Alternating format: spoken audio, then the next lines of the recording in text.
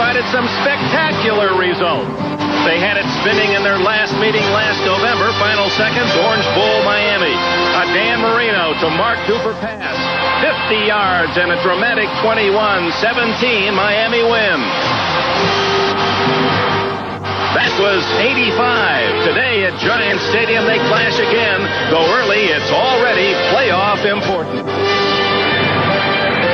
The usual sellout crowd of 76,000 at Giant Stadium. Perfect football weather, partly sunny and 72 degrees in this AFC East matchup, Miami and the Jets. Hello, everyone. Dick Enberg with Merlin Olsen. Welcome to East Rutherford, New Jersey. Both teams are 1-1. Third week of the season. Is that too strong a talk that it has playoff implications? Dick, I don't think so, because if you want to get to those playoffs, you've got to win the games within your division. The Jets have already lost a game to New England here at home last week. They can't really figure to beat Miami in Miami. This game takes on very great and important proportions to them. In fact, if New England should win today, the loser of this game will fall quickly 2 games back. Well, here in New York, the Jets' favorite material has been adhesive and gauze. Lots of bandages here. Freeman McNeil, their ace running back for the Jets, out on injured reserve with a hyperextended elbow. That really hurts them, because you know that the way you want to beat Miami is to run the football. Puts a lot of pressure on Johnny Hector today. And the defensive backfield for the Jets decimated. Do they have 4 healthy players there? Well, yes, but just barely. Walking wounded. 6 Jet defensive backs hurt. That means they had to go out at the first of this week and bring in 2 extra defensive backs. They've activated them, brought them onto the roster. I had talked to Bud Carson yesterday. Carson said, I don't know, we couldn't even line up 4 healthy guys out there yesterday. And they have to face Dan Marino. When Marino throws his 8th pass today, he will rate as the all-time NFL passer in efficiency. Oh, Dick, I got to tell you, if I were Marino, you might see 8 of those passes in the first 8 plays of the game. He's got to be licking his chops. Well, you know, his coach, Don Shula, has it in the game plan. Well, Shula's comment yesterday, he reminded his players of that loss they took here last year, one of the most embarrassing of his NFL career. Joe Walton, who was a teammate briefly of Shula. They were both cornerbacks with the Redskins in 1957. Walton with a fine 11-5 year last season. Miami went 12-4 for Shula. Both in the playoffs and we're set to go for a moment. The wind blows the ball off the tee. Pat Leahy will kick it off. Lorenzo Hampton and the rookie James Pruitt. Pruitt had a 71-yard punt return for a touchdown last week against Indianapolis. They are deep for Miami. And again, Leahy, although the wind is only 10 to 12 miles an hour, apparently down on the field level, gusting strongly enough to knock it off the tee, and this one gets it going toward the sidelines and out of bounds. So Leahy will kick it again from the 30-yard line. He has done most everything right of late. In fact, he has not missed a field goal since that Miami game in the Orange Bowl last year. He's 14 for the last 14. Kind of hard for both these teams to get it started today. These are 2 teams that know each other extremely well. Walton and Shula know each other well. These 2 teams playing twice a year. There are no secrets out there today. They know what to expect from one another, and I think that helps the level of competition. No surprises. Although, wouldn't you think that Shula is expecting that Walton will have some defensive surprises in that he has to protect that wounded back? Well, only because no one knows how he's going to try and protect all those wounded warriors back there defensively. And you know that Carson is capable of coming with some interesting derivations to his defense. Leahy tries it again down the middle, floats it by Davenport. It goes to Hampton at the 15. Lorenzo Hampton is down at the 29. Bobby Humphrey, who likes to return kicks of his own, made the tackle, and here comes Dan Marino. And the offense of the Dolphins, Lorenzo Hampton and Woody Bennett. Bennett, who was out for 6 hours earlier this week trying to negotiate his contract, he starts today. The Mark brothers, Duper and Clayton, on the outside. Bruce Hardy, the tight end. The offensive line for Miami reads Cleveland Green, Roy Foster, the All-Pro Dwight Stevenson on the nose. He'll be hitting Joe Klecko throughout the day. Ronnie Lee and Greg Cook, the former Packer, at right tackle. First down, 29-yard line. Yep, Marino throws on the first play of the game, and he's got a completion to Duper at the 42-yard line. Mel and Carter with a tackle, 13 yards for Marino. Defensively, Barry Bennett, Joe Klecko, and Mark Gastineau, the front three. The linebackers, Jackson, Clifton, Mel, and Crable. And then the question marks. Jerry Holmes, starting for the first game, was away in the USFL for a couple of years. Russell Carter at the other corner. Lester Lyles for Harry Hamilton at strong safety. Johnny Lynn, he's nicked in a couple spots, wrist and ankle at safety. Second play, second pass, Marino. Wide open Clayton. He's at the Jets 37 with another first down. It didn't take him long to find his marks. First Duper and then Clayton. Working on those cornerbacks. The Jets like to play man-to-man on the corners. Last week, New England chopped them up with Stanley Morgan to the outside, and Marino starts out right here. You've got to respect the speed of those two outside receivers, and when you give them that kind of cushion, they'll just stop and come back to that ball. That's a deadly combination. 19 yards on the last pass. Marino 2 for 2 on the ground this time to Hampton for only a couple. Lance Mel and Mark Gastineau collaborated. Well, we're going to see throughout the course of this game one of those ideal matchups in football. You've got an all-pro center many regard as the best in the game today, Dwight Stevenson of Miami. And many would vote for Joe Klecko as the best nose tackle in the NFL. And they're matched, well, face bar to face bar throughout the course of this afternoon. It is a nose-to-nose confrontation. Klecko won the battle the first game here last year, and the Jets with an impressive win, and Stevenson took care of him down in Miami. Flags all over the field.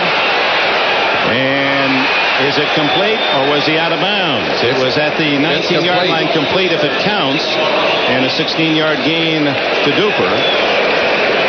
And now the flags. That early usually against offense. Motion. Miami. And that will nullify another perfect strike by Marino. The men in the black and white, Pat Haggerty, the referee, and his crew, including the replay official, Tony Viteri, longtime veteran. Illegal motion, number 68, offense, still second down. Bud Carson started defensively with a three-man alignment, a 3-4, something they have not done this year. And I think, again, trying to get more of those linebackers in to assist in the secondary. He came in later with the 4-3, and I'm sure they'll mix it up on the day. Don Shula sends in an extra wide receiver with Duper and Clayton, joined by the veteran Nat Moore, the old-time Dolphin receiver. Moore is far left. That's Moore in motion. A little mix-up in the backfield, and Hampton caught by Gastineau and swarmed down by half the Jets defense way back at the Miami 45.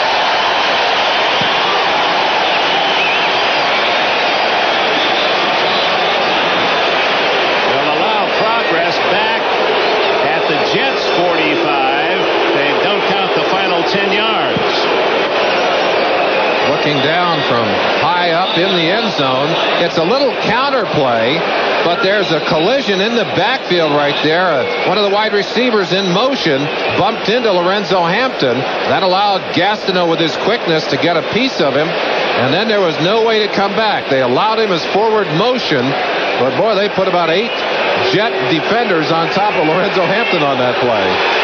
Third down, call it a long 19. Marino out of the shotgun for the first time. Underneath, almost intercepted. Bobby Humphrey was the closest Jet. They tried to hit Tony Nathan, and the Jets defense has held.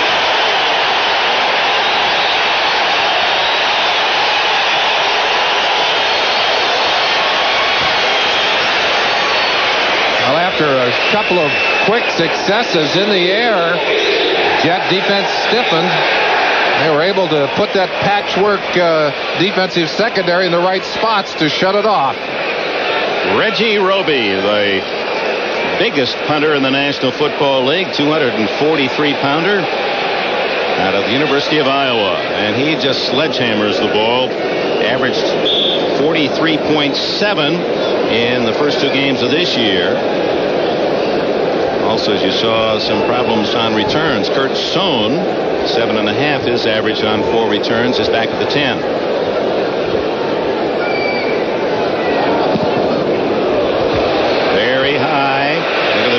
swarming around Sohn, who fair catches at the 11-yard line. 34-yard return. Bobby Humphrey hoping he'll get a chance to take one a long way back.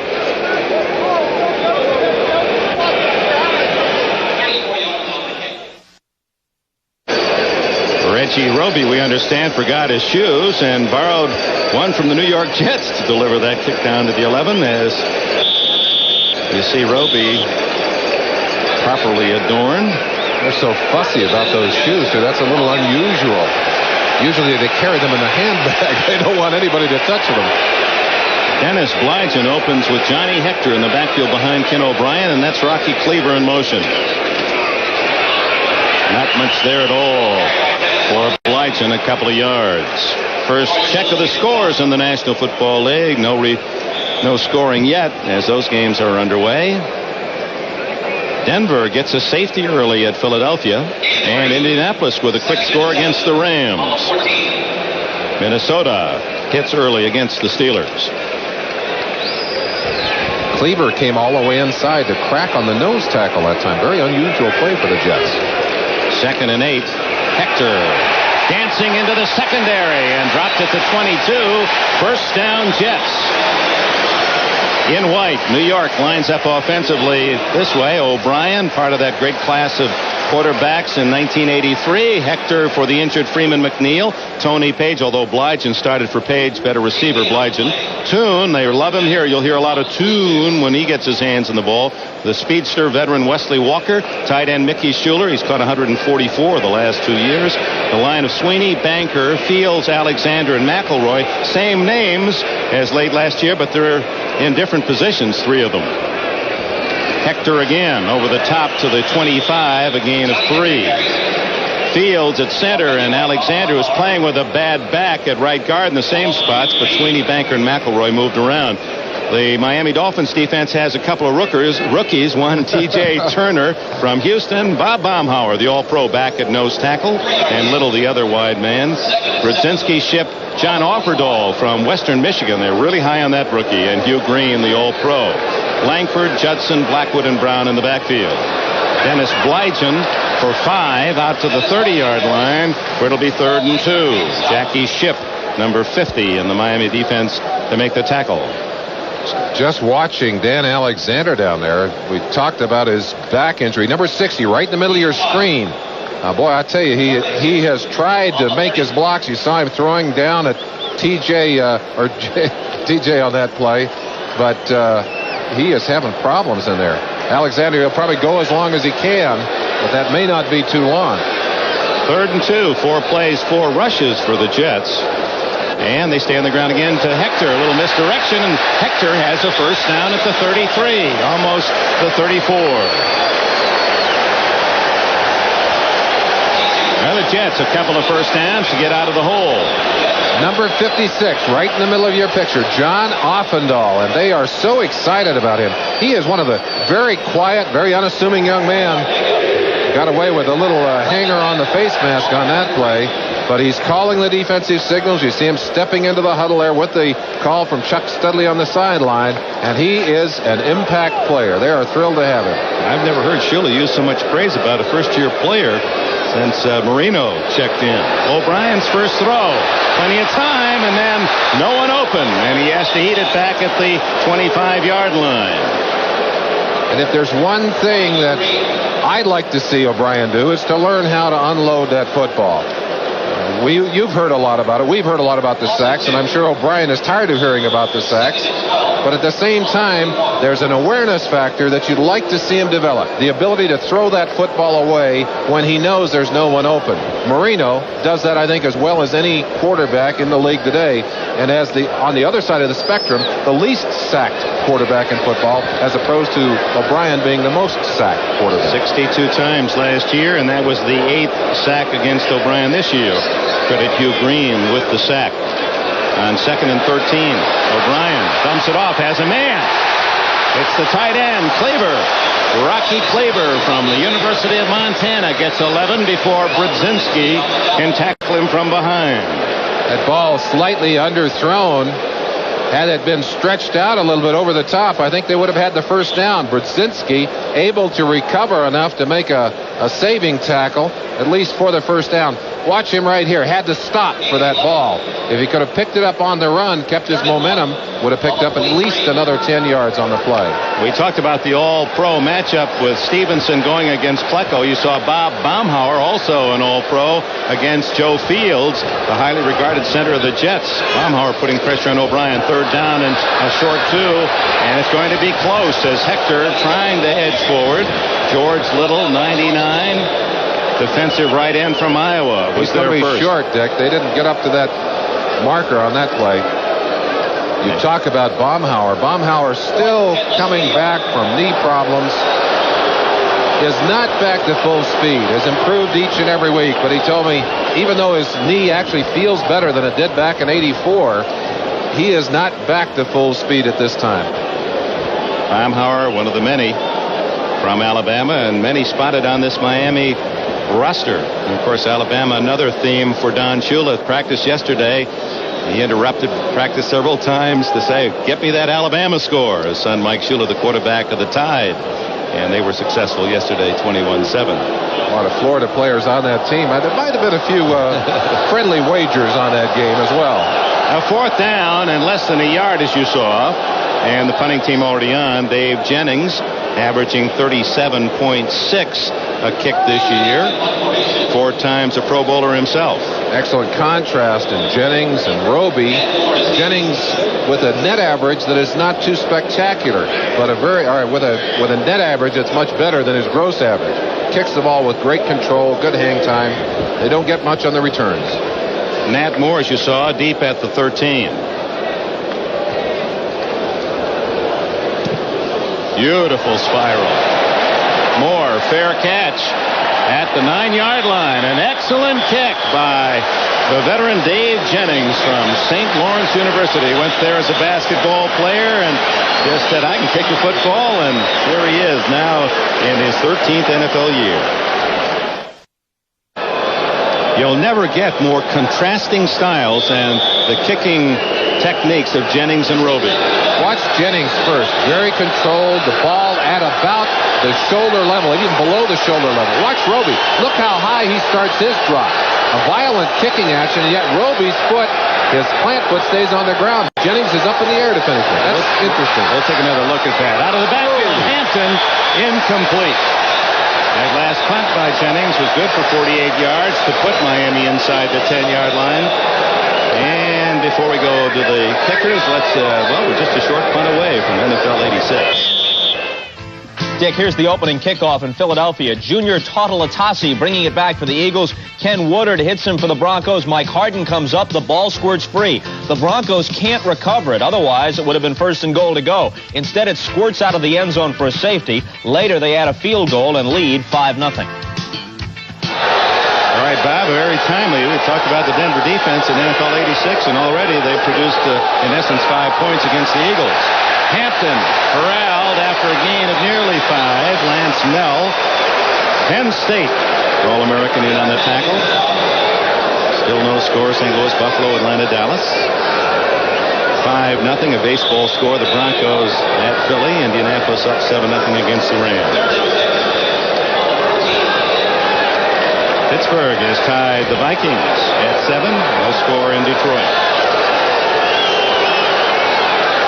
3rd down. Between 5 and 6 yards for the first down. 6 defensive backs in against Marino.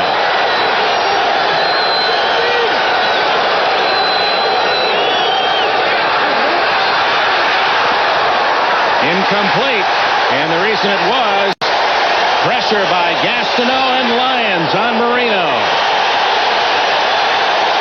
And Gastineau trying to get the crowd going. The football Samson, number 99, the long-haired Mark Gastineau.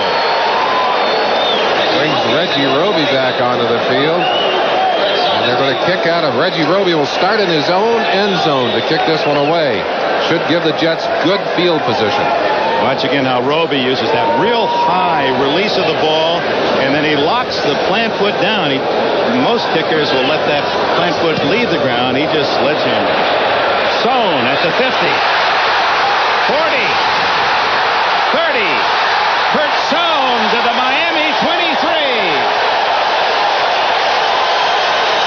What a great play by Sohn. Wow.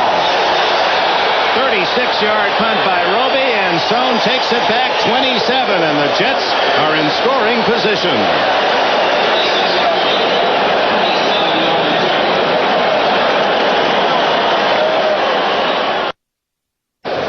Roby may want to give Jennings his shoe back after that punt. He might at that. Watch this great play. Sohn catches the ball under pressure. Gets away from Mike Smith, 25 there. Away from the tight end coming down. And then just breaks his way up the sideline. And that's such a heady play, an experienced play, knowing when you can catch the ball in traffic and do something with it to help your team get that field position. I'll tell you, they really are tickled to death to have Sohn back and productive. They thought he'd never play again after that severe knee injury. Roby, the punter, made the tackle just 9 yards past the line of scrimmage for the punt. From the 23, Cleaver in motion. Hector. Johnny Hector from Texas A&M down close to the 15-yard line before Offerdahl. And Bud Brown can make the tackle for Miami. 5 minutes left first quarter. Let's go to NFL 86. All right, Dick, a moment ago in Foxborough, Rich Camarillo to punt for the Patriots. The Seahawks, Kerry Justin blocks it. They take over at the 13-yard line, and on the next play, Kurt Warner scores, and the Seahawks have a 7-0 lead in the first at New England. Well, that's an interesting matchup. Seattle and New England both unbeaten. And Seattle uses the defense to score. O'Brien looking for 6 underneath. Incomplete to Blygen. He looked long first to Walker in the end zone and then tried to throw underneath. O'Brien very disciplined in his move from receiver to receiver. They're very careful. They have him structured. You see the look deep. Comes right back there when the deep pass is not open to Blygen. That pass should have been gathered in by Dennis Blygen, who has developed into a very fine receiver out of the backfield, but didn't show you that skill on that particular catch.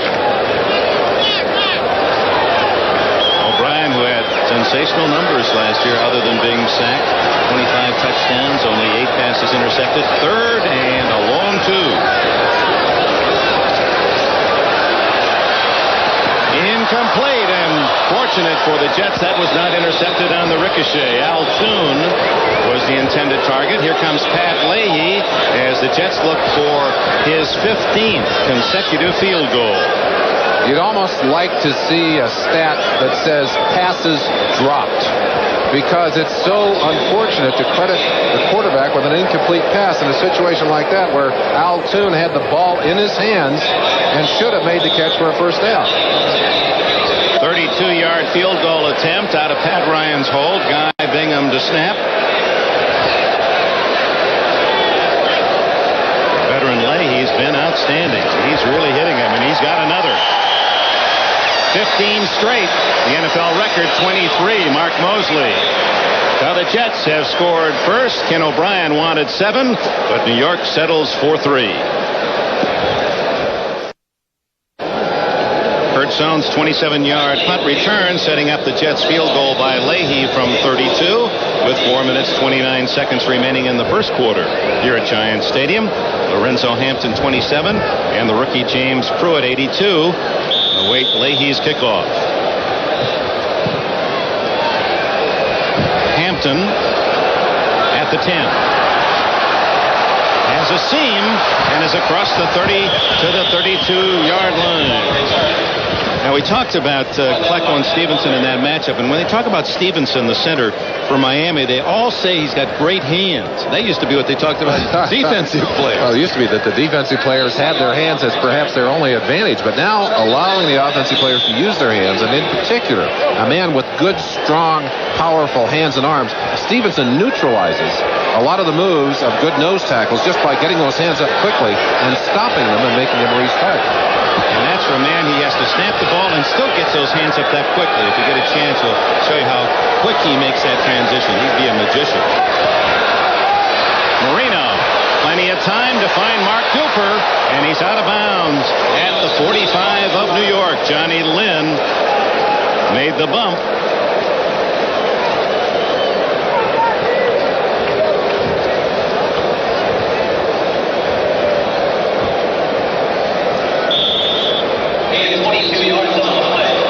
Ticker, bringing you up to date on all the early games around the National Football League.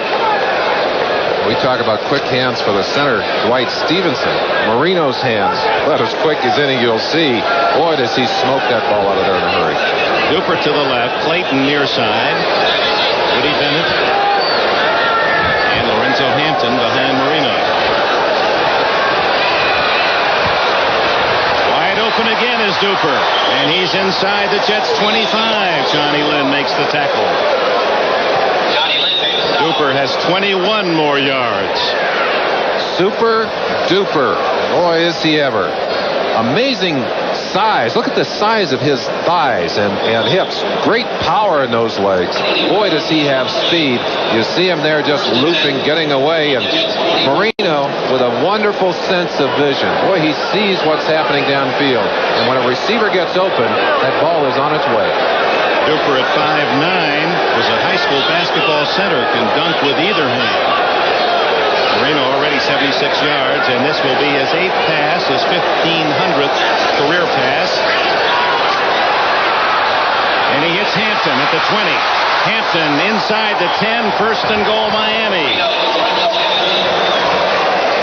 So Dan Marino with his 1500th pass. You need that many attempts to qualify, and is the top-rated passer in NFL history. Joe Montana, Roger Staubach a distant third. Yeah, and the Dolphins do such a great job of getting the good isolation. They're trying to get the back isolated on Lance Mel here. They're able to do it, and Mel, who's working on a couple of bad ankles, simply no match for the speed of number 27, Lorenzo Hampton. They're down in scoring position. 13 more yards on the last toss. They have nearly the full 10 yards to go on first and goal. 3.5 minutes left first quarter. Marino over the middle. Duper, he wanted interference from Lynn. Make that Carl Howard now, who is in that deep secondary. He has just rejoined the Jets. Played with the Cowboys, Houston, Tampa Bay. Jets out of Rutgers. They like Howard. In fact, Bud Carson very confident that he is going to be able to fit in. But, boy, when you've been out for a while, wandered around, and they call you and say, come on back, it takes a while to get back into the swing of things. He was with the Jets earlier in the preseason, cut loose, and now reactivated. Woody Bennett out, so only Hampton behind Marino, and Matt Moore is the third wide receiver. He's lined up tight on the right side. Inside handoff to Hampton did not fool the Jets. He's to the 6-yard line.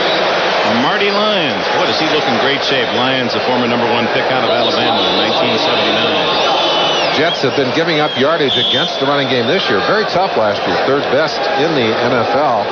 One of the reasons is because of the good techniques in that defensive line. Not only some physical players in there, but they play with sound defensive technique. And when you have an anchor like Klecko in the middle, it makes it a lot easier on you. 4 wide receivers, James Pruitt and Clayton on the far side, Moore and Duper on the near side. Jets may have been offside. 3rd and goal. Inside to Pruitt, and the rookie has a touchdown.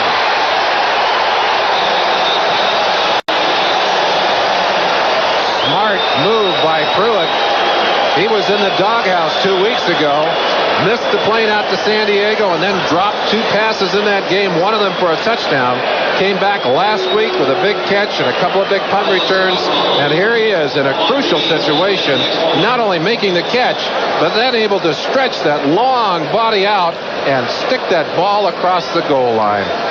That'll endear him to Coach Don Shula.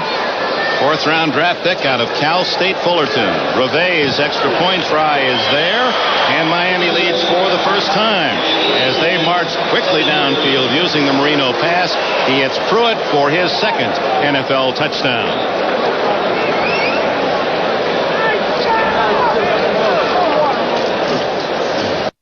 Don Shula has a cleanup hitter in that man, Marino. He produces.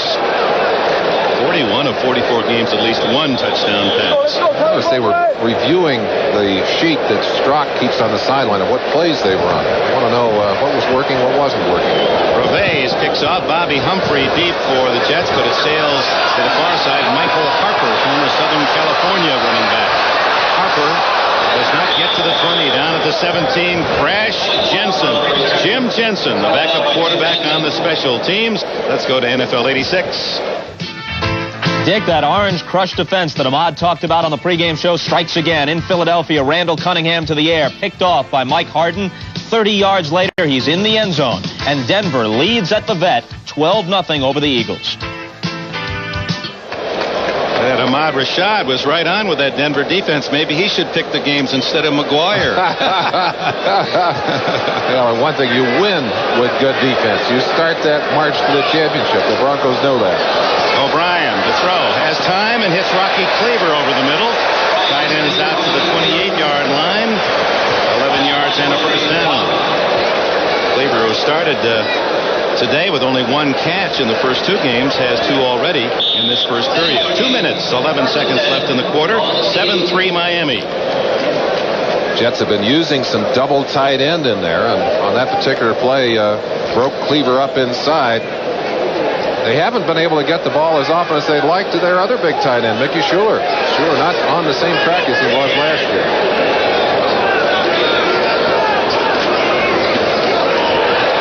Big haul for Blygen, and he rumbles to the 38-yard line. Dennis Blygen, the all-time St. John's scorer and rusher, and the first of the Redmen to make it in the NFL. Let's go down into the pit and watch Joe Fields working on number 73, Bob Baumhauer. Look at him as he takes him to the outside and drops on his legs, opening the way for Blygen.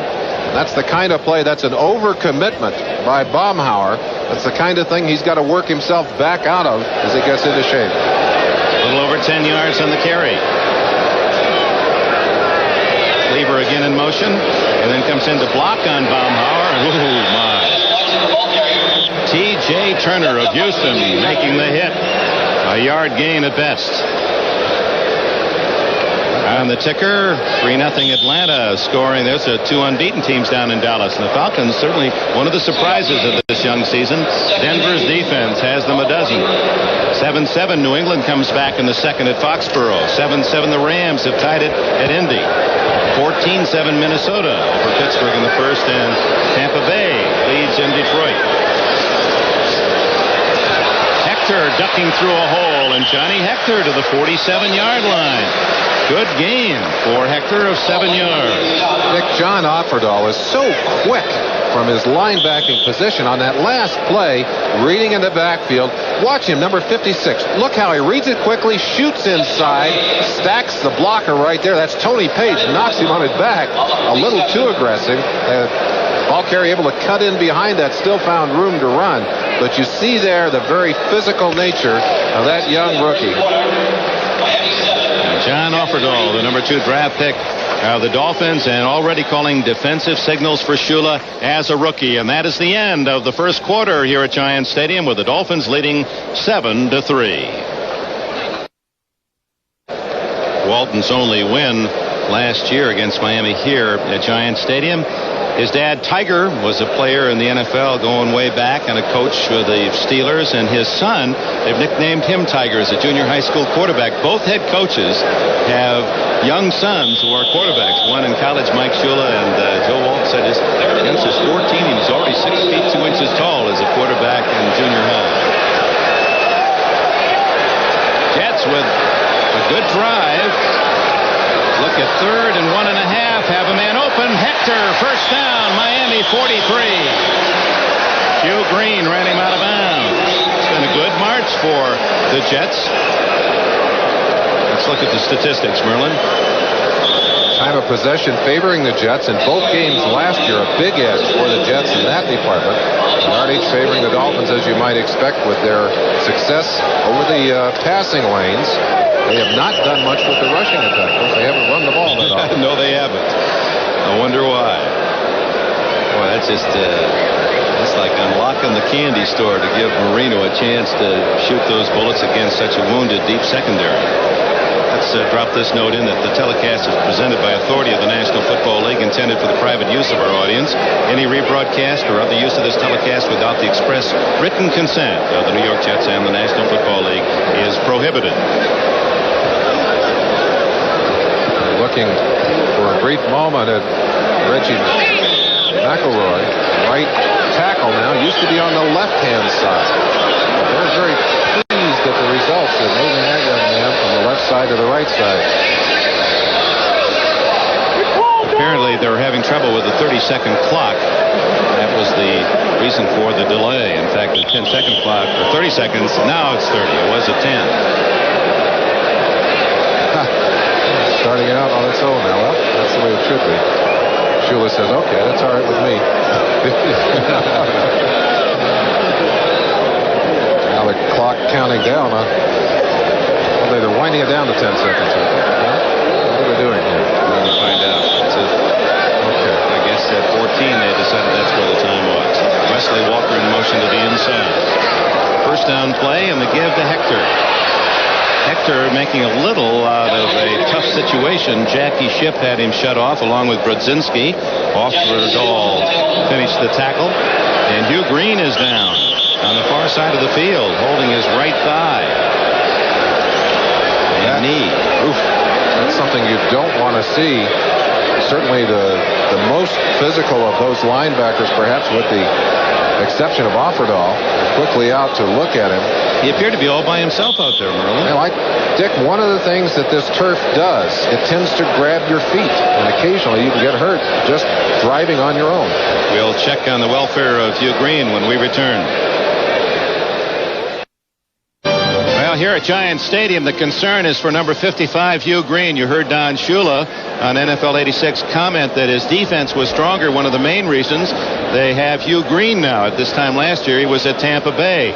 But will they have Green for long? The stretcher used to take him off. It appeared that Green was totally away from the play and just caught his shoes on this AstroTurf, and down he went.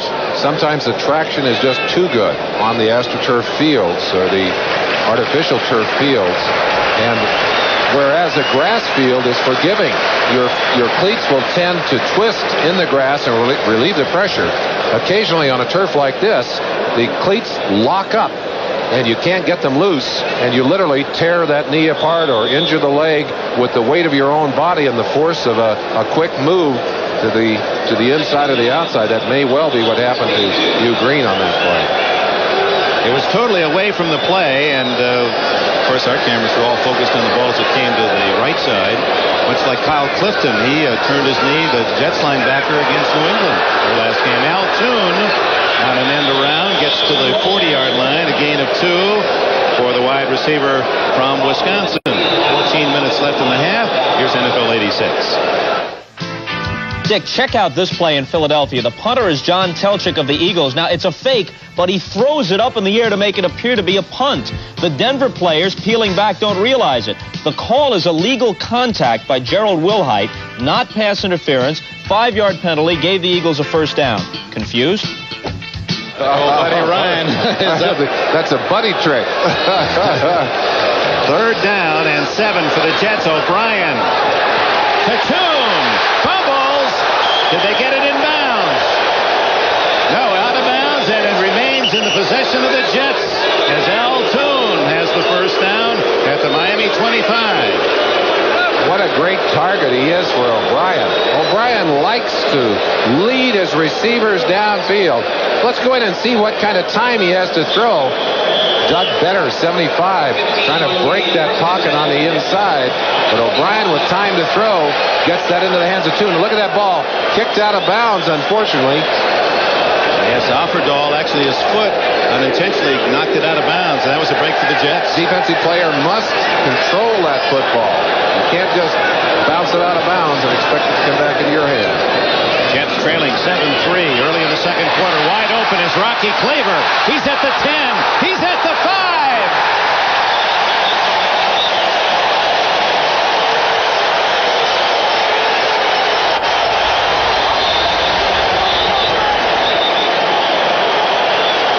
It was Rocky Rocky Cleaver that capped that great drive that O'Brien put together in Miami last year that put them ahead with seconds left to go, only to watch Marino and Duper take the game out of their hands. But here's Cleaver again, fighting for that extra. Look at that. Two guys, and they still couldn't put him down. Took the whole Miami secondary to drag him down. First and goal at the 4-yard line. As Cleaver, who's a tight end, special teams, emergency quarterback, he and Jim Jensen, the common denominators. I think so. The two most versatile players, perhaps, in the entire NFL. Jets trying to take the lead with 12 and a half minutes left, second quarter. 4 shots from the 4. O'Brien will pass on first down. Going open. Threw it away. Flag down. A very late flag. And Rocky Cleaver pointing it out, saying that Mike Kozlowski had interfered with him. Defensive pass interference in the end zone. Well, that penalty will take it to the 1-yard line, first and goal. Rocky Cleaver here in isolation. And watch Kozlowski, number 40, coming right from the left-hand side of your picture. And he's going to make the contact before the ball is thrown. Look at that. No question about it. The ball actually thrown late, but that is further downfield than 5 yards. It's illegal contact. Well, they mark it at the 1-yard line, and with it a first down on the interference call. Don Shula breaches no penalties. In this case, Kozlowski figured that if he didn't hit the wide receiver or the tight end Cleaver, it would have been a touchdown. They called it interference, Dick. They put it on the 1-yard line. Hector, touchdown!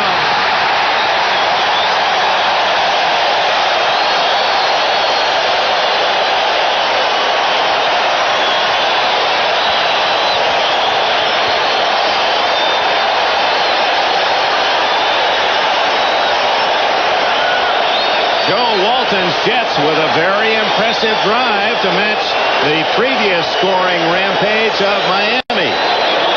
9-7, and Leahy's try for the point after, and Shula John with somebody. He's never happy when he sees a team move down the field that way.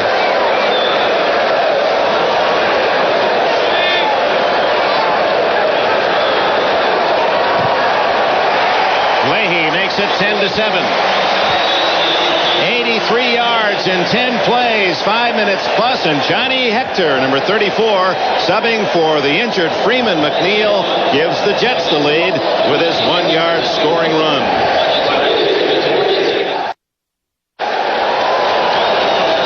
Pat Leahy has it teed up. Lorenzo Hampton and James Pruitt. Pruitt, the touchdown maker on the 6-yard pass from Marino on their last possession. It comes to the near side. He drills it deep. Hampton, and he won't run it out. They'll take it at the 20-yard line. Let's check in the scores.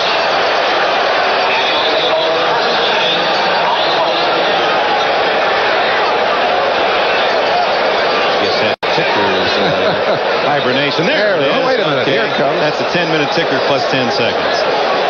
Buffalo leading 10-0 against St. Louis, and Dallas's Danny White hits Thornton Chandler, a 3-yard touchdown pass. New England has taken the lead against Seattle. The Rams with 2 quick touchdowns now lead 21-7. Minnesota, a 10-point lead over Pittsburgh, and Tampa Bay 2 touchdowns over Detroit. Here it is 10-7, Jets leading Miami. 12 minutes exactly left in the first half. Marino goes to work. Didn't take him long to score the last time he had the ball. Woody Bennett, nothing. Flags are down. Let's go back to the touchdown scored by Johnny Hector. A couple of things to look for on this touchdown as you look at the holding call against Miami. Let's look quickly. Watch the pull by Alexander here, who's going to trap. Joe Fields, the center, is going to cut over here Holding. to get the play. Number 74, offense, still first down. There's Fields cutting down 2 men. You see 60 Alexander on the outside, and there inside, a beautiful block by number 81 Griggs. Look at that power by Hector. He is excited about an opportunity to come in again, as he has before, to substitute for an injured Freeman McNeil, and he's doing a fine job in there today. Now, is there any play, I imagine every coach in the country, as you saw Merlin draw that play, is there anything like the off-tackle play in terms of just drawing it up and seeing it executed? When you get blocking like that, you don't see it any better. Intercepted by Lester Lyles. Lyles at the 20. He's down at the 19, and the Jets are in business.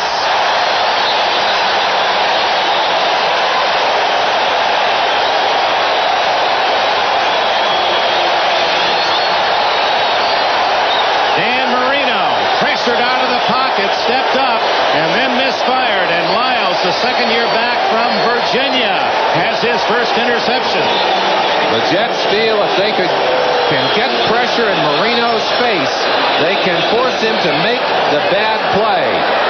Lyles gets a little stick right there on Clayton. The ball underthrown as Marino was taking the heat. And Lyles gathers it up, and although he's got a bad ankle, he runs pretty well on that play. They're leading 10-7.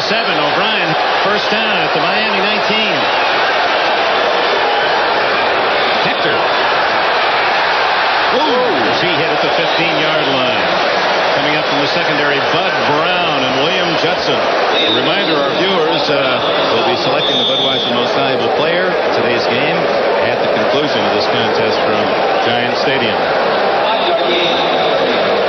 Gain of 4.5 for Hector. Mark Brown has replaced Hugh Green on the right-hand linebacking position defensively. Left-hand for, as you would face it, for a Jet player.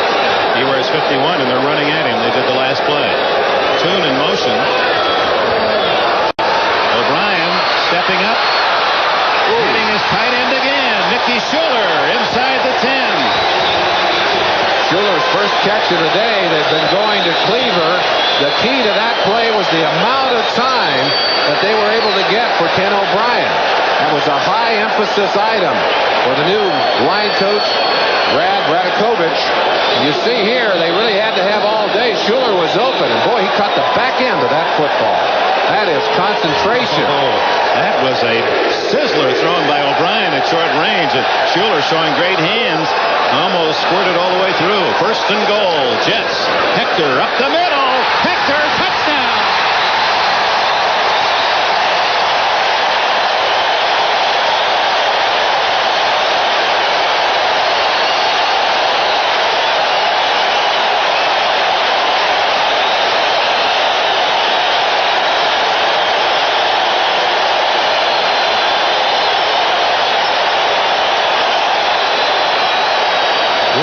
Intercepts. Hector 5-yard run. Schuler 6-yard pass.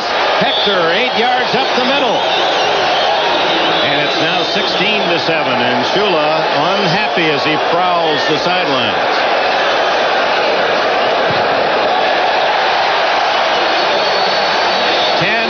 Left in the first half here at Giant Stadium, and this partisan crowd delighted by Johnny Hector's 2 touchdowns, a 10-point lead.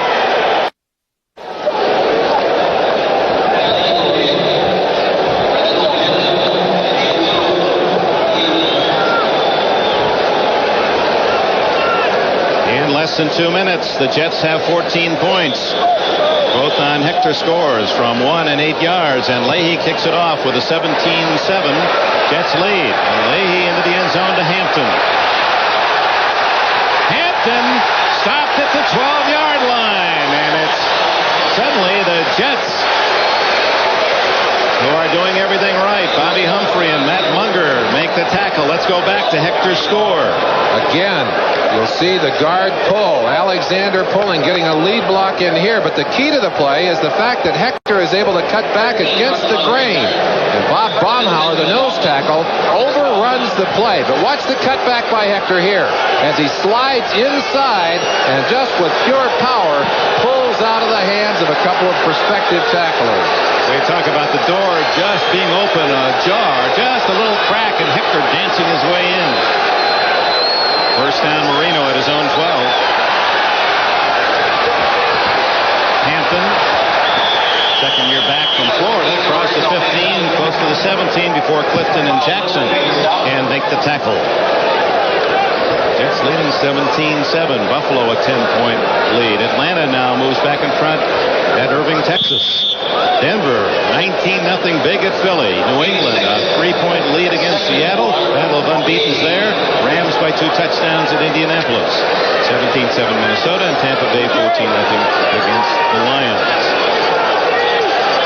2nd and 4.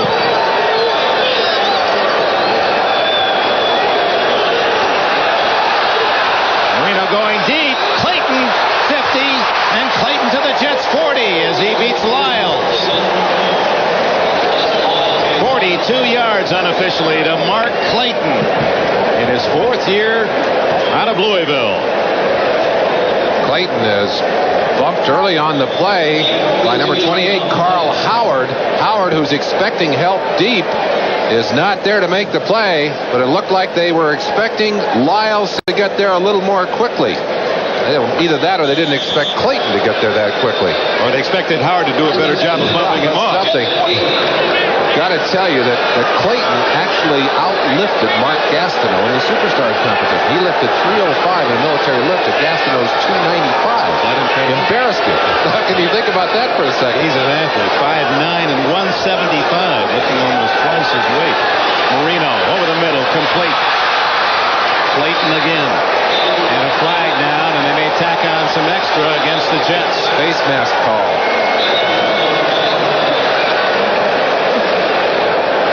Shooting fish in a barrel. Marino.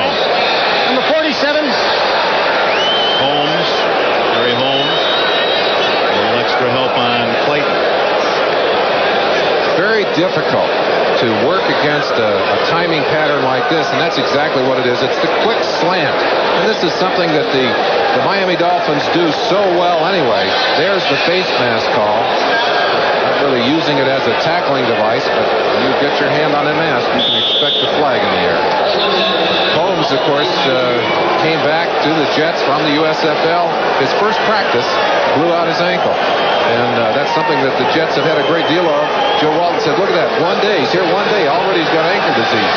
And Russell Carter, the starting cornerback, was one of the few healthy ones. He's been injured and is out of the game for the Jets. And Marino looks at a first down at the New York 22. Over the middle, Duper to the 1-yard line. A flag down as Holmes makes the tackle.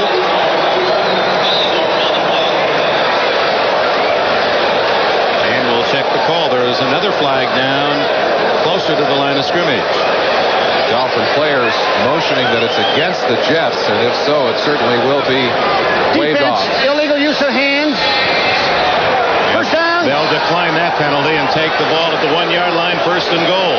There you see Bud Carson with the headset, right-hand side of your picture, just shaking his head, and I'm sure what he's hoping for is some kind of healthy revival. There is Holmes, man-on-man on Duper.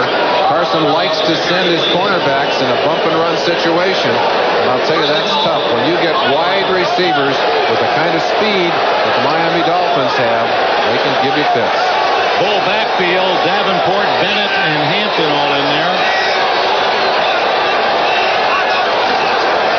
And it's Ron Davenport, stops at the line of scrimmage.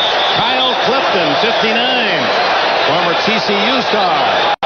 They scramble after the loose ball. I think they're fighting for the ball, but I think it is after the whistle. But down there in the trenches, you don't know. You see that ball loose. The ball is over in the 1-yard line. Look at the mass there. And if you go look a little to the left, there's the ball just sitting right where they weren't going for the ball. They're going after each other.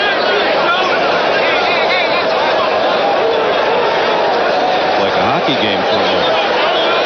These teams, and again, when you play against the team as often as these two play, you develop some very intense personal rivalries. Tony Nathan into the Miami backfield. Gastineau urging this New York crowd to make it tough on Marino on 2nd and goal at the 1. Jets tough against that run. Well, it better be tough here. Their feet are in the end zone. They like to throw the little swing to Nathan, who is an excellent receiver. Instead, it's the tight end. Touchdown, Dan Johnson. Johnson with his first touchdown of the new season. His 3rd catch. So much confidence in that passing game and the ability of Marino to get the ball on target, and receivers with sure hands. Shula never afraid to use the pass instead of the run in a short yardage situation. You see Bennett, number 34, in motion. He was kind of cutting off some of those bodies, but it was a well-executed, quick turnout to the tight end. Now in less than 10 minutes, we've had 4 touchdowns scored. Back and forth, and now Reves to try the point after. And the second-year man from Bogota, Colombia. He went down home to Bogota in the offseason and did the voice on Super Bowl 20. We've been replaced again. Let's go to NFL 86. Well, Dick, the buddy system is not working in Philadelphia today. On a tackle-eligible play, John Elway finds Dave Studdard for the 2-yard score. For Elway, his 6th touchdown pass of the season. Late in the second quarter, 19-zip Broncos. Back to Dick and Merlin. New York Jets leading 17-14, but Marino has removed his team very quickly. The interception, the difference. Here's the touchdown play, a little play action. Marino all the way was going to his tight end Johnson, who made a quick out move and was wide open. They love the mismatch when they can get a receiver, even a tight end, singled up on a linebacker. They feel it's their advantage because they know that Marino is one of the most accurate passers in all of football.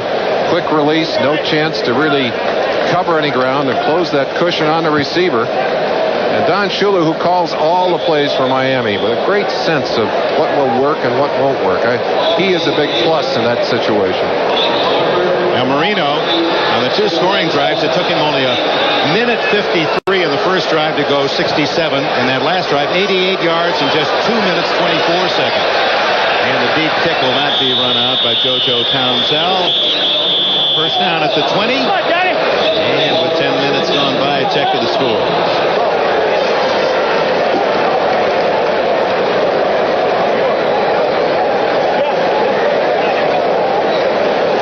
New England now by 10 over Seattle. And possibly, Merlin, we're going to be out at Mile High Stadium next Sunday. We could see 2 unbeaten teams, New England and Denver. That could be a most interesting matchup at any time to go. 17-14. Jets with the ball and the lead. Hector smothered this time as Mark Brown, number 51, invaded the Jets' backfield. George Little, defensive end on the right-hand side, also in there very quickly, and the two of them just swallowed up that running play. Jets really want to run that football. They count on establishing the running game because they love the play-action passing, which is O'Brien's long suit, really. Second down, 10. And Hector on the ground. Wrapped up at the 21-yard line. Good pursuit. Brzezinski, 59, along with Offerdahl, the rookie middle linebacker. NFL 86. Thanks again, Dick. After spotting the Seahawks a 7-0 lead, the Patriots come back and lead 17-7 after the veteran Stanley Morgan beats Dave Brown of the Seahawks and hauls in this 27-yarder from Tony Eason. Late in the second, Pats 17, Seahawks 7. Morgan, who had 8 catches and over 100 yards in the win against the Jets here a week ago Thursday. Hot again. 3rd and 8. O'Brien, deep. Intercepted by Don McNeil on the bounce, and McNeil is inside the Jets' 15.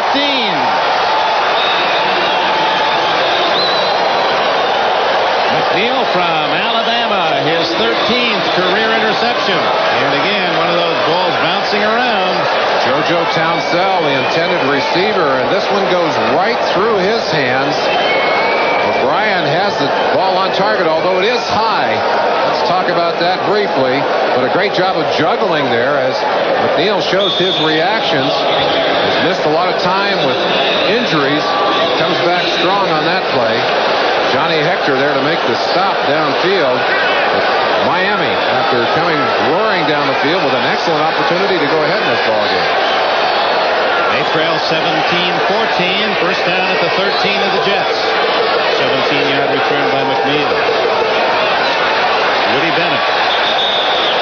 Lance Mel, the welcoming party. We had a chance to hear on our pregame show a little bit about Woody's plight.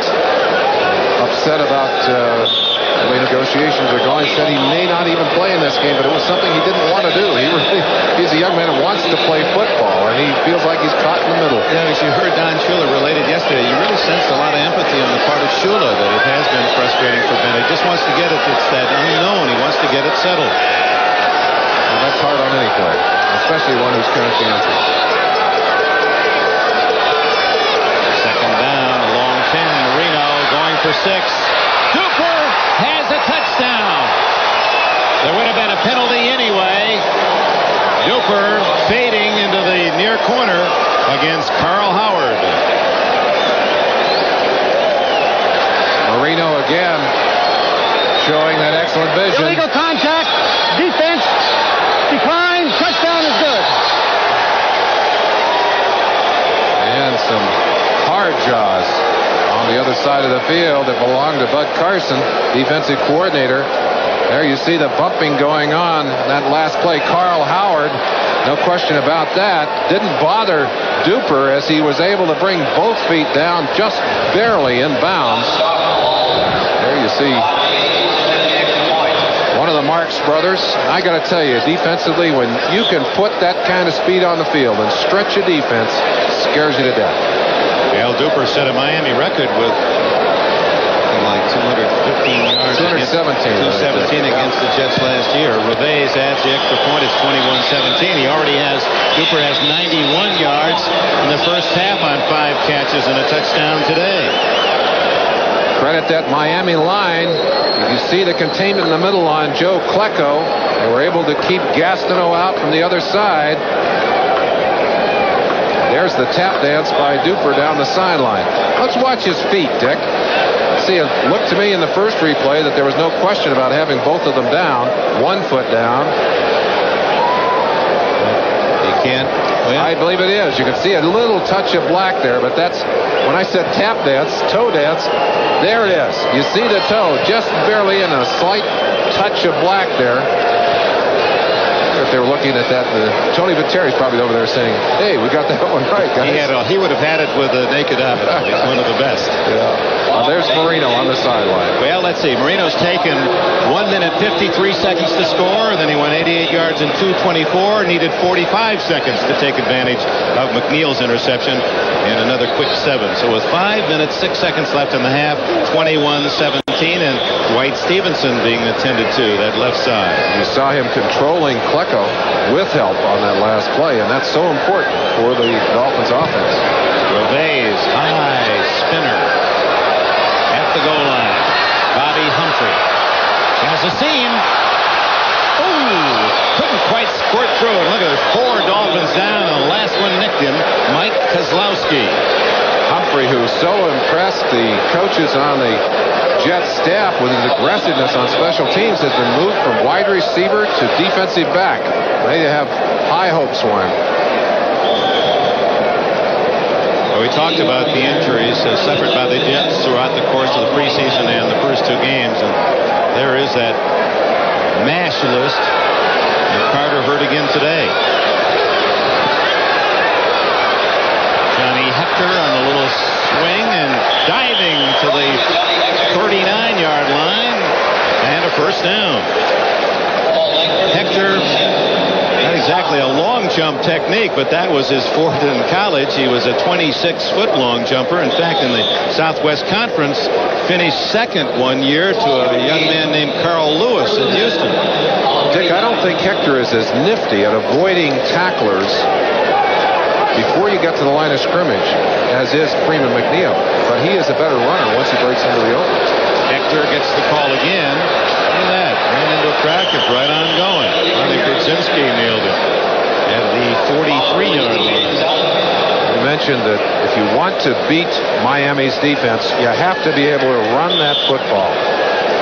50 yards now for Johnny Hector, who has given a breather, and the Dolphins have rushed only 5 yards.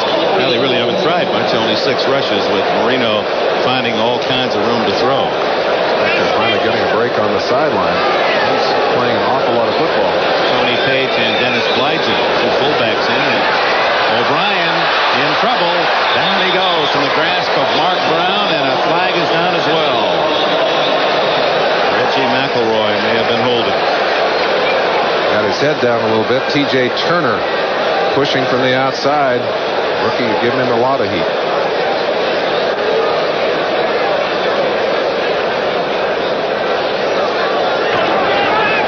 Holding, number 68, offense, declined, third down. He got the 10 yards and the loss of down anyway. So they declined the hold on McElroy. And from the 35-yard line, it'll be third down and 13. That's where Marino has a big edge over O'Brien. And that's in the ability to do something when the play breaks down. Marino just with a better sense, I think, of what's happening downfield. But that's something that O'Brien, I think, will grow in as he gets more experience. He needs 13. He's going. He's wide open. Wesley Walker. The Jets have taken the lead again. Oh, my. Walker was 15 yards in the clear.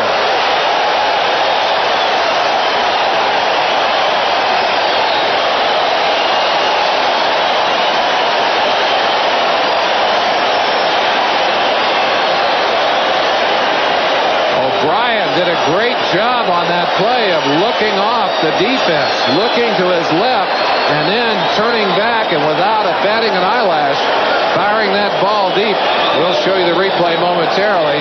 But look at Shula, who is frustrated. I'm sure what happened is Brown, who's playing back there in that safety position, read the quarterback's eyes, went to his right, only to turn back around and see Walker deep behind him. Definitely somebody made a mistake in that secondary, blew the coverage because Walker was all by himself. Leahy adds the extra point. It's like a ping pong match. 3 minutes and 12 seconds left in the half, and the Jets are back in front, 24-21. Let's look at O'Brien. Now watch him. He'll have his eyes to the left. Watch him here. Looking left, and then snaps back and fires the ball.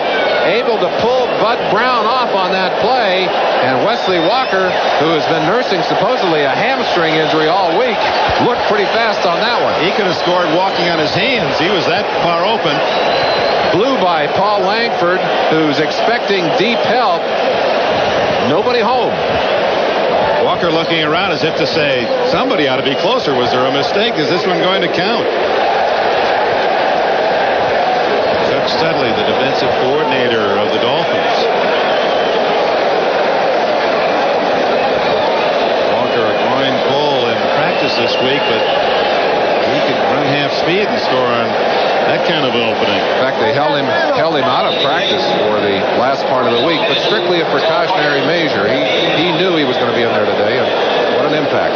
35 points scored in the second quarter. Jets lead 24-21. 3 minutes, 9 seconds left. Here comes Hampton. And Lorenzo down at the 24-yard line. Bobby Humphrey made the tackle. Yeah, all the scoring right here at Giant Stadium. Halftime, Buffalo leads 10-0. Dallas has taken the lead 14-13 on a Timmy Newsome 2-yard run. Denver big at Philadelphia. New England still up by 10, and the Rams lead by 2 touchdowns at Indy.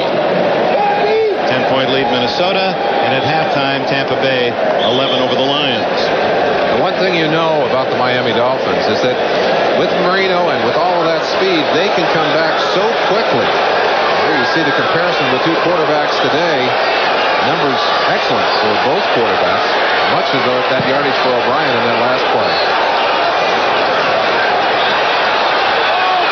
Marino to Hampton. Ooh, you saw his helmet just snap back as he was hit. Marty Lyons. And that's great pursuit to see those defensive linemen chasing the quarterback. Ball goes over their heads, and they want a piece of that tackle. Watch the end of the play here. You see the little toss to Lorenzo Hampton. He gets into traffic, coming from the left-hand side of your screen, right there. Whap! Boy, I'll tell you, that's a sandwich job. First down, 17 yards for Hampton. Well executed pass by Marino. And it's Stan Johnson, who has a touchdown, and Kyle Clifton with a tackle out at the 46-yard line, close to another first down.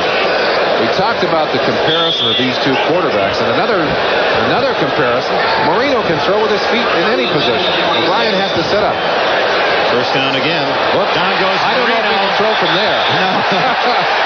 About the only place he can in the 2-minute timeout at 1:58, and Marino trying to hurry to get a play off before that 2-minute timeout, and actually maybe Hayes did make waste for the Dolphins. Looked like he hooked the foot of one of his guards, or perhaps his center, and he's limping a little bit. Marino has bad knees, and you see how big those knees are. Well, that's not knee. He wears a knee brace in there. You can see part of that hanging out.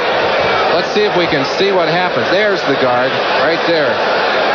Stepped on the back of his foot. Roy Foster, 61, nailed him, took him down.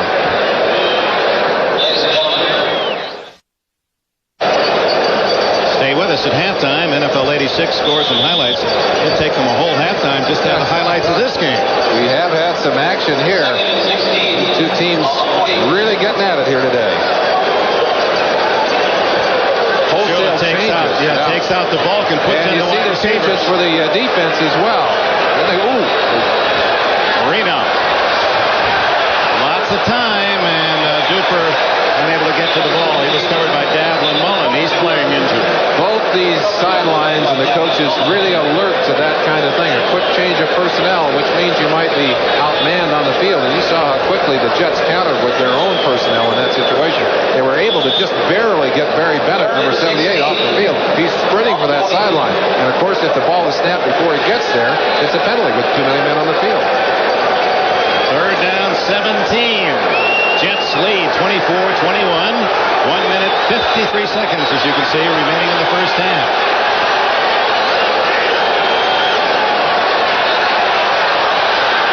Marino buying some time. He has the completion, but far short of the first down as Kyle Clifton makes the hit on the rookie James Pruitt.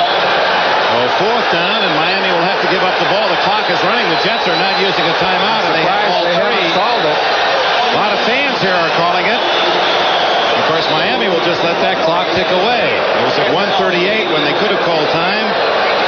And there's still 20 seconds on the 30-second clock. Well, maybe they're figuring it's a trade-off. They'll use the timeouts to get it stopped later.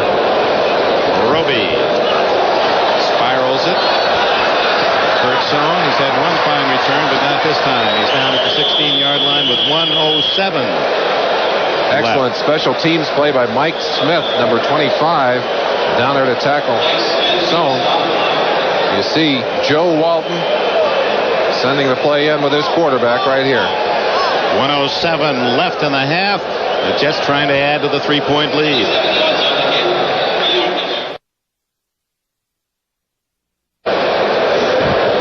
Pat Leahy, who has a field goal in this game, the difference. But he's a long way from the uprights at the moment as the ball is back at the Jets' 16-yard line. We'll see how Joe Walton plays it. Will he play it safe? He's got 3 timeouts in 1:07. Fearful that maybe 3 incomplete passes would give Miami and Marino a chance to get the lead at the half. Will he stay on the ground or will he throw it? We're about to find out. Over the middle, the Schuler incomplete, covered by Paul Langford. T.J. Turner coming in from his left defensive end position to put some heat on O'Brien on that play. They're X-raying Hugh Green's kneecap, we understand. That was the injury to the kneecap. Right knee. We have no final report on that, but he certainly is not returning to the field. Anytime you go off on a stretcher, you've got to be concerned. Swings it out of the backfield, incomplete to Blygen. And 59 seconds left. So here's a case where Joe Walton almost couldn't win. If he runs out the clock, they're going to boo him for not trying to get more. If he throws 3 incomplete passes and Miami gets the ball, they're going to have time to take the lead. Well, one thing you do know is that you don't want to turn the ball over. So the passes he's thrown have both been high percentage passes. One to the tight end, and O'Brien throwing it down low so that Schuler couldn't get it. The defense couldn't either. That particular little swing, again, high percentage pass. Third down. Let's see what he does here. Third and 10 stays on the ground to Hector. Ooh, terrific hit at the 17-yard line, and Miami immediately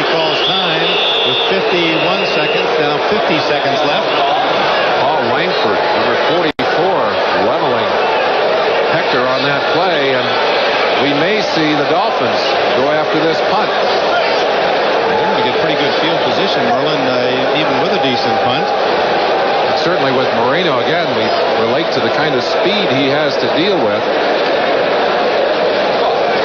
Looking, I believe, at Don Shula and his son David right behind him, talking to the wide receivers and secondary.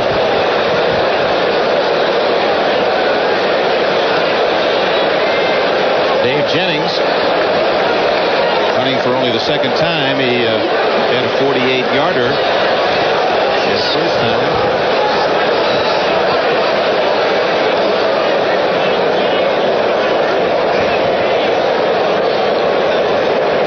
Return James Pruitt. Remember last week against Indianapolis, Pruitt took one back 71 yards for a touchdown and had another punt for 35 yards that he returned. That one almost broke for a TD too, so he is dangerous. They have 10 men on the line of scrimmage. Jennings will deliver from around his 9-yard line.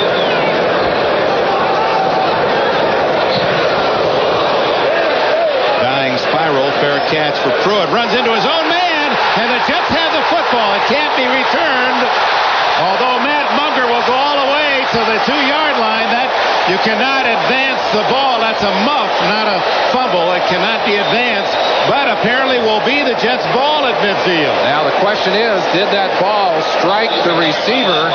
It would appear that it may have done. There was a collision on the sideline and an awareness problem, and yes, it did. It bounced off the receiver. Let's watch what happened on that last play as Pruitt, with his concentration on the ball, runs into one of his blockers who was not aware of where he was on the field. Right there.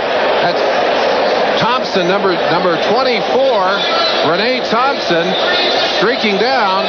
Thompson, the one who pulled Munger down from behind.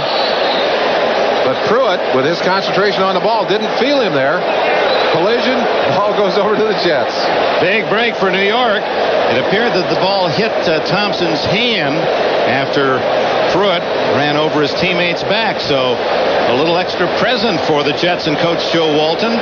42 seconds left in the half, and they have it at their own 49. Here's another angle of that play, and you see that, the ball hit the hand. Renee Thompson's hand as he stuck it out there. The ball bounced away from his hand. Brien going deep for Walker. Wesley Walker scores again.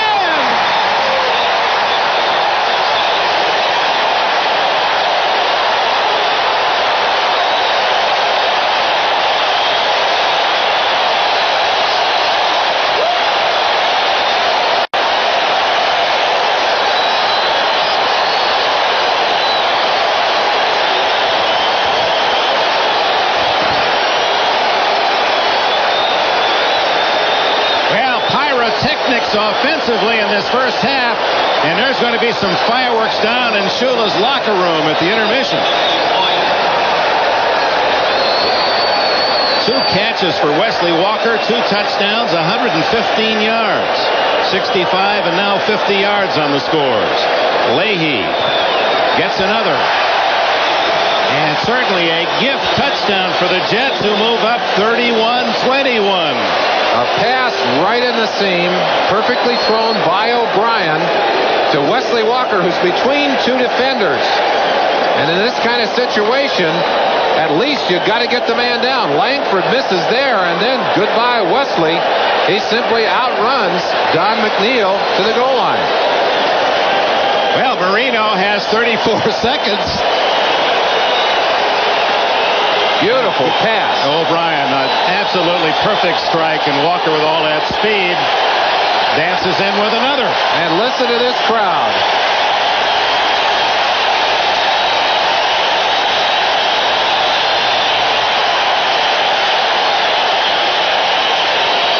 Now Lyle's pass interception early in the quarter triggered a quick touchdown as he returned to the 19, and now the recovered muff at midfield leads to a 1-pass, 1-play, 50-yard score.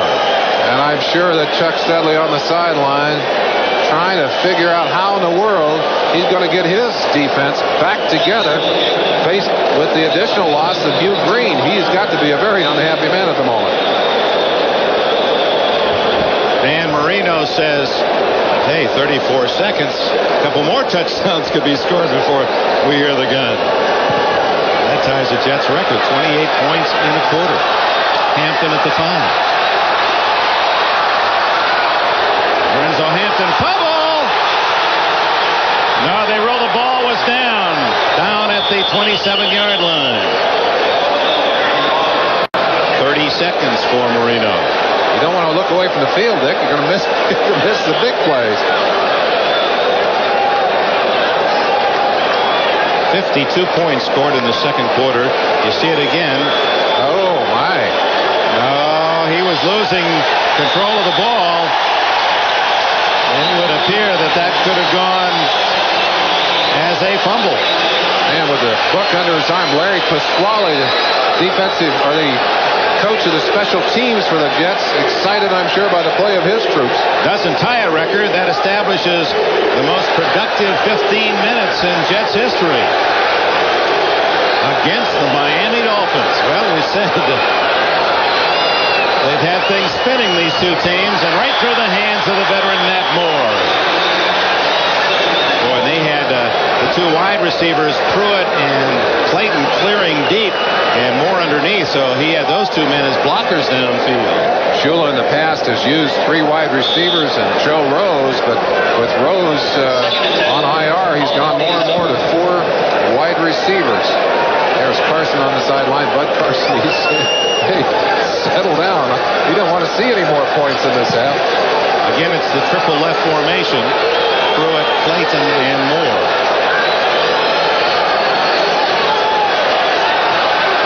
Marino underneath. Tony Nathan at the 34-yard line. Miami will not call time. Trying to get a play off without a huddle. 18.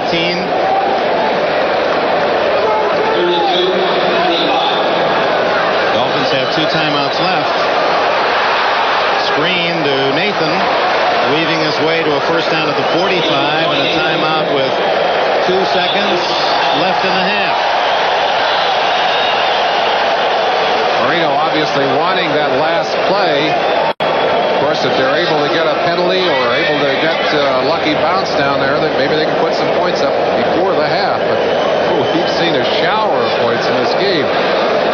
Don Shula yesterday, and again on the pregame show today, indicated that after his team's defense was shredded by the Chargers in the opener, 50-28, he said what psychology here was, we started our season last week against Indianapolis. That 50-point game, that happened some other time.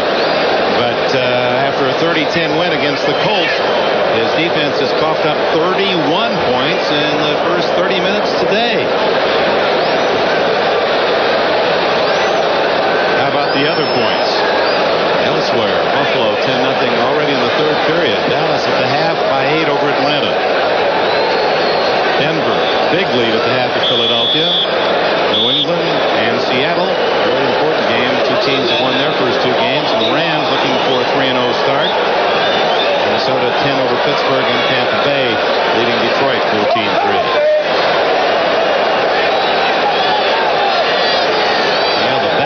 The Jets way back at their 30-yard line. And there's 5 more yards for Marino.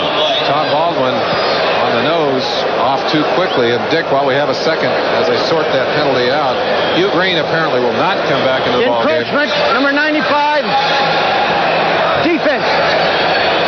They are going to take further x-rays when they get back to Miami, but it is an injury to his right knee. And I think that one of the reasons that this defense has had so much trouble today, speaking about the Miami defense, is the injury to a man who's a very emotional leader out there, and a very physical player, Hugh Green. But he's not the only problem. His absence is not their only problem. Well, 50 yards from a score in the final play, unless penalty for Marino and the Dolphins. We all know what this one's going to be. Send them deep, give Marino enough time to get one high and deep to the end zone. Here it is. Blocked around and intercepted by the Jets. Johnny Lynn with his first interception of the year. Cast it all, and he pulled it up. Jets fans cheer their team off the field. Wesley Walker, 2 catches, 2 bombs, 2 touchdowns, and the Jets leading 31-21. And after a couple of performances that were less than inspiring for the Jets, certainly last week's loss, not a good game for the offensive team.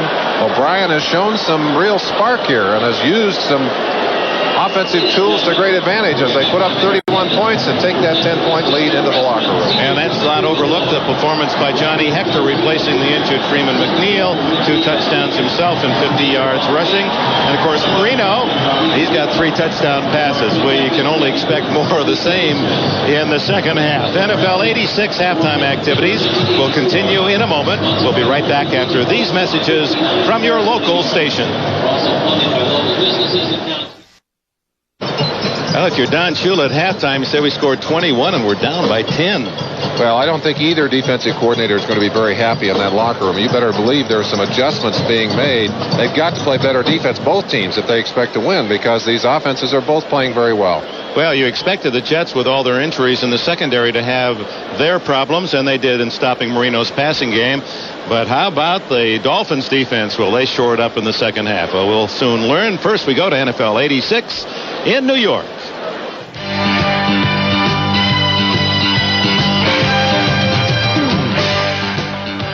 We welcome those of you who've watched that Dolphins-Jets first half, and what a half it's been. 31-21 in favor of the Jets. We'll go right to highlights of that game, then update you on what's going on elsewhere.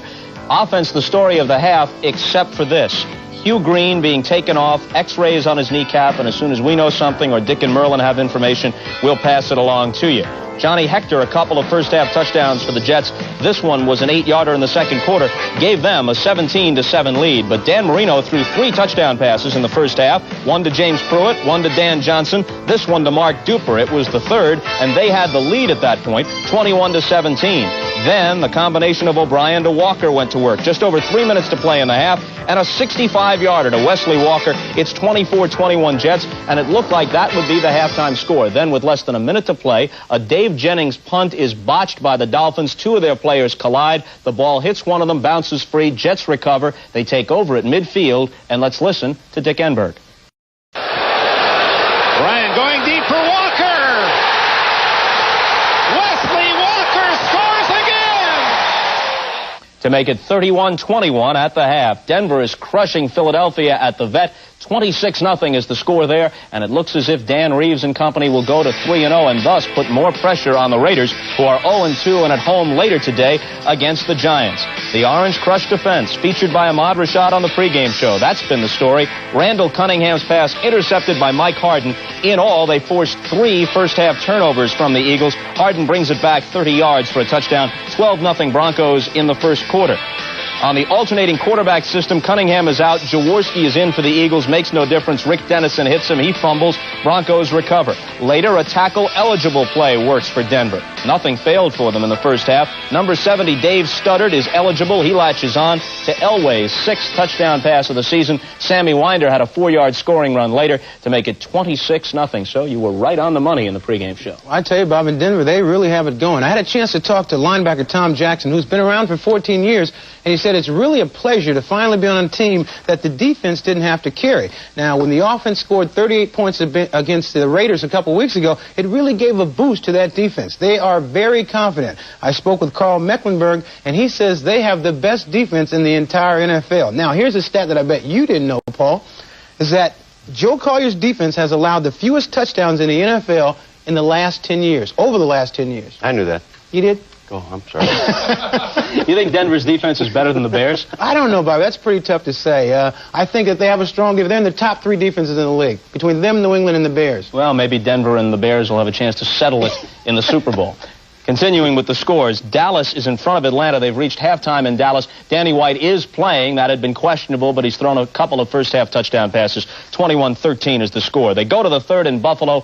The Bills now lead the Cardinals 10-3. The Cardinals just got a field goal. The Patriots and the Seahawks to the third quarter. The Patriots trying to go 3-0. Seahawks also came in 2-0 on this wet and foggy day in Foxborough. The Patriots lead at 17-7 now early in the third. It didn't start well for them. Kerry Justin blocks Rich Camarillo's punt, and the Patriots give the ball up at the 13-yard line. On the very next play, The Seahawks, with possession, score as Kurt Warner goes in from 13 yards out, and a short-lived 7-0 lead for Seattle.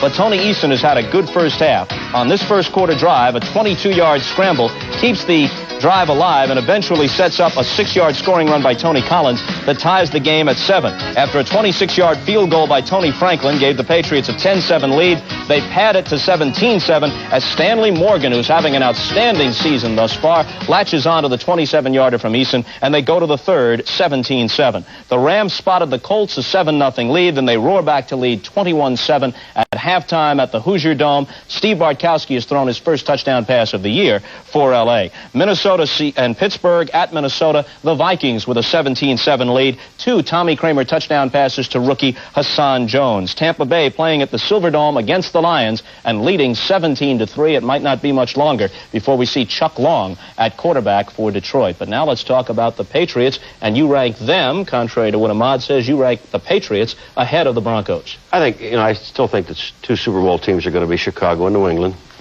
by Denver. But no. New England, they just play an awesome defense. They really are. The one block punt by Seattle and it's 13 yards, they get a touchdown. That ended it. If you get the people that were watching that first half of that game, Bobby, Seattle can't do anything, and they can't stop New England because of their running game and the great passing. Denver and New England play next week on NBC. You guys want to get your wagers in now? Low-scoring game is all I'm going to say. New England win it. Hedging a week ahead of time. Huh? They'll sort it out as we pause here for station identification, and we'll be back after this from your local station.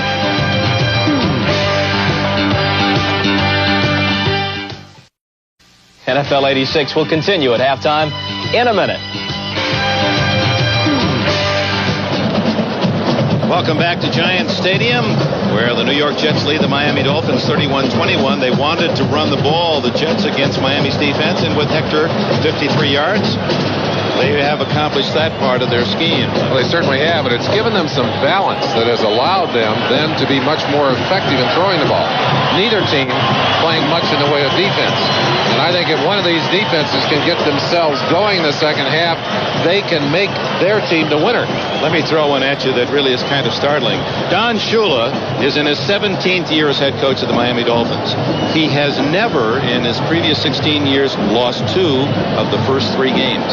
Should the Jets beat Miami today, it would mark a negative milestone for Shula. And you know that, well, you can see right now, he's pumped already. He was out with his team, and he had him out here early. Usually a sign that they don't want to hang around the coach's words. I don't blame him. I'm sure in that locker room, he was very forceful. He is not a man who sits around and says, gee, maybe I should say something to these players. He's explosive, he's emotional, and I'm sure he let them know exactly how he feels. On the other hand, I don't think Bud Carson held back over in that Jets locker room either, although he has got a lot of problems to deal with injury-wise. He still can't be happy with his team giving up 21 points. But don't you figure in the second half that Miami is going to score? I mean, the Jets have some problems defensively. You figure Miami is going to score. The key really to the half is, can Miami hold down the Jets? Yes, and can the Jets offense continue to be productive? They really needed this day. They did not play well last week. They were not spectacular in their opener. And O'Brien in particular has had a pretty darn good first half. Those 2 long passes to Walker, beautiful strikes. And I'm sure that the Jets are impressed with and happy about the improvement there. And the Jets are going to get the ball first here in the second half. Let's take a quick peek at the statistics for that first half, which I'm sure are going to be a little interesting, explosive numbers. You look at 5 yards rushing for Miami. 238 through the air. The team's pretty close total yardage. Turnovers, 3 by the Dolphins, 1 by the Jets. And boy, those turnovers will kill you. And again, the time of possession favoring the Jets. I think that's an illustration of their ability to run the football. And you always try and keep Marino on the sideline.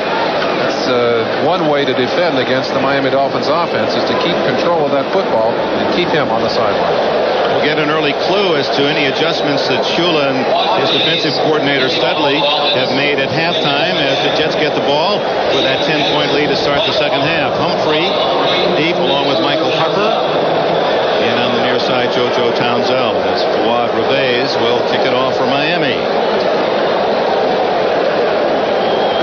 This scored 68 points in their 2 games last year. They've scored 52 in the first half today. Humphrey will take it at the 20 on the touchback. Humphrey does the kick in the end zone for a touchback. Jets will take over first and 10 on the 20. First down plays. 9.2 yards each. Second and 0.8 of a yard isn't a bad situation for an offense. They have hit some big plays, obviously, on those first down situations. Those are the kind of stats that a defensive coordinator brings in and lays on the table on a Monday morning and says, something I want to talk to you guys about. We have not seen great defense by any means in this first half. Rocky Cleaver and Mickey Schuller, 2 tight end start, with Cleaver used way out to the near side. Altoon split to the right. Johnny Hector. And he noses forward for a couple. John Offerdahl, 56 on the tackle.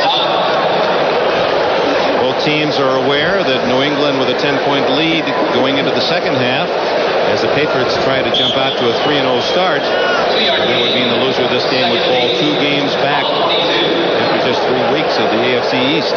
Perhaps it doesn't even need to be said, Dick, but it's so important to come out in the second half and establish yourself. That's certainly not a dramatic play for the Jets to begin with. Let's see if they can't get something going here. You've got to get a drive going here if you want to control the second half. O'Brien going long for Toon. And that'll be interference. No, incidental contact. And the Jets bench is furious.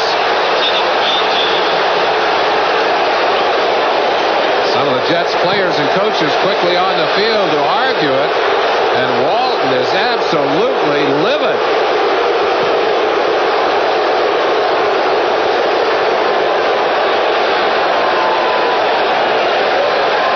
It appeared that Toon was just breaking into the clear when tripped from behind by Paul Langford.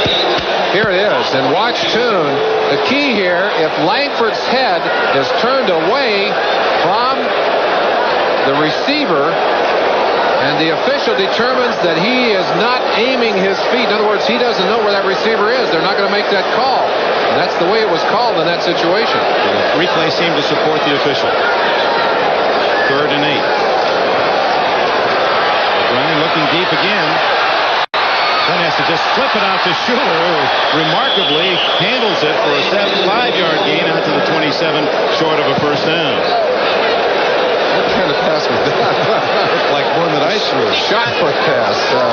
Mickey Schuller took his time to get that controlled and almost got down there far enough to pick up the first down. But the first drive ends rather abruptly after that call that the officials seem to be very sure of. The Jets, of course, very angry on the far sideline, as you would expect in a situation like that. Jennings, 2 punts, very productive. One that went 48, no return, and the other was the one in which Pruitt muffed it, and the Jets recovered at midfield and quickly scored on the Walker touchdown from O'Brien. He spirals it towards James Pruitt, and the rookie has it at the 35, and down he goes at the 38. Marion Barber got him. 36 yards on the kick, 3 yards on the return. Renee Thompson down on the field. He's up now, limping off. The Jets defense now will get a chance to see what Shula has cooked up offensively. As you see, Bud Carson, defenses and offenses both signaled in for both of these teams from the sideline. It's a dying art to call those on the field anymore. Marino starts from his own 38. No surprise here. To the air. Almost in. Is not intercepted. The Jets had 2 or 3 shots at it. Meanwhile, back at the 19-yard line, Lyons and Marino discussing future stock options. With that tip drill, it looked as if the Jets had a sure interception. Marty Lyons, I think, still smarting. He was one of the players out on the field. This is back in action. You see Lyons out there to argue with the official. Barry Bennett, number 78, out there. And the official said, hey, you want a penalty, get back off the field. There's Radakovich. coming out to grab a hold. And there is Walt meeting him on the sideline. Marino lucky that ball isn't in the possession of the Jets. That was volleyball. Inside handoff to Tony Nathan. Across the 45 to the 46, where it'll be 3rd and 2. Wiles and Gastineau with the tackle, and Mark Gastineau. His name has really not erupted often in this game. What's he been up to? Gastineau switching sides in this defense, occasionally going to the inside, but the Dolphins have done a good job of forcing him wide. He has not been a big factor in the pass rush. Klecko more effective, I think, in breaking the pocket from the inside, but he has had a hard day, too. They have been doubled, both of them, all day long. Gastineau lined up at defensive right end. Klecko to his left. Marino drilling it for a first down. Clayton at the 47 of the Jets, a 6-yard gain and a first down. Mill and Humphrey with a tackle. You asked the question about both Gastineau and Klecko. There they are on the right side. Foster 61 and Stevenson inside. You see Cleveland Green, number 74, containing Gastineau on the outside. And as you were able to see on that replay, Dan Marino with plenty of time to get that ball off. First down at the Jets' 48-yard line. It's 31-21 New York. 11:42 remaining in the third quarter.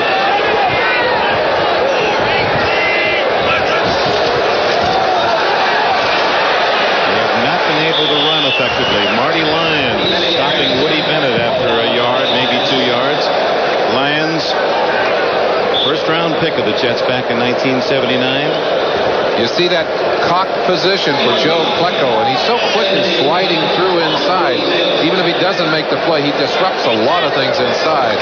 Lyons, as you mentioned, over quickly. And the mark of good defense is great pursuit. How many people can you get on that ball carrier?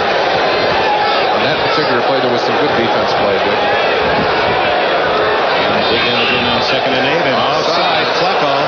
Marino will go through. This is a free play, and he's got Duper wide open for a touchdown.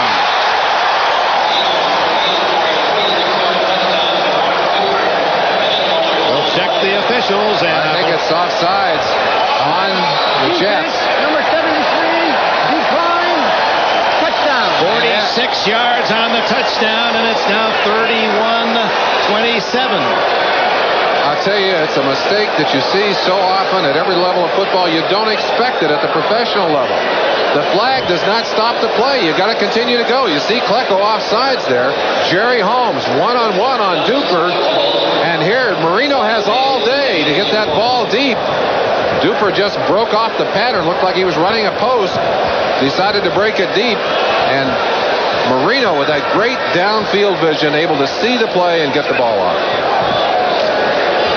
Reves tacks on the extra point, and as expected, Marino and the Dolphins through the air get a quick 7 again as Mark Duper has his second touchdown reception. That's the 4th TD pass by Marino. It's got to be frustrating for Klecko. The game back to a 3-point contest. New York Jets lead is cut to 3 as Joe Klecko and defensive group talking things over. A little lurch offside. Everyone relaxes, and Mark Duper had an easy 46-yard touchdown. Reves, this one's a little shorter than his pass kicks, and it's Humphrey at the 4. That'll be Humphrey. A nice running by Humphrey to the 28-yard line. Mark Duper celebrating his second touchdown. Let's see who's scoring elsewhere. Let's go to NFL 86. Dick, the Seahawks are back in it at Foxborough, trailing 17-7. Dave Craig goes up top for the former Colt Ray Butler. He beats Vincie Glenn, the defensive back on the play for the Patriots, and the Seahawks are within 3 at 17-14. Dick? A 3-point game at Foxborough, and so it is here at Giant Stadium. 31-28, New York leads it as O'Brien gives to Hector. To the 33-yard line, a gain of 4. Let's go back in time just to that last touchdown play and watch Mark Duper. A little bend to the inside right there, and then the quick acceleration upfield. Jerry Holmes just no way to recover on that play as Duper takes it, drops into the end zone. Speed, boy, it kills. There's no question about it. Look at the numbers on Duper. Set a Miami record with 217 yards against the Jets last year. And Miami needs only 80 more in the second half to tie that. Walker in motion. Fullback Tony Page gets a rare call, and he's to the 34-yard line. It'll be 3rd and 3.5. Atlanta, a couple of quick scores to take a lead at Dallas in the 3rd period. Philadelphia's finally scored on a Cunningham pass to Jackson of 29 yards. And Tampa Bay apparently going to win its first game of the year at Detroit. Detroit had played so well at home last year, having their troubles there this year. 3rd down and short, and O'Brien going on top to Toon, and a flag this time against Langford. They became entangled again. Now wait a minute, let's see what. Yeah, they're calling it down. Too much of a good thing for Langford. Toon had him hung out to dry. Defensive pass interference, number 44, first down. At the 36-yard line, first down Jets. What a great target Al Toon is. Just huge and long arms, about a 39-inch reach.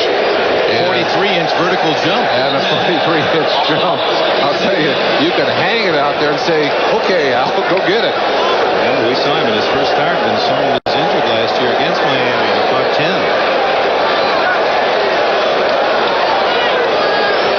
Cleaver in motion. O'Brien, lots of time. Underneath to Cleaver. Ooh. Sometimes it's a good idea just to get to the ground. Cleaver, who always fights for that extra yard, in that particular situation ends up spinning backwards and backwards. Coming in motion on that play, and he just went up inside and hooked into an open area. O'Brien obviously looking downfield. Cleaver was about a 3rd choice on that play. Finally got the ball into him. Looked like a man trying to go the wrong way through one of those revolving doors. He did. But he certainly, O'Brien again with a lot of time to pass. Both quarterbacks have not been hurried that much today. 2nd and 5. Fake to Blyton. O'Brien in trouble. Eats it. Fumbles. And Miami has recovered. Number 99, George Little, comes up with the ball. No one had seen the fumble except for Little and the official, Pat Haggerty. Just at a moment when you say they haven't hurried O'Brien, they get to him quickly. T.J. Turner and Mark Brown. Brown subbing for the injured star Hugh Green. Pat Haggerty right on top of the play. And he could see that that ball is being knocked loose. Look at him. He's not calling, not blowing the whistle. He's just watching there. And who is that? That's Reggie McElroy, who was just standing there thinking the play is over. That ball loose in there. I'm sure he just thought it was a sack and it was all finished. So a break for the Dolphins, and they take over the Jets' 47-yard line.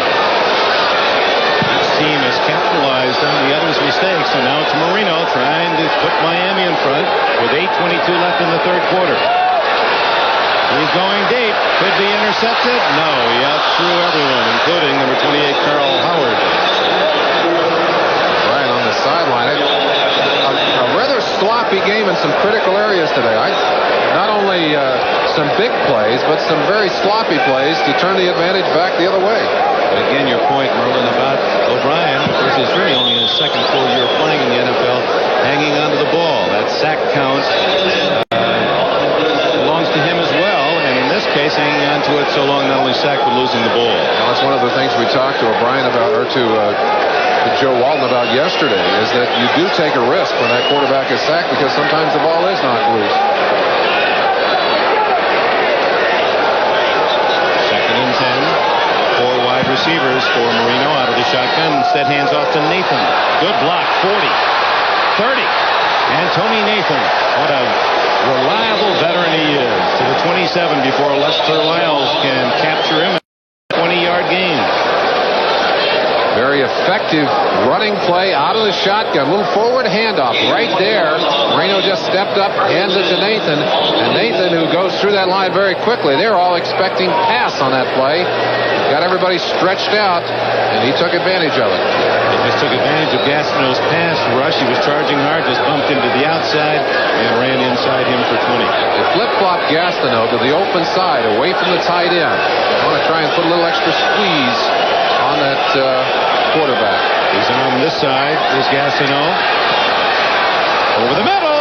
Oh, Mark Clayton won't drop many of those.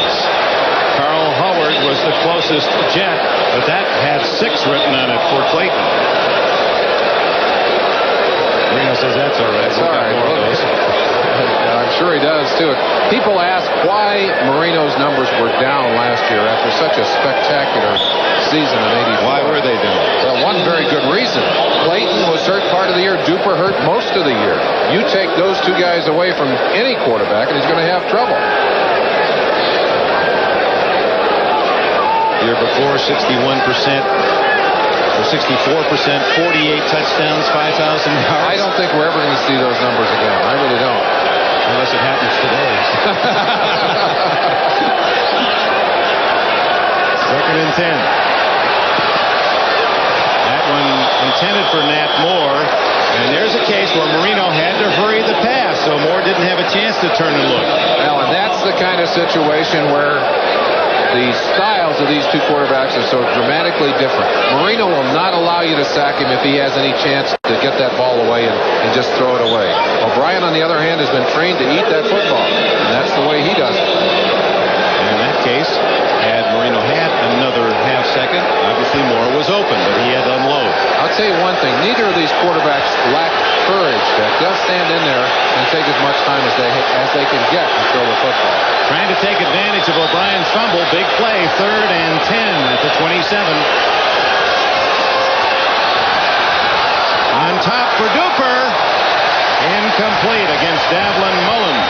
So the Jets defense able to stop Marino's passing game, and here comes Fuad Reveiz to try a field goal. He is 1 for 2 on this young season.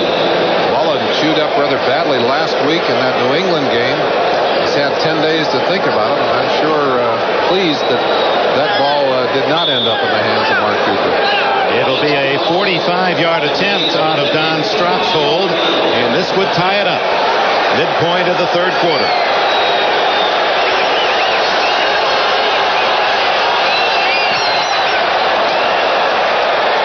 We have a new game. It's even at 31 with 7 minutes and 12 seconds left in the 3rd quarter.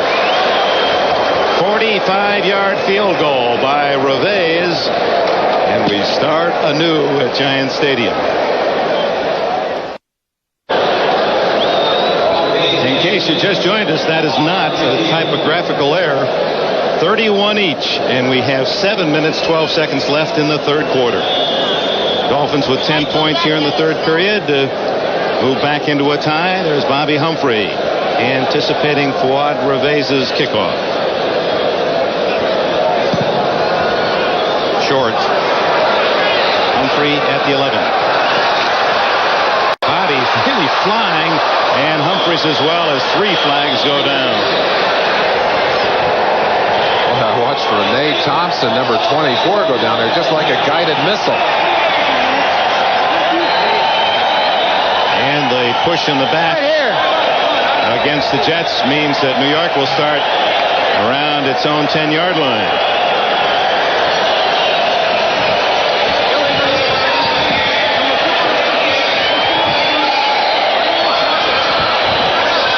I mentioned that Renee Thompson, number 24, is a real flyer. Look at him right in the bottom of your screen. Now watch him as he accelerates. Look at the way he just throws his body in there. Blazes past a couple of blockers. Watch him right here. Just dives in there. And now that's genuine kamikaze performance.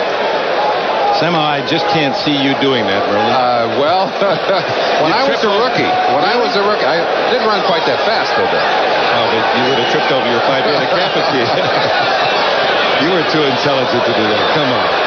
O'Brien to the sidelines to Walker, and of course that play should work the way that Walker has gone deep.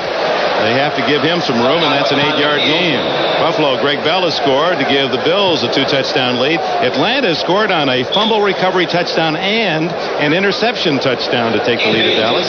Denver apparently will make it 3-0. New England now ahead again by 10. Rams 21-7. It's been that way for a long time. Minnesota and Tampa Bay have healthy leads. It's a high-scoring day. This third week of the NFL like the season. first week. First week was very high scoring. Second week the defenses were there again. On 2nd and 2, little inside handoff to Dennis Blychen. And Miami says they have it. They do. Jeff Offerdahl in the midst of this celebration. As Blychen, just an innocent little play up the middle to pick up the first down, and the last 2 possessions have led to Miami fumble recoveries. Mark Brown. Last one up, he and Jackie Shipp. George Little. Walton doesn't know what to think here. A real stack-up. Baumhauer 73, Shipp number 50. Let's see if we can see what happens. That ball was already loose as they got to that point. And the scrambling Dolphin, there's the ball, popping loose, rolled in underneath. Looked like Mark Brown may have gotten down there in time to scoop it up. Now the turnovers now even 3 aside. The game even at 31. Miami from the Jets 30-yard line. Ooh. Woody Bennett pulled out of bounds inside the 20-yard line. Woody had a little trouble finding the handle on that one. Finally able to corral it. By that time, almost out of bounds. Boy, mistakes can turn it around so quickly. The turnovers in a game, the fumbles, the sacks, there you see the turnovers. The first half, a big edge for the Jets as the Dolphins were turning it loose. But here, it's been 2 costly errors. The Dolphins quick to capitalize on the first and about to capitalize unless something goes wrong on the second. Marino now at 305 yards passing. 2nd and 2. And Nathan, nothing there. Joe Klecko. Oh, yes, he was there. Klecko, we have not heard as much from Klecko as you did in the first 2 weeks of this season. But again, it's good to remind you that Klecko is playing against a man that many consider to be the finest center in the league. And in that kind of battle, there are going to be more standoffs than out-and-out victories. Dwight Stevenson, he says the thing, Klecko and all the rest, Howie Long, to say about Stevenson, everyone else double teams us, but Stevenson takes us on one-on. Yeah, he's had help today. He's had a lot of help on Klecko today. From the shotgun on 3rd and 4. Wide open Duper. And he's to the 2-yard line against Jerry Holmes. Duper very close to his 3rd touchdown of the game. Marino loves that man-to-man coverage. Blitz coming, as you saw Lester Lyle coming, that means that they're in man-to-man coverage on those wide receivers. Duper just broke it inside with a slant. Jerry Holmes, although he was there, couldn't do anything but drag him down. 7 catches, 154 yards for Duper. He leaves the game as they go with the 2 tight ends and the 3 backs. Up the middle, short of the goal line. Ron Davenport stopped by Charles Jackson and company.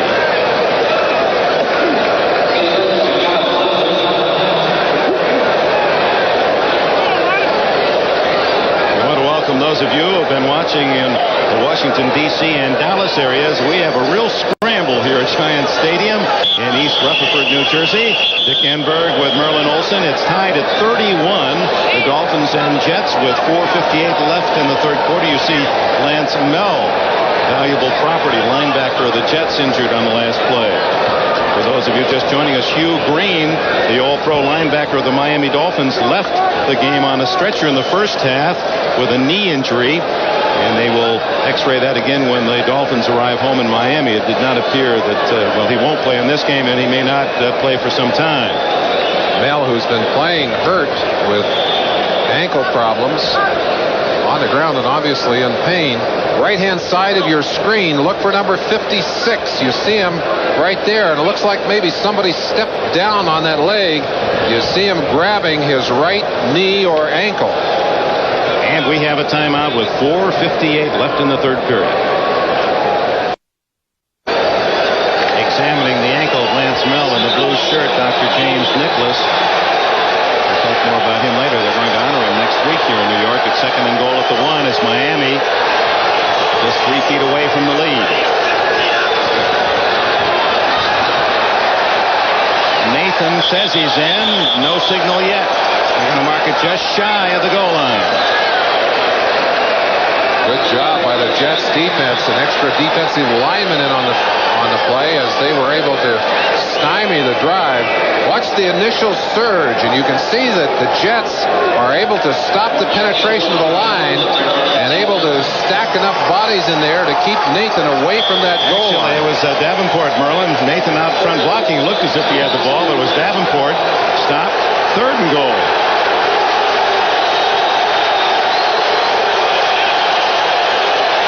Shula and the Dolphins passed for a touchdown from the 1-yard line in the first half.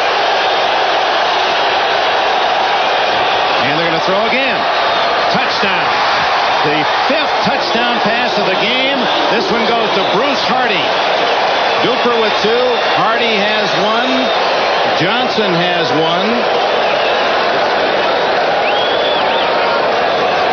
And James Pruitt, the rookie, has 1. So Marino has tied his own high with the Dolphins with 5 touchdown passes. 2 fumbles recovered by the Dolphins here in the third quarter have led to touchdowns and plus a field goal. And with 4:12 left in the period, it's 37-31 Miami. Wad Reves adds the extra point. The Jets scored 28 points, a New York record in the second period, and now 17 unanswered by Miami in the third.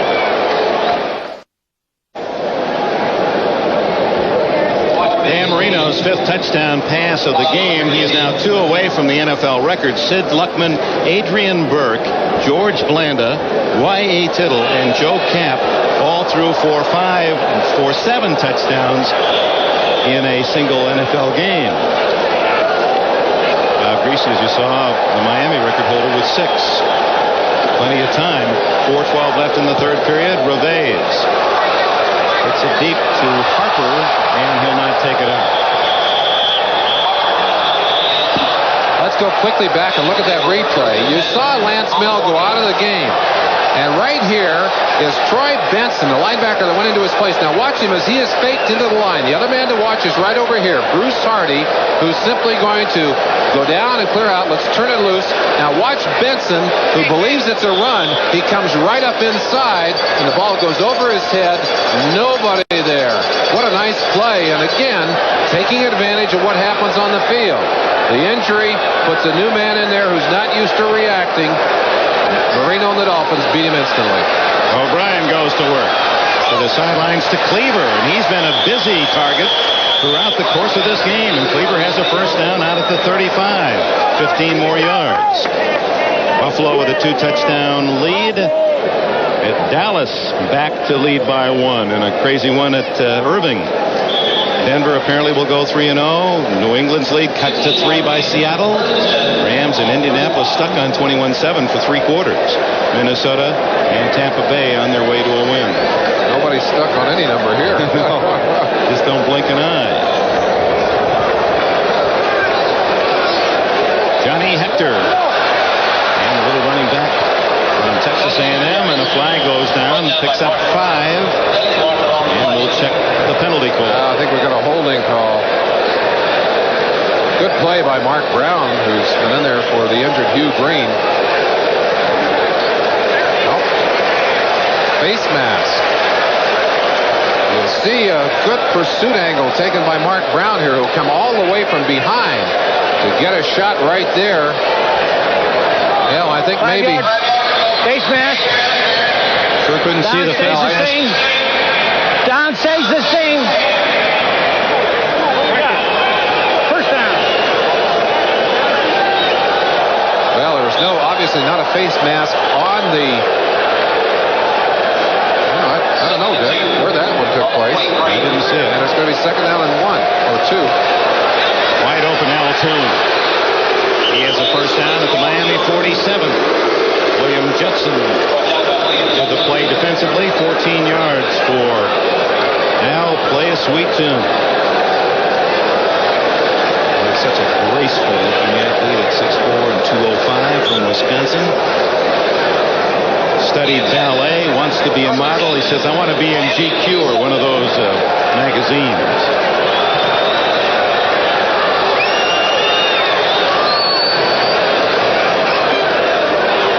On first down. On top to Toon. Incomplete. Oh, talk about being shadowed by William Judson. Breathing down his neck the whole way. Toon had him turned around but couldn't come up with the ball. Toon is man-to-man coverage here by Judson, who is running well with him. Toon loses the ball, and when you have to twist all the way around like that, I think that's about as tough a catch as you can find because you've got to relocate the ball. That's a play that Duper and Marino worked so well with. Duper always fades, looks for the ball to the sidelines. Toon thought it was there, but it was not. O'Brien with a couple of touchdown passes and 241 yards. He's had a good day. He also fumbled once and one interception. Draw play. Hector hit by Offerdahl. At the 44-yard line, Betters was there as well. George Little. I saw Offerdahl going for that football. Hector clamping down on it. They've made more than their share of mistakes today. They certainly don't want to make another one. Miami quickly capitalizing on those two turnovers to move ahead in this ball game. The Jets looking for 7 to tie it up again. Walker to the right. He has 2 touchdown catches, 65 and 50 yards. O'Brien. It's a great catch by Cleaver. Or Townsell it is. JoJo Townsell. A wobbly pass. Toughest of all, having to reach below your knees to catch it in traffic. And Townsell's first grab is a big first down reception. It's a maturing process. O'Brien waits until the last second, gets that ball out. It just floats in there. And Townsell with his hands on the ground, actually, before that ball arrived. Very athletic grab. Coaches told me before the game that they expected Townsell to be doing well in there today. They've been impressed with the way he's practiced. 15 yards for Joseph. They're taking a look at it. I think they buzzed that one to see if that was indeed a catch. A question about whether or not it was a catch, and I think they have looked at it or at least examined it with the replay. And now remember, they can't or won't reverse it unless there is very good irrefutable proof. After further observation and review by the instant replay officials, the ball is ruled as incomplete. Incomplete. Well, let's go back and show you the grab. Well, this is the same angle, not a great one, that they looked at. I don't know if that's irrefutable evidence, and that's part of the system that is bothering me, that there's a play in the Rams and 49ers last week, and then a call that was made that somehow to me, in my eye, didn't seem to be evidence that was total. From that angle and from what you have seen, they have ruled that an incomplete pass. Well, like it or not, it is called that way. They will move the sticks back, and it's going to be... instead of first down, it's fourth down. That's a big reversal. That is a big turnaround. Did Townsell argue? I didn't get a chance to see. Maybe it was late. He's on the sideline. There's no question the ball was very close to the ground, but not an easy one for me to call from this angle. Dave Jennings in the apparent punt situation now, and floating back is James Pruitt. Nat Moore will take Pruitt's spot. The veteran Moore down deep toward that Miami goal line. Don Shula wants to use the sure-handed veteran. A big call. Instead of first down and a continuing drive, it's called back.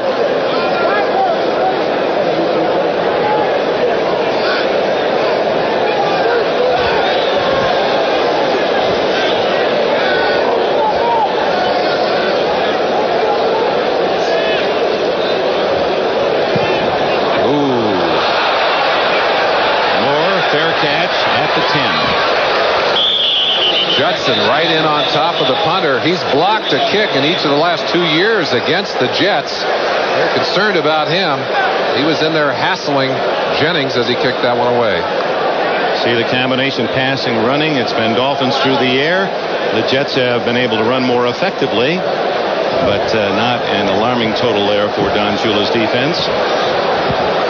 Most of those yards by Johnny Hector, subbing for the injured Freeman McNeil. McNeil will be out for probably at least 4 or 5 more weeks. Lance Mel has returned to the Jets lineup, the linebacker. When you have ankle problems, and Mel is going to suffer with them, I'm afraid, throughout the year. He certainly has not been able to get them healthy in the early part of the season here. Very often you get them twisted, and the pain is frightening. You don't know how badly they're hurt. Get off the sideline and say, it's all right, put me back in there. And he's back. Marino to the air again. Deep down the middle for Johnson. Incomplete.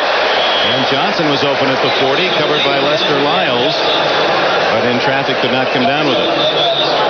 Dan Marino is not afraid to throw that football to receivers that are covered. He's done it repeatedly throughout his career.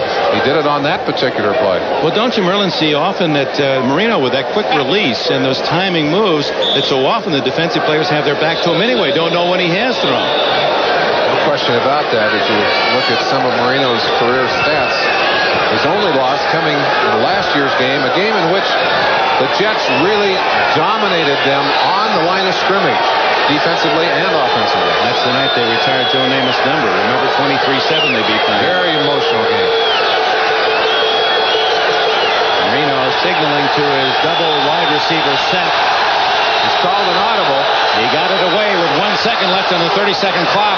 Duper, and their flag is down. Now, this is going to be an interesting call. They both were pushing. Duper first, and then was pushed back by the Jet. And we'll see how they rule it. Go back. Offensive what? Offensive. 85. Offensive pass interference. Okay. There you go. Offensive pass interference. Number 85. So it goes against Duper. So the Dolphins have benefited from a call just before this that took a first down away from the Jets.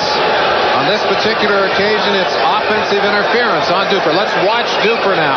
Jerry Holmes, man-to-man, number 47. He gets a late shove there. And let's watch Duper pushing his head back right there. You saw him, and then a second push. And Holmes was pushing. Well, I'll tell you, there's a lot of contact on that play. And it looked as if Holmes had contact beyond the 5 yards as well. So that was a real mess, but it goes against Shula and the Dolphins. And he is burning the back ear of the side judge who is immediately in front of him.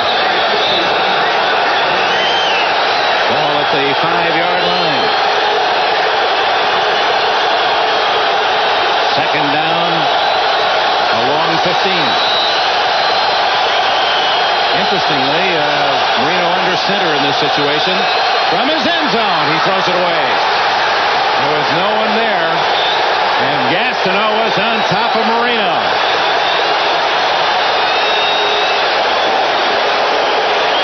And again, Marino's pointing to Gastineau and say, hey, who's supposed to block this guy? Gastineau in very quickly. You'll see him coming from your left-hand side here. Nobody to pick him up. Lance Mel out there soloed out. He's the one that was singled up. Nobody there. Mel got there first, and Gastineau from the right-hand side, so there were 2 bodies on him. But nobody picked up the blitzing linebacker, and Marino had to throw it away. 1 minute, 29 seconds remaining in the third quarter. Some of the Jet stands on their feet down at this end as Marino stares at 3rd and long.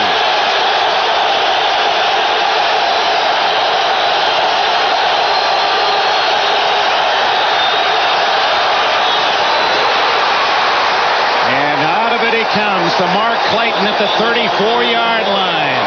And Marino has a big first down throw. 28 yards.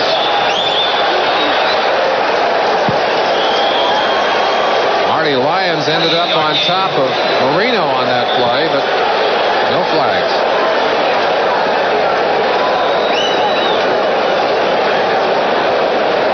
New England back in front by 10. Seattle creeps to 3, and then the Patriots get another touchdown. Here it's 38-31. Miami with 17 points here in the third quarter to overcome a 31-21 lead enjoyed by the Jets at the intermission. Clayton now wearing an eye protectors. He has 108 yards and 5 catches. Duper 7 catches over 150 yards. Marino still proving that he can take that scalpel to defenses, and especially those that are already carved up with injury. Even there where they knew he was going to pass. Nathan. And a flag down as Nathan struggles across the 35-yard line. Ronnie Lee, number 72, I think getting a late shove using his hands on Klecko. Holding 61. Hooked him and grabbed him. Roy Take him Foster. Take him back. Hooked him and grabbed him. He's asking the defensive captain, do you want me to take the penalty? Take him Hey, back? what do you want to do?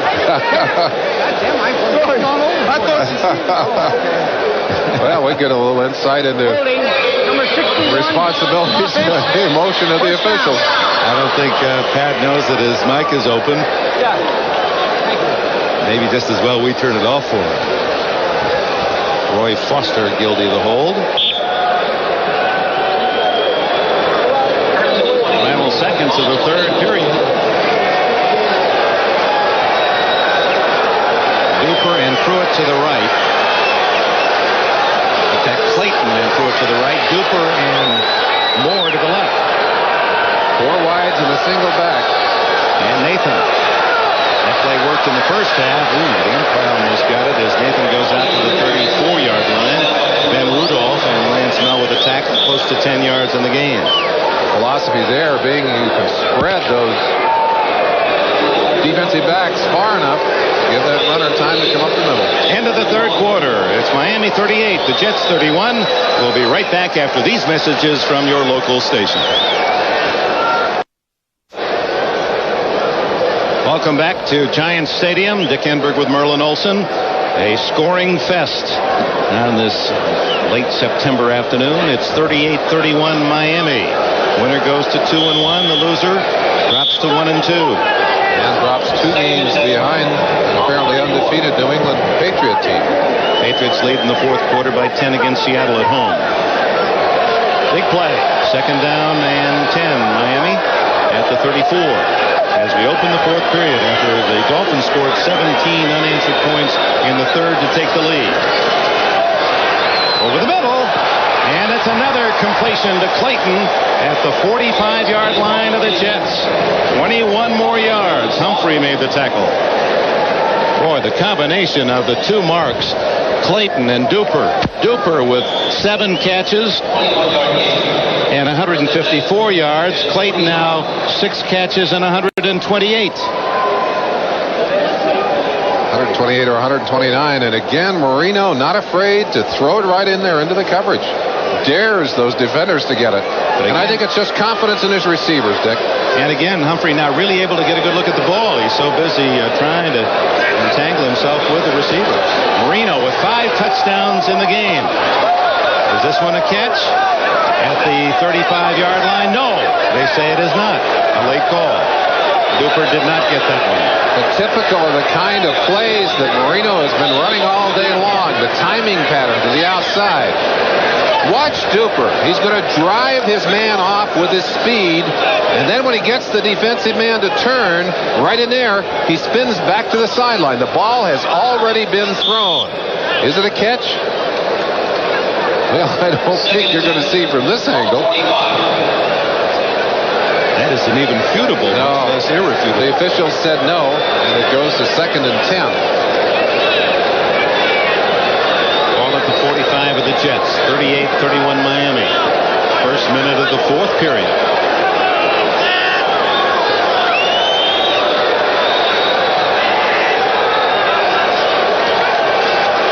Marino deep. Oh, no flag. Oh, my. Duper and Holmes appear to be the Duper little manhandle. I'll tell you. We might as well get boxing gloves for those two guys down there. Little shoulder move there. Little throwback by Duper. Ball out of range, and that may not have been called because it was not a catchable ball. 10 minutes, boy, how quickly it goes by. What a nice service that is, that any 10 minutes you know exactly what the scores are at all the other NFL games. Down to a 7-point lead for New England in the fourth. And Detroit with a late rally, down by only 4 against the Buccaneers. Third and 10. Big play.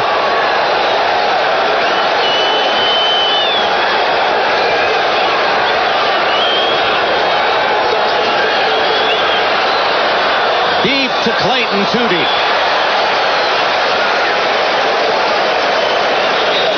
Marino said, oh, if I'd just waited a split second longer, I had Clayton breaking free. So Reggie Roby, a rare experience, at least in the second half. Roby in to punt for the first time in this half. Kurt Sohn, who had an excellent punt return that led to the first score of the game, a field goal. He had a 27-yard punt return, is deep for the Jets.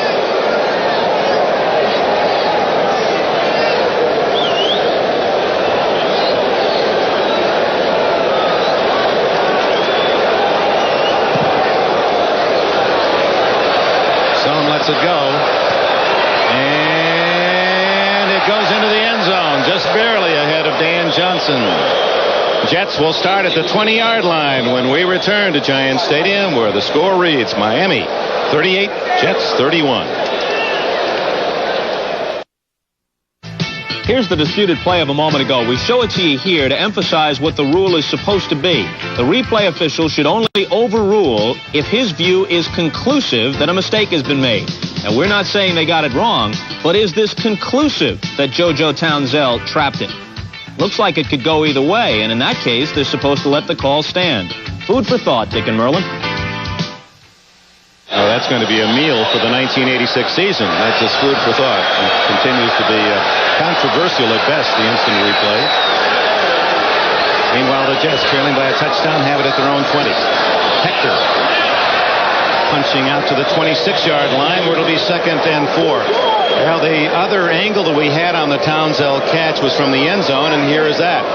Is this inconclusive or conclusive evidence? The significance, obviously, of that play was that was a first down just outside of the 30-yard line. The Jets ended up having to punt as a result of that reversal of the call. 2nd down and 4. Hector the call again, trying to get outside. Oh, he's done some nice running. First down at the 31. Meanwhile, Mark Duper, the sensational wide receiver of the Dolphins, applying ice on his forehead or his right eye. Reminiscent of the head injury to Harry Hamilton here last week. A blow, and no one seems to really know what happened to him. He ended up stacked up on the ground, split his head wide open. You see them looking earlier at Mark Duper's right eye and then applying ice. But Hamilton ended up with a 6-inch cut, 27 stitches. Can't put the helmet on yet, and will be out, certainly out this game and maybe even next week. The defensive back of the Jets, O'Brien, play action and going deep, has a man, soon, 45, 40, hit from behind by Brzezinski and down to the 33. Another big play in this game. They're crying for Toon. Toon had twisted William Judson all the way around on that play. Again, the play action, and that works when you've got the running game going. You see it right here. Judson had his back to the ball as Toon cut inside. One thing that scares you, look how he's carrying that football. I'm sure that Bob Brzezinski had his eye on that football. Watch it here. He's lucky he saw Brzezinski and was able to pull that in, or that ball may have been bouncing out of there. It's just like walking out on the street in front of a truck. Glides him. He fumbled in the third quarter and fumbles again, but goes out of bounds. Jets possession. We hear now that the injury to Duper, a finger in the eye, and we do not know whether he will return. This field position almost equal to what the Jets would have had at the other end of the field. See if they're able to get things together. They're only 7 down, 11:42 in the fourth quarter, in a game that has seen enough points to make all of us wonder about defensive football. 4 points scored in this game than the 2 games they played combined last year. Hector, nothing there. That's going to be 3rd down and 7. Jackie Shipp, number 50, led the charge. Shipp from Oklahoma. Oh, what a team the Sooners seem to have this year. Again. on that play. Defense finally rising to the occasion here. Third down. 79 yards for Johnny Hector, subbing for the injured Freeman McNeil. He's done a solid job. That's about what he's averaged in the 6 games, close to 100 yards per game. So he has been a very effective replacement for Freeman McNeil. Dolphins playing pass. They rush 4 men. O'Brien doesn't disappoint. Kurt Sohn, first down, 18. Paul Langford, number 44, trying to cover Sohn. That ball thrown a little bit high, but Sohn is a battler, and he went up and pulled it down. Well, if they had a campaign for overachievers, Sohn might be the poster boy. Boy, I'll tell you, watch him go up in the air here. Full extension, knows he's going to take the hit on the way down. Langford going for that football, but it's a 1st and 10. Inside the 18, call it the 17. Plenty of time left. Miami by a touchdown, 38-31. Toon in motion. O'Brien throws it away. Toon was well covered. Langford and Bud Brown had him.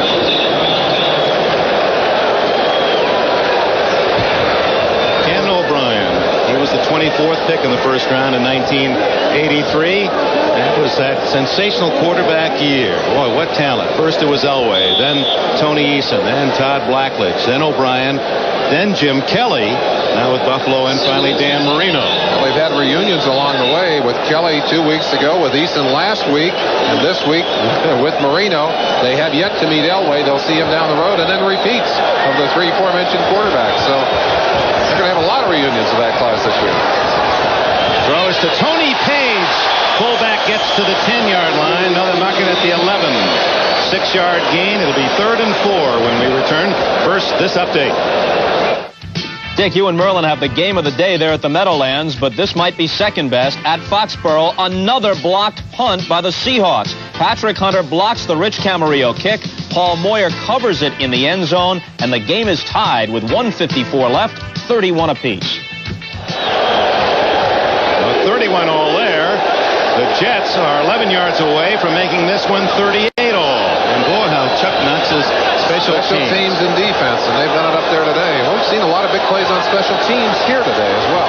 Both quarterbacks over 300 yards passing. O'Brien on 3rd and 4. And he'll throw out of the backfield. Hector. Does he have enough for a first down? No, he's short. He's to the 8-yard line. That will be very close, but not enough. No. And O'Brien is slow getting up. He was hit just as he delivered the ball. 3rd and less than a yard to go. 4th and less than a yard to go. And there goes Griggs at the 3rd tight end into the game. Tony Page, the big short yardage back. He usually gets the call in this kind of situation. Shula, meanwhile, takes out 4 of the past defensive types and puts in more beef. You saw Bobby Hammond, the coach, with his hands raised in the air. He's signaling in the formation so they know who's supposed to come out. This could be the game.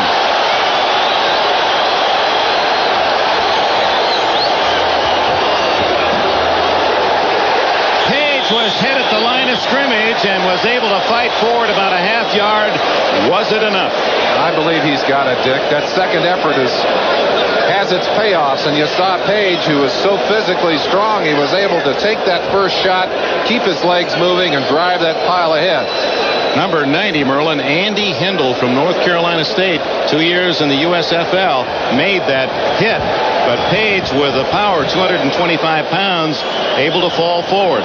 And now the official measurement. They're going to trot it in from the sideline. There's the signal by Bobby Hammond. And what he's saying is this is the formation call. If you're supposed to be in there, stay there. If not, get the heck out of there.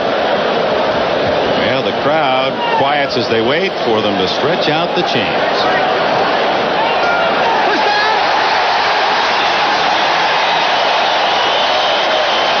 Well, credit Woody Page with that. He just made it, and it took that little lurch forward for the Jets to get it 1st and goal at the 7. Tony Page, what a job. First final, Tampa Bay. Its first win of the year, 24-20. We have 9 minutes left here at Giant Stadium. Jets trying to tie it. Blygen with blockers behind Sweeney. He has a touchdown.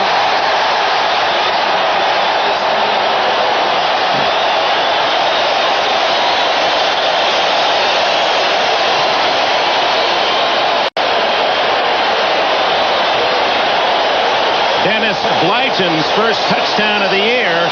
Did he have an escort? Number 53, Jim Sweeney. And they're running at a position usually occupied by Hugh Breen. Breen, of course, out of the ball game since an injury in the second quarter. We'll get a look at that right after this kick.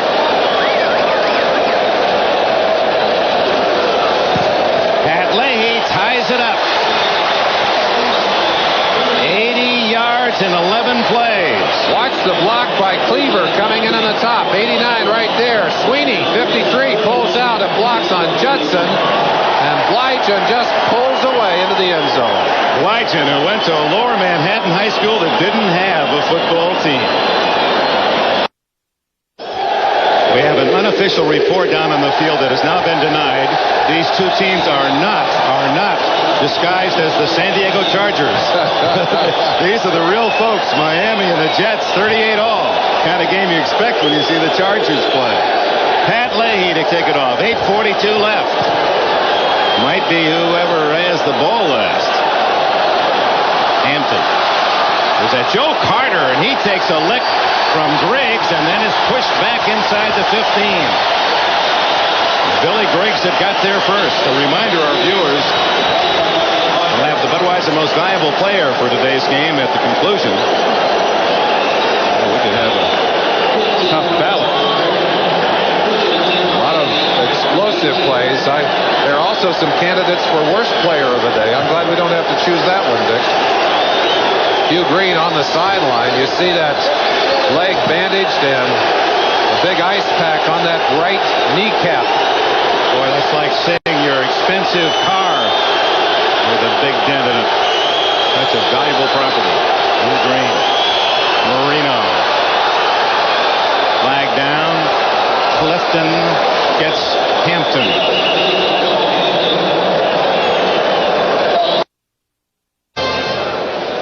Game now well over 3 hours old, and we have 8:25 left. The call is against the Jets. Miami will take the play, and Marino chalks up another 10 yards plus on his passing count. Marino is approaching the 400-yard mark. Joe Costanza, our statistician, working on those numbers, and he's using both hands. He's writing with the right and the left today. First down to 29. You need a computer. He's 17 yards shy of 400. He may get it on this play. Close. Flag down as Holmes makes the tackle on Clayton at the 41.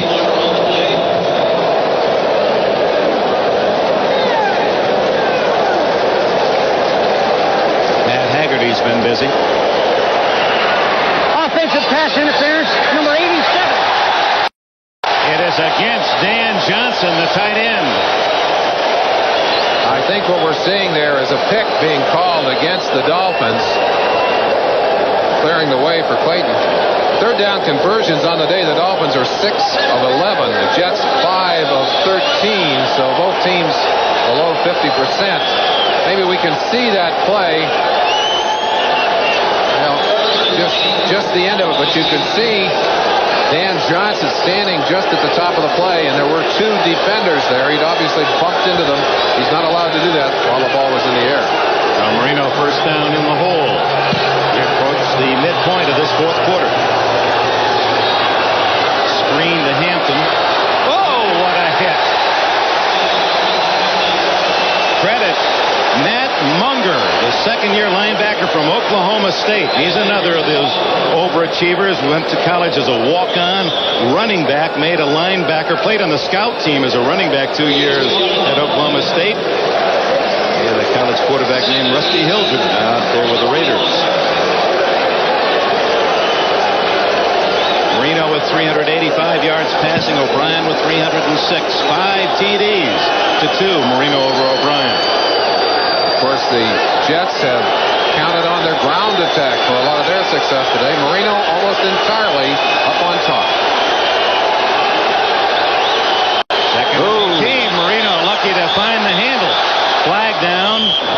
And the official, number 82. What a catch. 92. Jim Poole.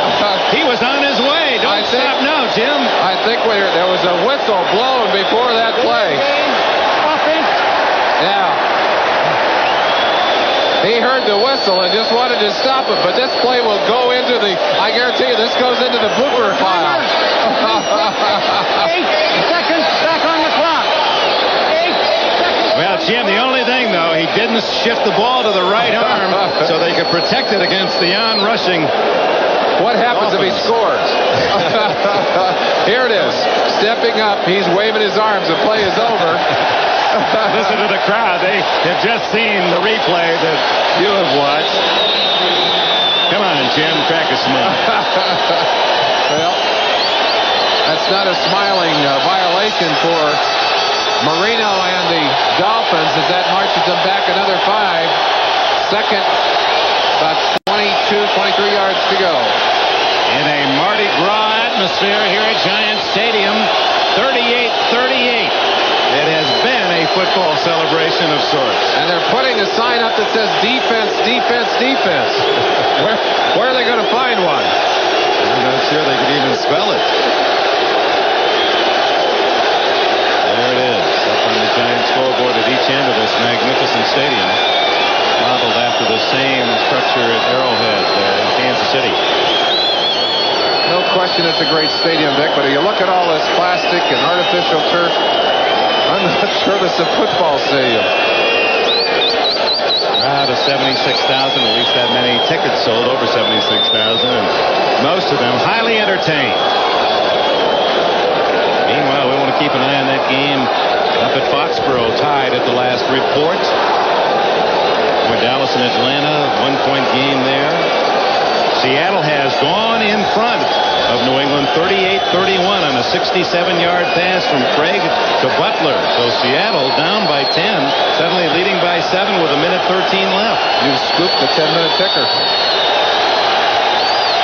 I do not know why they are not playing.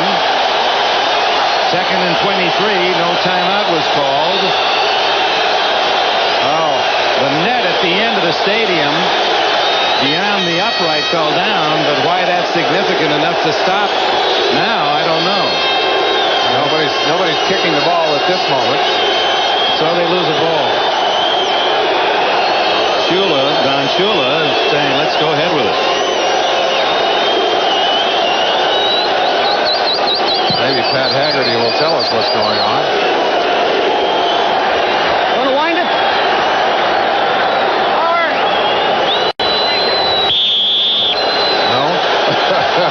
We do know the play has started once more. 30-second clock is ticking. Pruitt, Clayton to the left.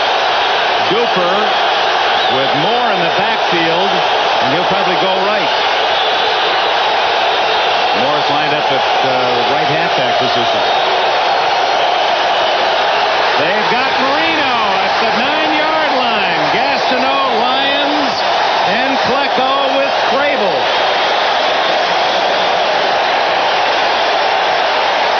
The second sack for the Jets. The other came when Marino tripped going back to pass, so this is the first sack resulting from a legitimate rush. The Jets only had 3 sacks coming into this game. That's 5 on the season. You see the speed on the outside, and it's Bob Crable, number 50, coming in on Marino, and then some powerful play inside by Klecko. The combination is good. And look at Lyons. He's celebrating in there with a couple of whacks to Klecko's helmet. Third and a bunch. 29.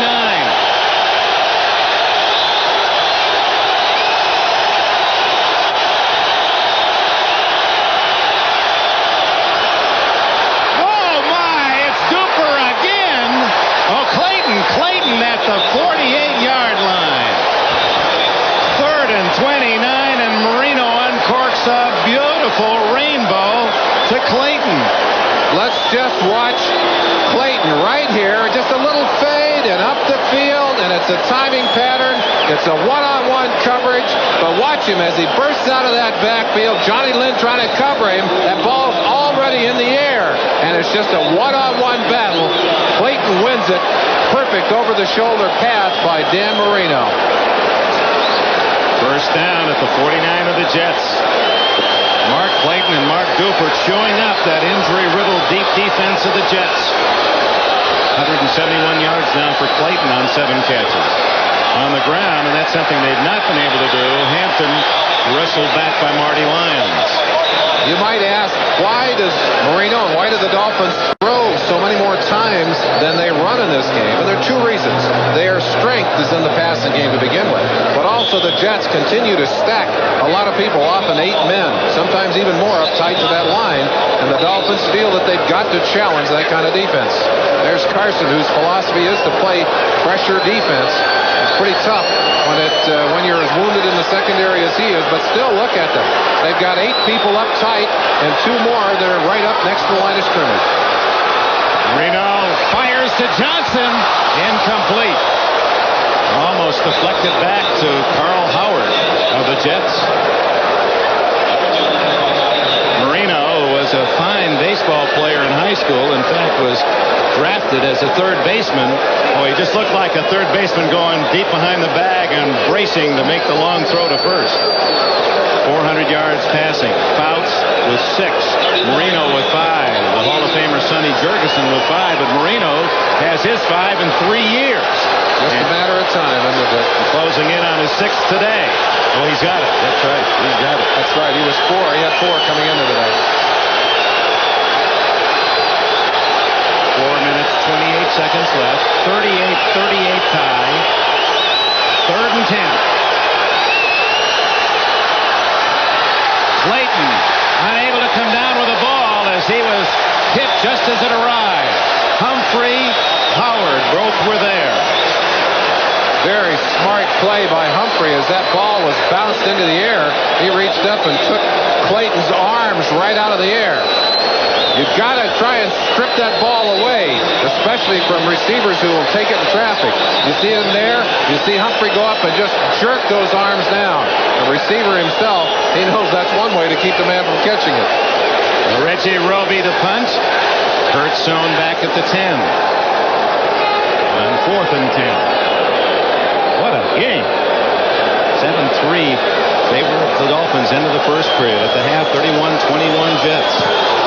Almost blocked. Fair catch for Sohn, and a tough fair catch at the 17-yard line. At the end of 3, 38-31 Miami, and it's currently tied at 38 with 4:17 left. Here at Giant Stadium, it's tied at 38, and as we were leaving, I thought I detected a chortle, a little laugh out of your presence. Now, what was that all about? 38, just because of all the scoring? I got to tell you, as a defensive player, I know how painful it's going to be. Fumble. Is it called a completed pass? That's the key here. It is Miami's ball. Now the question, did Walker have possession? And this will probably send that vibrating message to the umpire that says, wait, let's look at the replay. What replay? We'll have one here momentarily for you. The officials have indeed signaled completion and fumble. Now here, coaches have become alert enough that Joe Walton is going to certainly wait for this to happen. Here's the replay. Walker 1 foot. And he came down with both feet. That's a legal catch. Awfully close, though, Dick. The officials are asking for that one to be... That's a tough ball. He didn't have it very quick. Well, if the play is run, it stands. Look at Shula. He says, get up to the line of scrimmage. Yeah, and here they are. In field goal range already at the 27. Marino looking for more underneath for Hardy. And the tight end is close to the 17, and down goes the flag.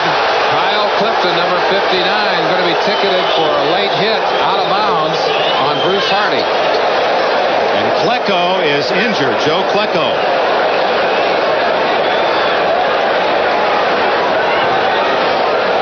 As quick as you see those people out there. Defense. What? Bronco's knee is up in the air, as you see. Dr. Nicholas out there, and oh boy. Kyle Clifton ticketed for unnecessary roughness. He'll take the ball down inside the 10-yard line. And there's Joe Klecko, the all-pro nose tackle. Klecko, the heart of that Jets defense. Well, let's bring you up to date. Buffalo, a final, has defeated St. Louis 17-10. 35-34 Dallas in the fourth. Finals, Denver wins. They're 3-0. Seattle with a great come from behind at Foxborough. They're unbeaten, and New England goes to 2-1. That's good news for both Miami and the Jets. Rams win again. They're 3-0. Minnesota with an impressive win over Pittsburgh, and Tampa Bay with its first win of the year. They just announced the Seattle victory at New England. That brought a cheer. The left knee for Joe Klecko, and maybe we can go back and see what happened on that last play. All we have is Klecko responding after the play, but you see him grabbing that left knee, and Klecko has had several serious knee injuries over the years. And isn't it ironic that Hugh Green, the great linebacker of the Dolphins, now on the sidelines, has knee heavily taped, apparently a serious bruise or dislocated knee, and now it's Klecko holding the knee. Klecko moving pretty well. Well, you never know. I say he's tough. He might walk off of there with a knee that's in a shambles. We'll have to wait for a report. You know, Merlin, having played on the artificial surface, that there just isn't much pad underneath, and when all that weight are jammed into the ground, there's Hugh Green. He can certainly empathize. There's no question in my mind that the turf shortens the life of the player. It simply does not give those injured knees and those parts of the body that take such a beating a chance to recover. And it used to take our players, and particularly those with knee problems, at least 2 or 3 extra days to recover from playing on artificial turf. Right back to the action. With 3:45 left, Marino has a first and goal at the 8 after the penalty. Woody Bennett with a good hole is to the 4. Tom Baldwin, Kyle Clifton, and others. You see them going right up the middle, knowing that Tom Baldwin is in to replace Klecko. They go right up the gut. They're already well into the first period of some of the later games. Raiders early lead against the Giants, and San Diego leading Washington in the first. Kansas City over Houston by a field goal, and the 49ers lead New Orleans by 3. Here it's 38 all. 3:07, 3:06 left. Second and goal. Marino has thrown for 2 one-yard touchdowns in this game. And he's got another score. That is the 6th touchdown pass of the game. Mark Clayton finally gets his. Marino into the end zone to high-five with Clayton. The Jets fumbling the ball away. Miami right back in a short burst to put it in the end zone. Well, that's been the story of the second half for Miami. They've recovered 3 Jet fumbles, and those 3 fumbles have led to 17 points.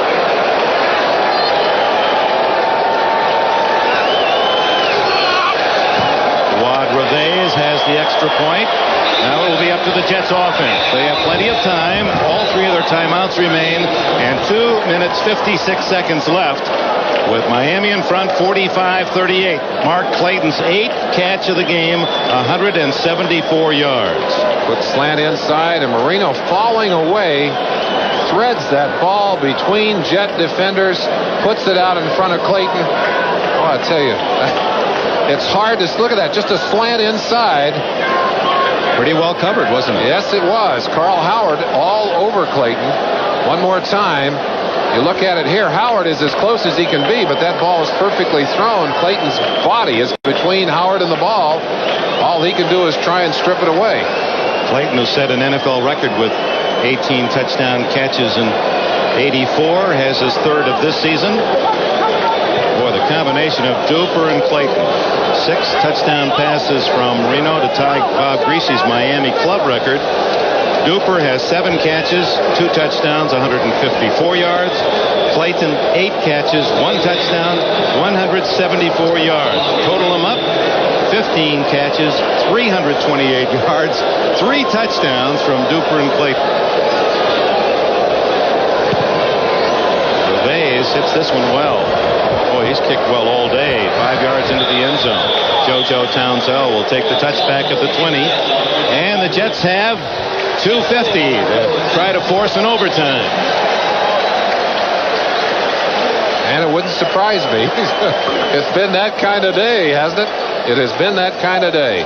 Reminiscent in a way of the game down in Miami when Ken O'Brien took his team 80 yards in the final minutes of the game for a touchdown, only to watch Marino come back to hit the play with Duper, a long bomb to win it for Miami in the final seconds of the game. That's right. He hit Cleveland. There was 1 minute, 7 seconds left. It appeared the Jets had a big upset win.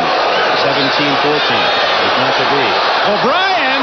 That'll be an incomplete pass. Now, wait a minute. Let's see. Yeah, he's going to call it an incomplete pass. Slipped out of O'Brien's hand. A strange play. As O'Brien's hand started forward, the ball slipped out of his hand. He had L. Toon going deep, and maybe at the last moment he felt he was risking an interception if he tried to go long and try to stop it. Well, he's lucky. I don't think he tried to stop it, Dick. I think he tried to put a little bit extra on it. I think he's going to get it out there as far as he can. Watch him. Tries to whip that ball, and it just came right away from him. Now, I don't know. That might have been a fumble. It looked like it was out early. Looked like Garo Yepremian on that pass. Over the middle to Toon. And a first down at the 37. Offerdahl made the tackle. 17 yards for the Jets. 2 minutes and 30 seconds. No huddle. No need to really hurry here. They have all their timeouts, plus the 2-minute timeout. They may want to keep the substitutes off the field for Miami. O'Brien throws that one where no one can catch it. He was being pressured hard by T.J. Turner, rookie from Houston, number 75. There's several reasons, Dick, to go without a huddle. One of which, with so much substitution taking place on defenses now, occasionally going without a huddle will force them to deal with or play with what they've got on the field. That's a good point. See that it's been Miami outscoring the Jets 24-7 in the second half. And the fumbles that have really hurt the Jets, and Miami's great passing game led by Marino. 2nd and 10. Almost intercepted by Bud Brown, intended for Al Toon, and Mark Brown, no relation to Bud, was the man hammering O'Brien as he threw the football. Quarterback vulnerable as he throws that football, and O'Brien, I think, either had his bell rung or got the wind knocked out of him. Is very slow getting up on that play. He's still acting rather shaky. We haven't seen O'Brien from the sideline. There's Pat Ryan. So in a 45-38 game, it appears O'Brien's going to try to stay in. They call the timeout to give him a breather finally. This will count against the Jets 3, however. At least that's how Pat Haggerty signaled the timeout. He doesn't look like he's breathing well yet as he heads to the sideline. And you see Ryan in the background. I think it's appropriate to be wearing green if you have two quarterbacks named Ryan and O'Brien. You're going to need a little luck of the Irish here. Meanwhile, we're waiting word on Joe Klecko as to the seriousness of that injury. We've received no official report yet. We also noticed that Lance Mell has been on the sideline with that ankle of his heavily taped. This has been a tough day on an already beleaguered Jet defense. And we've mentioned the injury to Hugh Green, equally difficult. Well, the Falcons, someone said, well, they're 2-0, but they haven't beaten anyone. They're trying to upset Dallas. The Cowboys at home, 2-point lead for the Falcons. Chris Barr has kicked another field goal for the Raiders, and San Diego leading Washington 7-3. McLaury, a field goal for Kansas City, and rushing for San Francisco. We're going to be on at the end of some of those games. There is Klecko, and that's good news. He's up on his feet, moving around. I think if he were severely injured, you'd see several doctors and trainers crowded around. news. And we talked about the tandem, Clayton and Cooper. Toon has 4 catches and Walker 3. 7 for 203 yards and 2 touchdowns. Klecko, tape knee, will be back. 3rd and 10. O'Brien, incomplete. Hector, no flag. Kozlowski there, Bud Brown there. But Kozlowski at the last second reaching in, timing his hit, arriving with the ball. 4th and 10, and it looks like the Jets are going to go for it with 2:06. Well, the scoreboard shows 3 timeouts left, so apparently they did not charge the Jets with that injury timeout to O'Brien. In the last 2 minutes they would have. And there's a lot of time, even if they don't make it on 4th and 10. Big play, under pressure. O'Brien to Toon. He didn't make it. Even with a second effort, he's out of bounds at the 45-yard line, short of the first down. So Miami, with 1:57 left, takes over at the Jets' 45-yard line. Now Miami and the Jets will try to use those 3 timeouts and stop the Dolphins.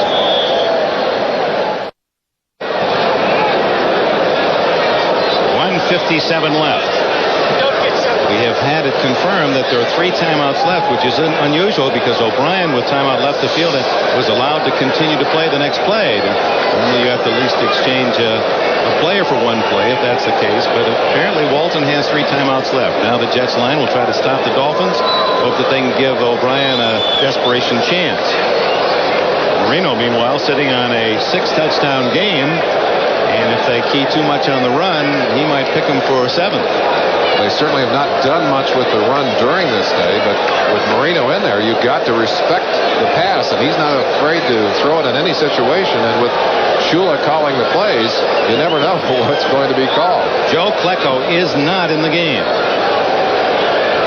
Tom Baldwin is on nose tackle. Now there's 2 timeouts. 2 timeouts. They had to charge him on the O'Brien play.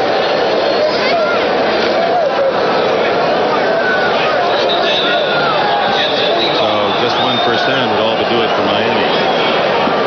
They have Matt Moore, wide right. Double tight end, Hardy on this side, Johnson to the right. Give it to Woody Bennett. Fumbles! And it goes right back to Miami. Unbelievable. Oh. Ben Rudolph had it fumbled right into his hands. In surprise, he could not bring it in, and it went to a Miami player down on the ground. The one thing you look for in this situation, to get your hands back on that football, to give your offense a chance at it. The ball, watch it. Woody Bennett, Woody goes right into the line here. The ball is hit right there. 54 is Troy Benson, and there's the ball right in the hands of Ben Rudolph and drops it back inside. Roy Foster on the ground, just saw the ball fall right in his lap. Boy, talk about a turnaround. Jets aren't calling time here, surprisingly. Clock is running. 1:43. Maybe after this play they're going to call it. They've only got 2 left, Dick. Klecko, I guess they're not going to take a chance with that injury, but the fact that they considered him putting him back in the game would indicate that that is not a very serious injury.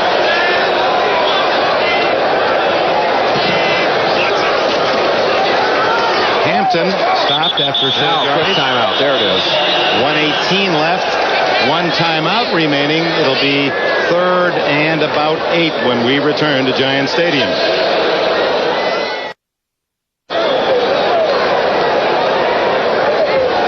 Veteran Ben Rudolph.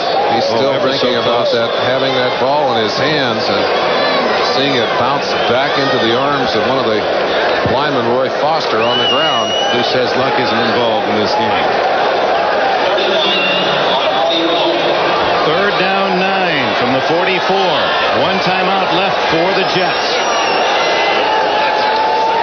Pass. Marino looking for that one more. Finds Hardy on the sidelines. And out of bounds he goes. That's a break for the Jets. He's short of the first down. And they stop the clock by knocking Hardy out of bounds after a 6-yard gain. So 4th down and about 3. And Roby comes in to punt. And the Jets were able to save a timeout. Plenty of time left in this ball game with a minute 11. That unofficially was the 50th pass by Marino.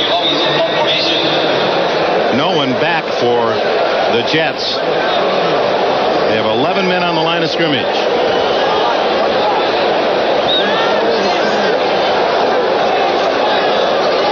Huge unattended green.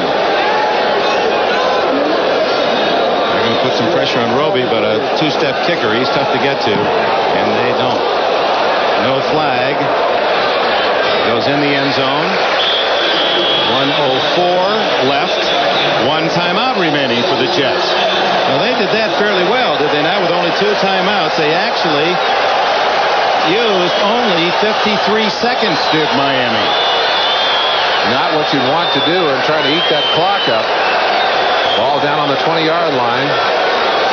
Almost the same situation that Kenny O'Brien faced last year. We mentioned it just a few minutes ago. And in that particular situation, he rallied the Jets, drove it all the way into the end zone, and completed it with a pass to Cleaver. Jets really playing deep, and they'll go underneath to Schuler, but they need more than 5-yard gains. We have seen very little of Schuler today, and I think one of the reasons he has had a slight groin pull, and I think it's bothered him. And the other thing is that the Miami Dolphins know how much O'Brien likes to go to Schuler, and he's been one of their priority targets defensively today. They've done a pretty good job of taking him away. 3 catches, only 18 yards. It's 45-38. Miami leading, less than a minute left. 1 timeout left for O'Brien. Yeah. He gets to the sidelines, and a first down at the 32. 7 yards on the scramble. 49 seconds left. Using about 10 seconds off the clock, but did pick up yardage, did pick up the first down. And again, his training not to make the mistake. They don't want him to throw the bad pass.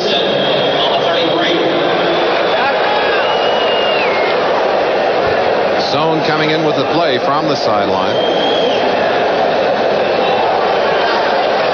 1 timeout left, so O'Brien can afford once if he sees the opening to go down the center of the field. First down. It certainly changes the way you can play defense too, Dick. There he goes down the center, and then they pitch play to Hector. He's all the way to the 39, but can't get out of bounds. He's not out of bounds. We got an injured player down, and I don't think, yes, they are going to stop it, but I think O'Brien called a timeout. Pitch and trailer. Schuler catches the pass and pitches back to Hector, one of the oldest plays in the book. I think Shula is the guy who usually runs that play. In fact, they've run it quite often, and here's the toss. They fool a couple of the Dolphins here. Offerdahl is up. Kozlowski is up. But Lyle Blackwood was not fooled. And Kozlowski able to get him down inbounds. There's Schuler. Schuler took quite a shot right there. He was slow getting up. And there's That's the play. Remember in the San Diego-Miami playoff game a few years ago, that dramatic game that went overtime, it was Don Strock to Duriel Harris, who pitched to Tony Nathan for a touchdown. A little bit of Don Shula's own medicine being handed back by Joe Walton. Puts them in on the 39-yard line, looking in at that goal line. There's the situation. They need 7 to tie. They have only 35 seconds to get there, and it's a 39-yard trip. And coordinating producer Ted Nathanson, our director today, Andy Rosenberg, producer Larry Cirillo. Who was the scriptwriter today? Well, he came straight out from Hollywood. And O'Brien trying to make it even more dramatic. Schuler. Whoops. Oh, he fakes it, trying to get outside. And he does. He stops the clock. What an effort by Schuler. They were looking for the pitch back to Hector, and they left Schuler, and that allowed him to get out of bounds. 4 yards. Play. Right back to the other side, but Schuler could see there was nothing to be gained from flipping it, kept it in his hands, and had to fight through a couple of tacklers to get out of bounds. Watch him at the end of this play. He can see there's no gain here. They got a piece of him too early. Kozlowski, no way he was going to take the bite a second time.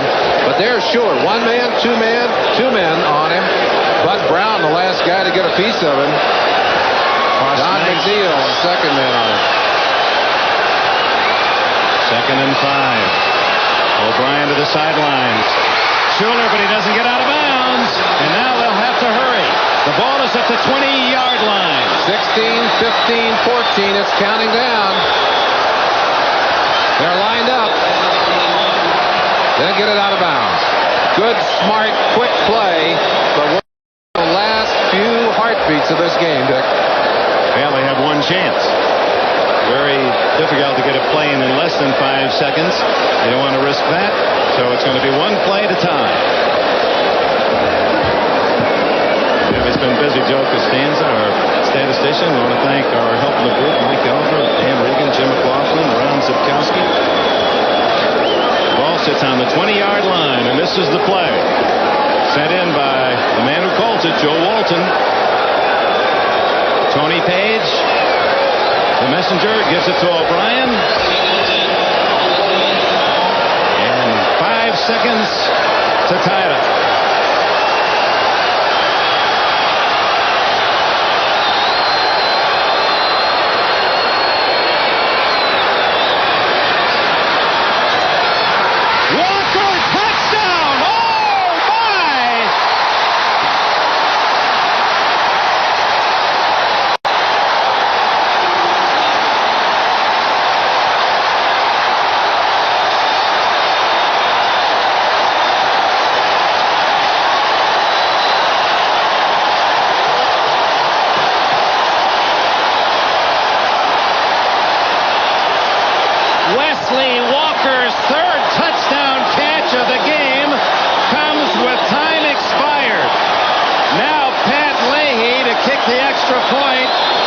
Necessary for overtime.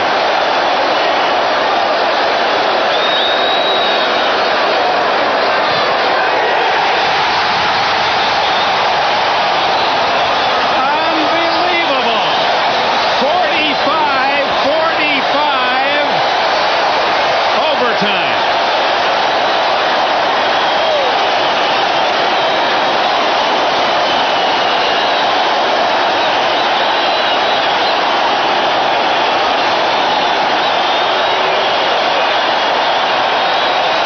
Here's a chance to watch that play develop.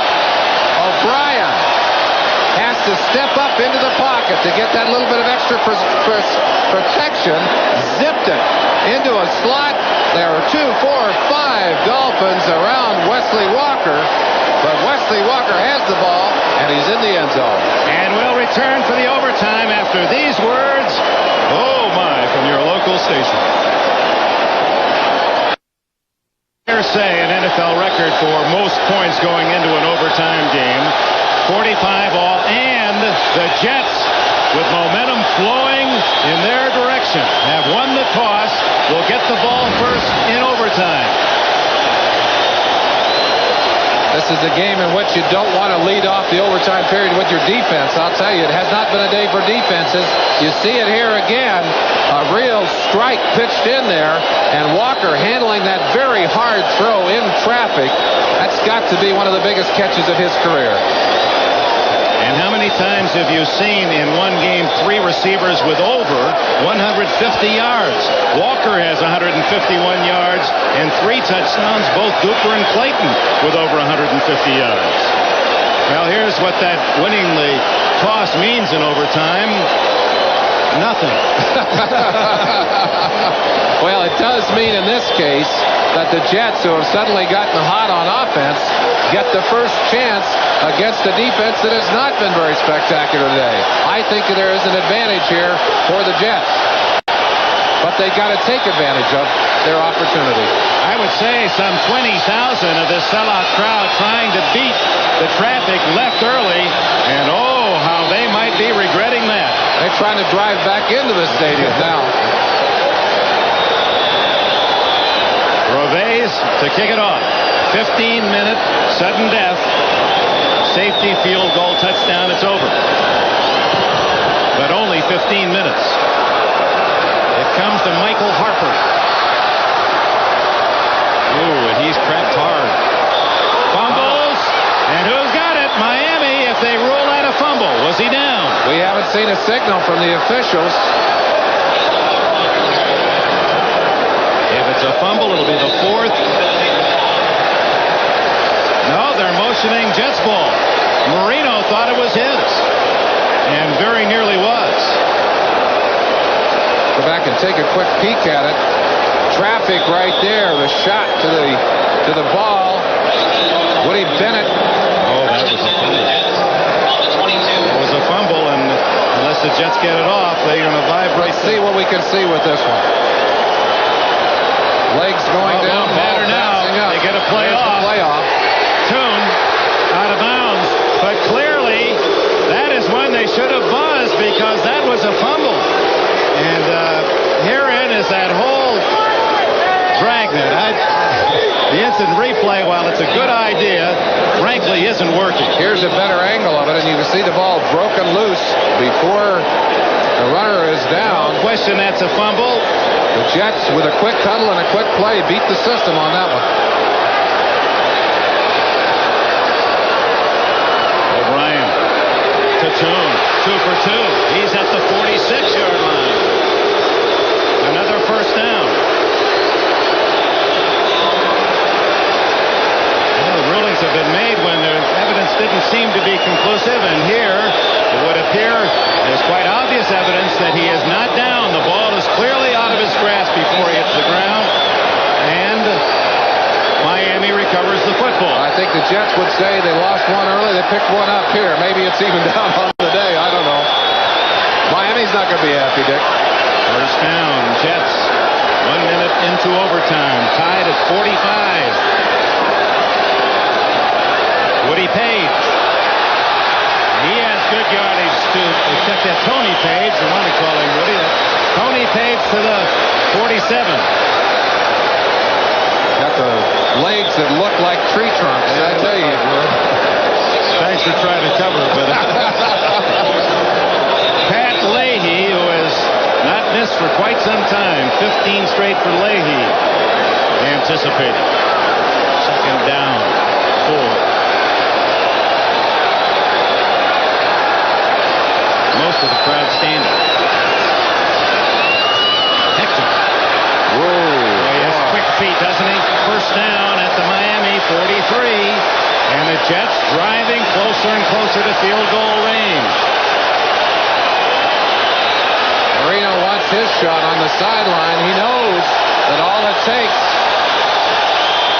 is a field goal or a touchdown, any points on the board, and he's not going to have a shot at it. I tell you, Dick, you've got to pass some bouquets out to the offensive line of the Jets. Dan Alexander has been in there all day with a bad back, and those guys have been down in the trenches knocking it out, doing a fine job in there. Fake to Hector. O'Brien going for it all to Walker. Touchdown! Oh, my!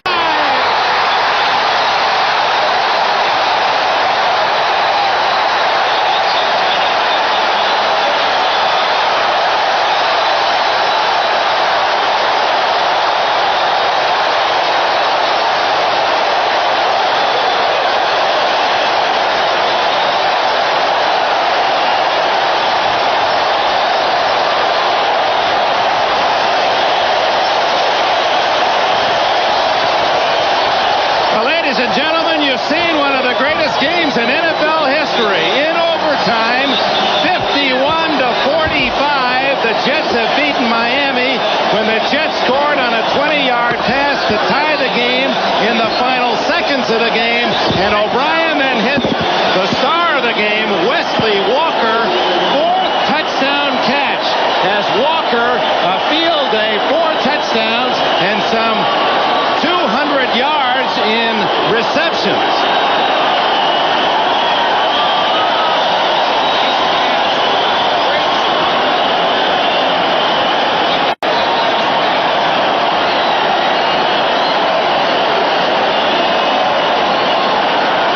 Wesley Walker, who made the brilliant catch in traffic, stabbing the touchdown reception that tied the game, floating, and Ken O'Brien laying it in there for a dramatic 51-45 win. Officially, Walker, 6 catches, 194 yards, and 4 touchdowns.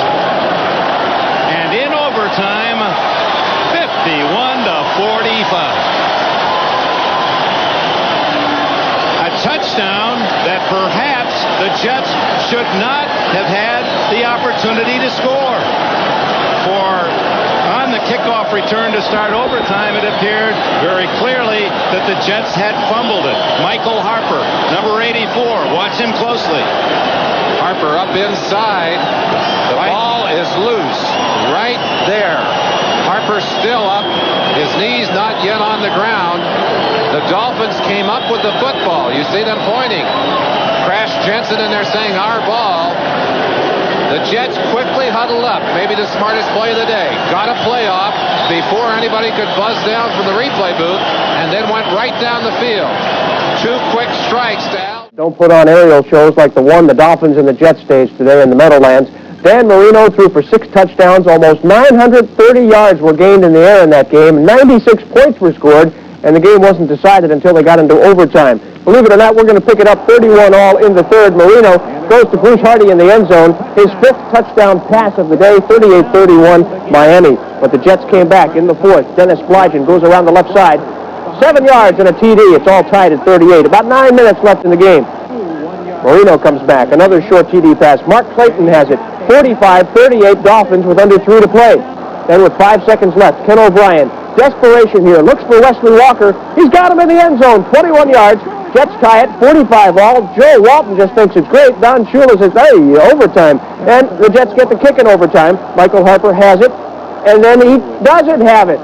Now, was it a fumble? Was the ball dead? Was the play stopped? Look at the replay. See if you can figure it out. It looks as though the ball falls out before he's down. That would have left it for the Dolphins. Instead, the Jets got it back, and it's D-Day. Here they go. Ken O'Brien. Who? Wesley Walker. 43 yards. Walker's 4th touchdown catch of the game. Afterwards, O'Brien said he was on cloud 9. That was some game to come back and get the touchdown. Wesley made a great catch at the end of the regulation time. And it just seemed like things were clicking and we were moving the ball downfield. And if we wouldn't hit on that big one to Wesley, we would have hit somewhere else. We just made things happen and hung in there. And Marino led a big charge all day long. He was hot. And just lucky our offensive line protected and blocked him out long enough to give me a time to throw downfield. Every time you win a football game, the momentum carries you over to next week. But you still have to play. You have to, be consistent, not make mental errors. In the first 2 games, we were really playing really casually, making mistakes, not making a lot of third downs. Today, we moved the football, we were running, we were passing. It seems like everyone wanted to get it done. Wesley Walker, he got bounced around on that roster during preseason. Action around the National Football League yesterday. Some tremendous games, as a matter of fact.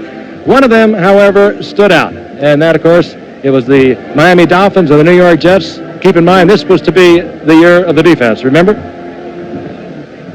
Giant Stadium, East Rutherford, New Jersey, yesterday. A shootout between the Miami Dolphins and the New York Jets. And what a day for Ken O'Brien, the best day of his career, as he teamed up with Wesley Walker, the speedy wide receiver who had a great day against the Dolphins. 4 touchdowns. Picking up the action in the second quarter, Miami leading 21-17. O'Brien is back. Looks left. Down the sideline on the right side is Wesley Walker. 65 yards, and the Jets had the lead 24-21. Still in the second quarter, the Jets leading 24-21 with a minute remaining in the half. O'Brien is back. Looks left again. Again, he comes back to Walker, who gets away from number 44, Paul Langford, at the 20. Cuts to the middle of the field, take it in for 50 yards out. The halftime score, the Jets leading 31-21. Dan Marino, a spectacular day for the Dolphins quarterback. 6 touchdowns on this day, 448 yards. It's 31-21, the Jets, when Marino drops back. He looks for Mark Duper. Duper will take it at the 3-yard line and back into the end zone. For Mark Duper, 7 receptions on the day, 154 yards. He cut the Jet lead to 31-28. Now in the fourth quarter, Miami leading 38-31. Dennis Blygen takes the pitch out from Ken O'Brien. Sweeps left, bounces off Paul Langford into the end zone, and the score is tied at 38. It was still hold your breath time. Much more to come. 3 minutes left in the game, tied at 38. Dan Marino is back, looking for his other mark. And he hits Mark Clayton from 4 yards out. Touchdown to give the Dolphins a 45-38 lead. Clayton on the day, 8 receptions, 174 yards. Now, time running out. Time for one more play for the Jets. The Dolphins leading 45-38. Back goes O'Brien. Once again, he looks for number 85, Wesley Walker. Walker near the goal line. Backs into the end zone as time expires to tie it at 45. Then in overtime, Miami's Claude Rebez will kick off. Michael Harper of the Jets awaits the ball at the 3-yard line. Hits the wedge, looking for the gap, but all he finds are Dolphins. The ball comes loose, and it appears to be a fumble, but the officials rule otherwise, and the Jets maintain possession. Later in the drive, with first down and 10 at Miami's 43-yard line, Ken O'Brien will drop once again. Never leave it until they stop it is an old football adage. Walker once again. He beats number 28, Don McNeil, 43-yard touchdown, Walker's fourth of the game. The Jets win it for the day. 884 passing yardage, a new NFL record.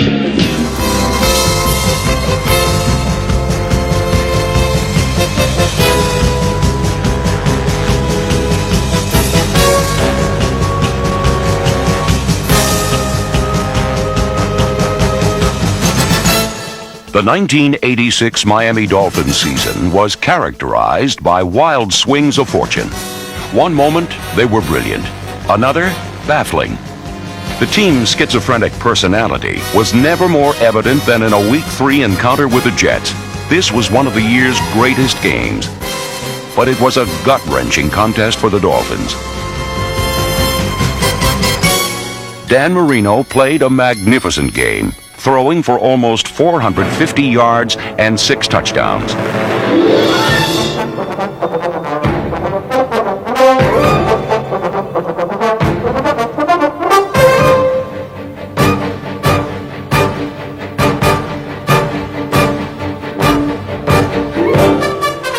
From the New York 46, second down and 8.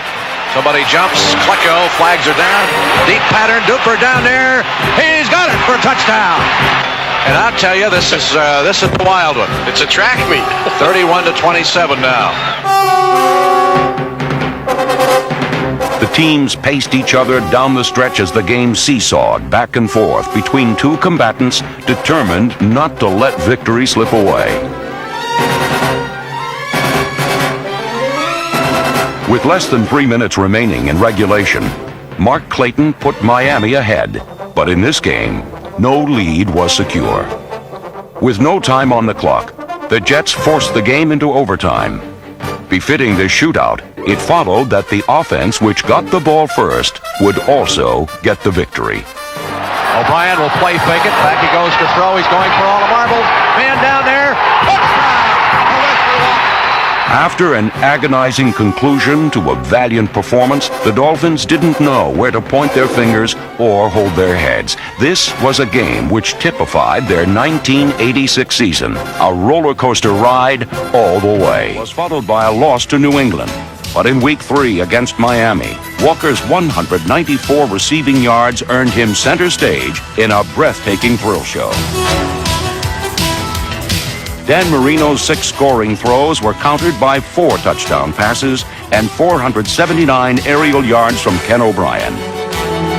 Rugged receiver Kurt Sohn, number 87, and tight end Rocky Cleaver, number 89, helped set up deep passes to Walker.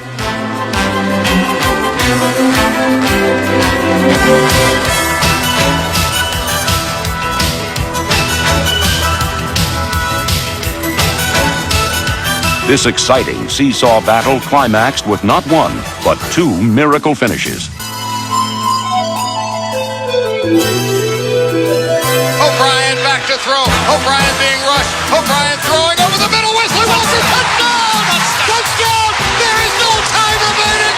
When I made the catch, I was in a dream world. I didn't realize what had happened, and I still don't. I dropped back and waited and just waited for Wesley to get anywhere near the end zone, and threw it about as hard as I could, and the next thing I knew, Wesley was flying through the air, made a great catch, and rolled in the end zone. As soon as we won the coin toss, I knew we were going to score. Everything was going our way at that point. O'Brien's back to throw. O'Brien throwing long down the sideline for Walker, and he got it! Touchdown! Touchdown! Wesley Walker with his 4th touchdown reception. The Jets are going berserk. They're bombing Wesley Walker in the end zone, and the Jets win it 51-45. One of the NFL's best matchups is the Miami Dolphins and the New York Jets. And last Sunday at the Meadowlands, Dolphin coach Don Shula confidently marched his troops into battle, knowing full well that he possesses a weapon that no other team can boast: quarterback Dan Marino. Marino is the reason the Dolphins are defending AFC East champions. And with him, Miami will always be contenders not only for a division title, but for the league championship as well. Jets quarterback Ken O'Brien is coming off a 1985 season in which he led the NFL in passing. And his rapid climb to the top has New York hoping that, like Marino, O'Brien can be their ticket to the Super Bowl. Certainly, Jets head coach Joe Walton would like to see his team develop the consistency that produces Super Bowl contenders. His Jets are trying to rebound from a thorough beating at the hands of another AFC East rival, the New England Patriots.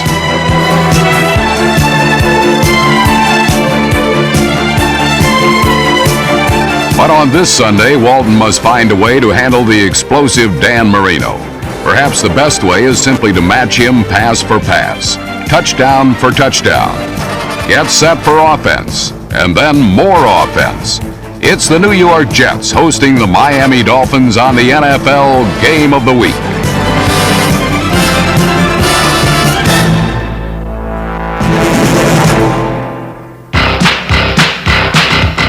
The game's first important play was not produced by either Marino or O'Brien, but rather by Jet punt returner Kurt Zone, number 87.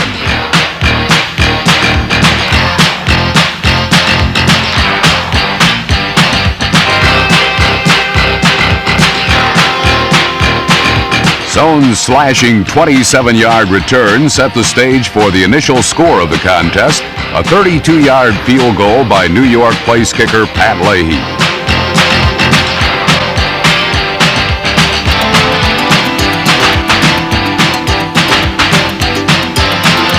Strangely enough, over 10 minutes of the first quarter had elapsed, and Leahy's three-pointer was the only score.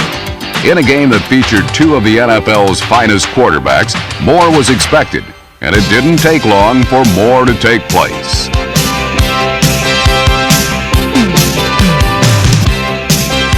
It doesn't matter how well you play defense. You cannot hold Dan Marino and the Dolphin passing game in check for very long. Following the field goal, number 13 attacked New York's injury-riddled secondary, throwing sideline strikes to Mark Duper, number 85.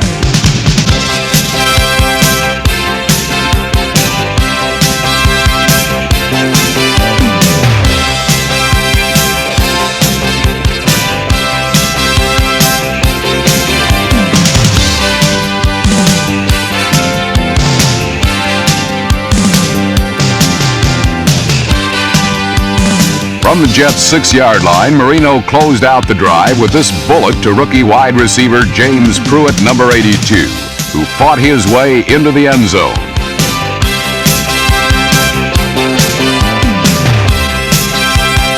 Pruitt's first receiving touchdown in the NFL gave Miami a 7-3 lead, and it would stay that way through the end of the first quarter.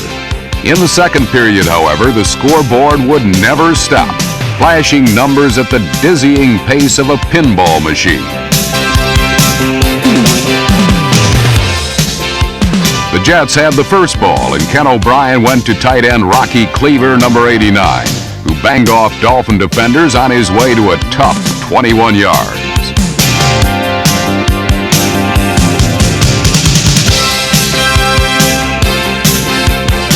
Cleaver did everything but ring up points. That was left to running back Johnny Hector.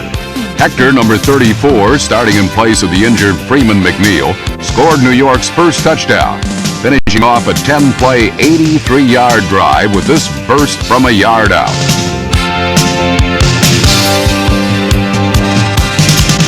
Three minutes into the second quarter, the Jets had gone ahead 10-7. The next 12 minutes of this AFC East game would produce 5 touchdowns, and in the process, the Jets would tie a team record for most points scored in a quarter. But for now, the difference was a field goal, and the New York defense prepared to contain the league's most explosive quarterback. Not only did they contain Marino, they forced him into an interception, as safety Lester Lyles, number 26, picked off this errant toss and returned it deep into Miami territory.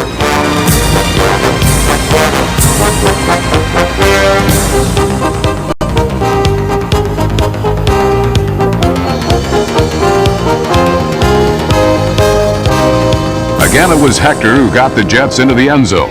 this time on a quick hitter up the middle from 8 yards out.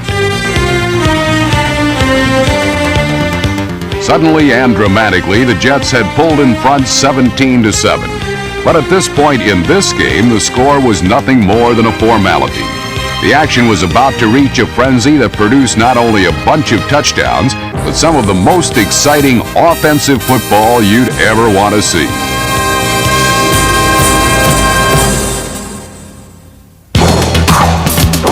When it comes to offensive football, the Miami Dolphins take a backseat to no one. The reason is an offensive line without equal when it comes to pass protection. And of course, Dan Marino. Marino has the quickest and deadliest release in the game, and he flashed his lethal wing following New York's second touchdown.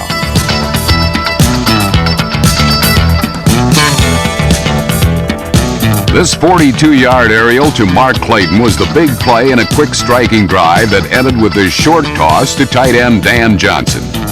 It didn't take long at all for the Dolphins to get back in the contest. It was now 17-14 New York, but the Jets and O'Brien committed their first turnover of the game as Miami cornerback Don McNeil, number 28, plucked this pass out of the air, giving the Dolphins excellent field position at the New York 13-yard line. From there, Marino made short work of it, throwing his third scoring pass of the half, this one to Mark Duper in the corner of the end zone.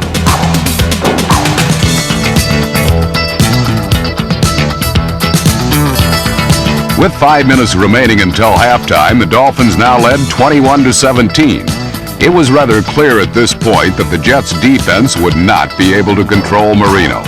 The question then was, can the Dolphin defense, shell-shocked on opening day by a Chargers attack that scored 50 points against them, somehow manage to hold New York's powerful offense under wraps? The answer would be no, and two of the main reasons were O'Brien and wide receiver Wesley Walker, number 85. On an important 3rd and 14 situation with just over 3 minutes remaining in the second quarter, Walker left the Dolphins secondary gasping for air as he sprinted into a different time zone with a 65-yard score. The Jets had their third touchdown of the quarter, and they regained the advantage 24-21. The Jets would get another opportunity to score late in the half on a freak play that resulted in a fumble and a New York recovery. On this Dave Jennings punt, Miami rookies James Pruitt and Raina Thompson collided, with the ball hitting Thompson and bouncing into the hands of Jets special teamer Matt Monger, number 58.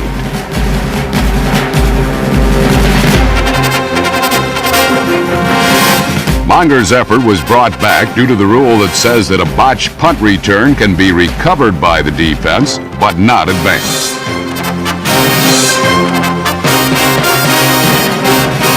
It didn't matter, however.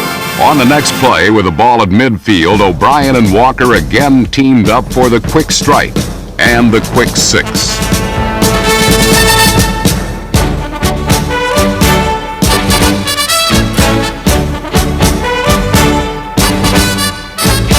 The score came with 40 seconds remaining in the first half and was the Jets' fourth touchdown of the second quarter, tying a team record. The Jets and Dolphins had combined for 6 touchdowns in the period, and the entire half saw O'Brien and Marino total nearly 500 yards passing.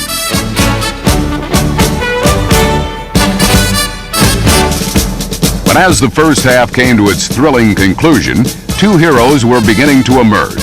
One was a swift wide receiver named Walker, with a special knack for outrunning secondaries to the end zone. And it was this talent that had the Jets ahead 31-21. The other hero was a young quarterback who has quickly moved into the elite group of performers that make up the NFL's superstars. Ken O'Brien may not receive the public attention that a Marino or an Elway generate, but this efficient field general is rapidly proving himself to be the equal of any quarterback in the league. And in the second half, Mr. O'Brien would state his case even more assertively.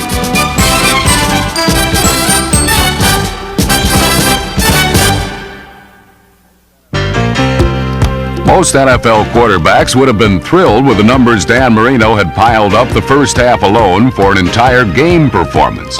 But the Miami passer never ceases to amaze, and he continued right where he left off as the second half began.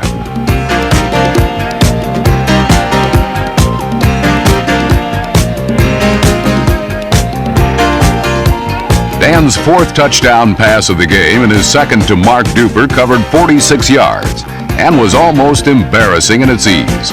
Taking full advantage of the Jets' injury-riddled secondary, Duper simply ran past all the New Yorkers and found himself practically waiting for Dan's scoring toss to fall from the sky. With Duper's touchdown, Miami trimmed New York's lead to 31-28, and Mark's Cheshire Cat smile was contagious. Soon all the Dolphins were grinning from ear to ear. After giving up a whopping 28 points to the Jets in the second quarter, Miami allowed no scoring at all in the third period as the New York offense sputtered.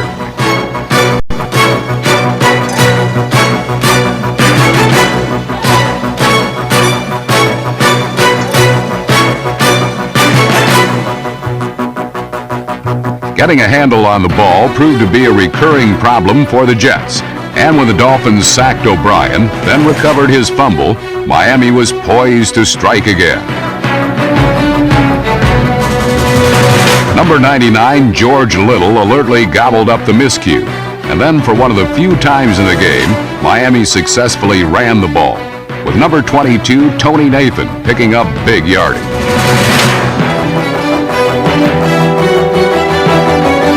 It then appeared that Marino was about to pick up another touchdown pass, but he just missed connecting with Mark Clayton over the middle.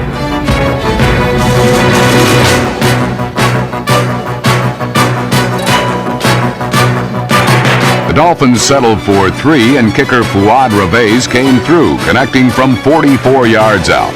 Miami had now completely erased New York's halftime lead, and soon the Dolphins would reclaim that lead for themselves.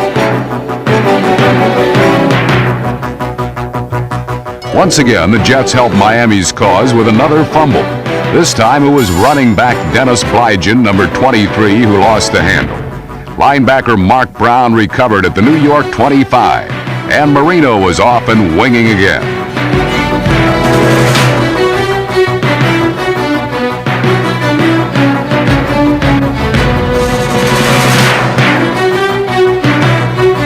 Duper was stopped just short of the goal line. But after 2 unsuccessful running attempts, Marino called a play-action fake. The Jets bit, and the result was touchdown pass number 5 and a new Dolphin lead.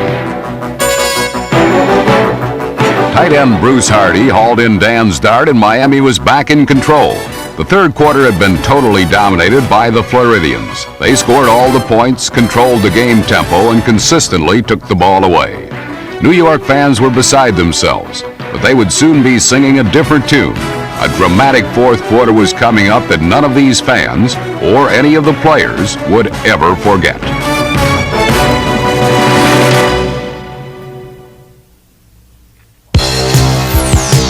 While the Jets continued to struggle in the second half, the Dolphins continued to ride the golden arm of Golden Boy Dan Marino.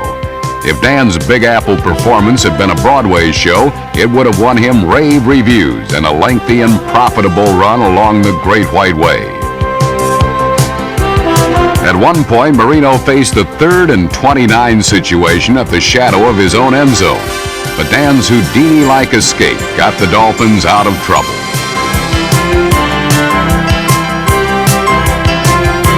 Marino was so hot that at times it seemed he was completing passes to everyone. And in fact, that's just what was happening.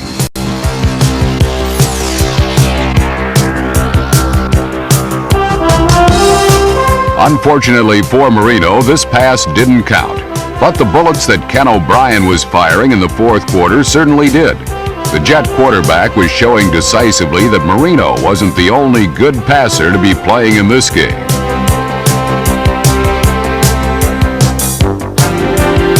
A big catch by wide receiver Al Toon set up 3 more O'Brien completions as the Jet attack finally began to revive itself.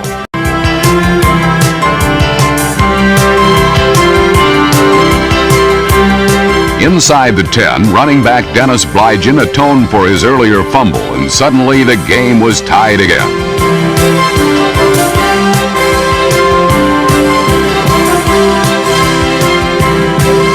The Jets appeared to be picking up momentum.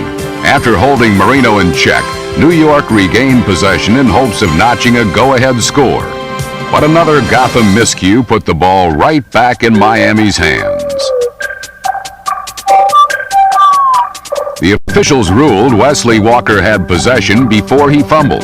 The Jets felt otherwise. The bottom line was Miami had the ball, but they didn't keep it long, only the time it took for Marino to fire touchdown pass number 6.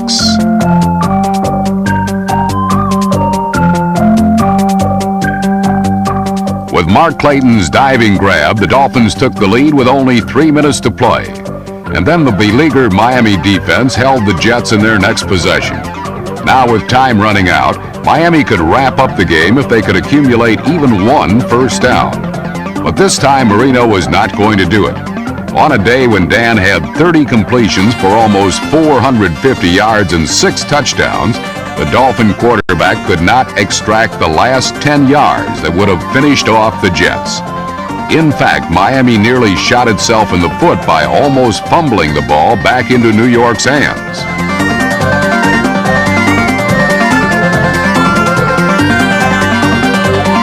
With barely a minute to play, Ken O'Brien took over. And with the help of clever-handed tight end Mickey Schuler, the Jets began an incredible march to the end zone.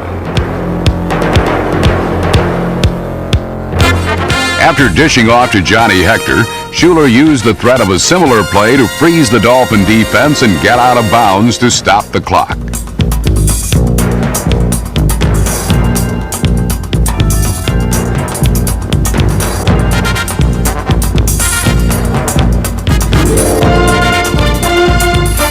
Schuler caught one more pass, and then with 5 seconds left in the game, Ken O'Brien faced a 9-man secondary in a seemingly hopeless situation. But then that hopeless feeling vanished quickly. With no time left on the clock, Wesley Walker came down with a catch. O'Brien fired the ball between 5 Dolphins. Wesley had his 3rd touchdown catch of the game, and with the conversion, the contest ripped into overtime. For the 3rd time in his career, Walker had collected a trio of scoring grabs in a single game. But none was ever as dramatic as this. New York had come back from the dead, then added to their good fortune by winning the overtime coin toss. But then it looked as if all their heroics were about to go by the wayside, as kick returner Michael Harper, number 84, appeared to fumble the football away.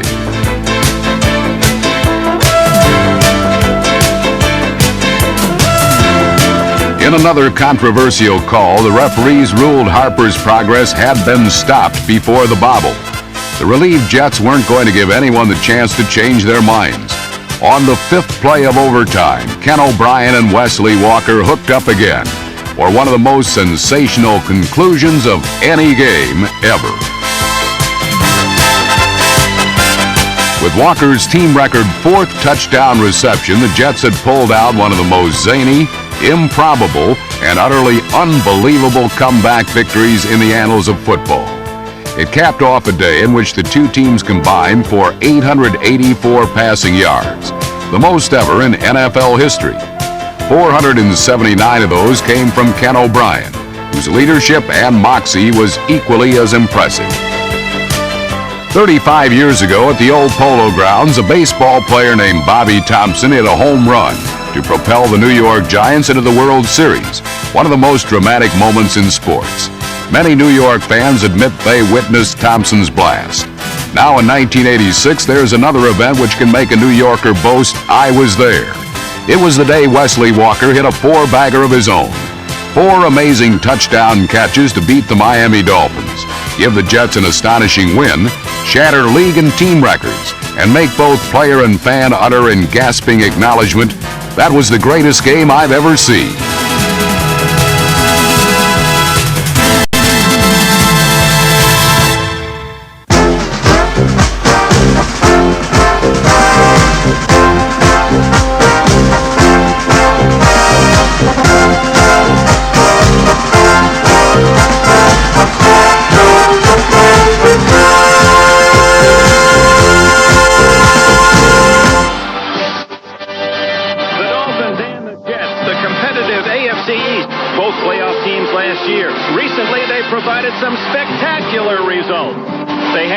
meeting in their last meeting last November. Final seconds, Orange Bowl, Miami. A Dan Marino to Mark Duper pass. 50 yards and a dramatic 21-17 Miami win. That was 85. Today at Giant Stadium, they clash again. Though early, it's already playoff important. And the usual sellout crowd of 76,000 at Giant Stadium. Perfect football weather, partly sunny and 72 degrees in this AFC East matchup, Miami and the Jets. Hello, everyone. Dick Enberg with Merlin Olsen. Welcome to East Rutherford, New Jersey. Both teams are 1-1. Third week of the season. Is that too strong a talk that it has playoff implications? Dick, I don't think so, because if you want to get to those playoffs, you've got to win the games within your division. The Jets have already lost a game to New England here at home last week. They can't really figure to beat Miami in Miami. This game takes on very great and important proportions to them. In fact, if New England should win today, the loser of this game will fall quickly 2 games back. Well, here in New York, the Jets' favorite material has been adhesive and gauze. Lots of bandages here. Freeman McNeil, their ace running back for the Jets, out on injured reserve with a hyperextended elbow. That really hurts them, because you know that the way you want to beat Miami is to run the football. Puts a lot of pressure on Johnny Hector today. And the defensive backfield for the Jets decimated. Do they have 4 healthy players there? Well, yes, but just barely. Walking wounded. 6 Jet defensive backs hurt. That means they had to go out at the first of this week and bring in 2 extra defensive backs. They've activated them, brought them onto the roster. I had talked to Bud Carson yesterday. Carson said, I don't know, we couldn't even line up 4 healthy guys out there yesterday. And they have to face Dan Marino. When Marino throws his 8th pass today, he will rate as the all-time NFL passer in efficiency. Well, Dick, I got to tell you, if I were Marino, you might see 8 of those passes in the first 8 plays of the game. He's got to be licking his chops. Well, you know, his coach, Don Shula, has it in the game plan. Well, Shula's comment yesterday, he reminded his players of that loss they took here last year, one of the most embarrassing of his NFL career.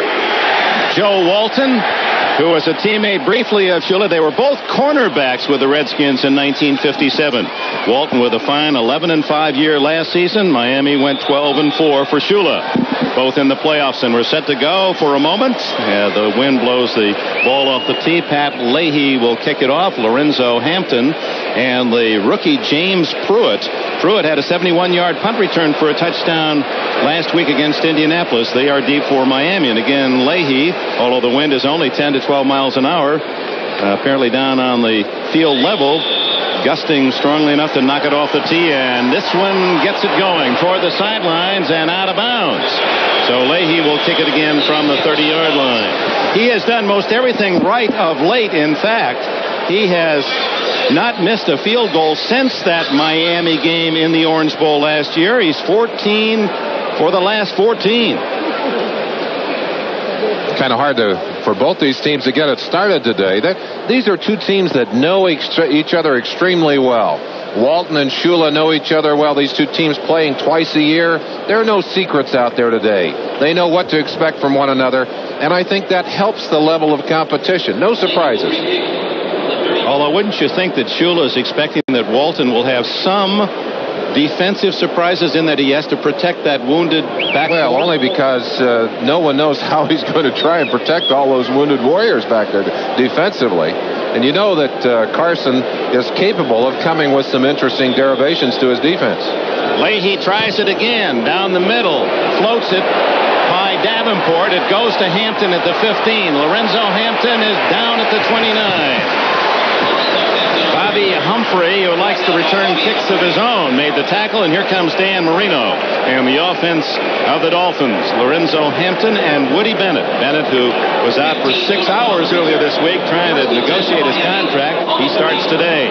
The Mark brothers, Duper and Clayton, are on the outside. Bruce Hardy, the tight end. The offensive line for Miami reads Cleveland Green, Roy Foster, the All-Pro Dwight Stevenson on the nose. He'll be hitting Joe Klecko throughout the day. Ronnie Lee and Greg Cook, the former Packer, at right tackle. First down, 29-yard line. Yep, Marino throws on the first play of the game, and he's got a completion to Duper at the 42-yard line. Mel and Carter with a tackle, 13 yards for Marino. Defensively, Barry Bennett, Joe Klecko, and Mark Gastineau, the front three. The linebackers, Jackson, Clifton, Mel, and Crable. And then the question marks. Jerry Holmes, starting for the first game, was away in the USFL for a couple of years. Russell Carter at the other corner. Lester Lyles for Harry Hamilton at strong safety. Johnny Lynn, he's nicked in a couple spots. Wrist and ankle at safety. Second play, second pass, Marino. Wide open, Clayton. He's at the Jets 37 with another first down. It didn't take him long to find his marks. First Duper and then Clayton. Working on those cornerbacks. The Jets like to play man-to-man on the corners.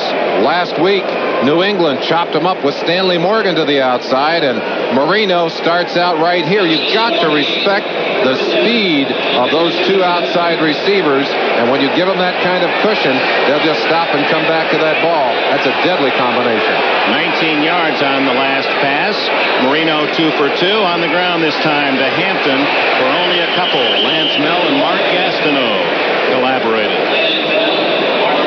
Well, we're going to see throughout the course of this game one of those ideal matchups in football. You've got an all-pro center many regard as the best in the game today, Dwight Stevenson of Miami. And many would vote for Joe Klecko as the best nose tackle in the NFL. And they're matched, well, face bar to face bar throughout the course of this afternoon. It is a nose-to-nose confrontation. Klecko won the battle the first game here last year, and the Jets with an impressive win, and Stevenson took care of him down in Miami. Flags all over this field. And is it complete, or was he out of bounds? It was at the 19-yard line, complete if it counts, and a 16-yard gain to Duper. And now the flags. That early usually against offense. Motion. Miami. And that will nullify another perfect strike by Marino. The men in the black and white, Pat Haggerty, the referee, and his crew, including the replay official, Tony Viteri, longtime veteran. Illegal motion, number 68, offense, still second down.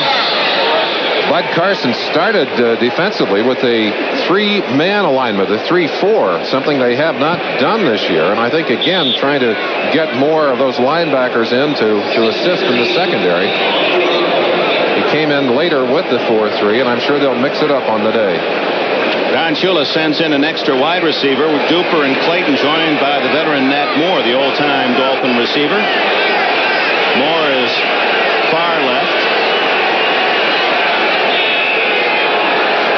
Moore in motion, a little mix-up in the backfield, and Hampton caught by Gastineau and swarmed down by half the Jets defense way back at the Miami 45. They'll allow progress back at the Jets 45. They don't count the final 10 yards.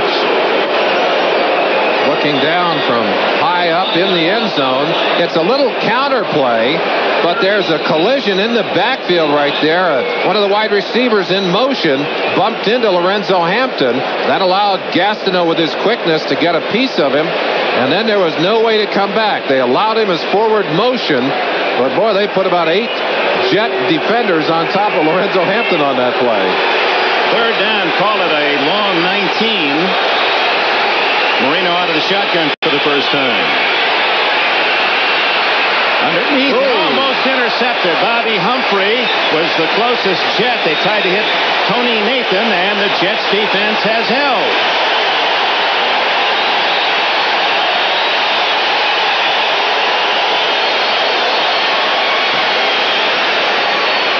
Well, after a couple of quick successes in the air, Jet defense stiffened.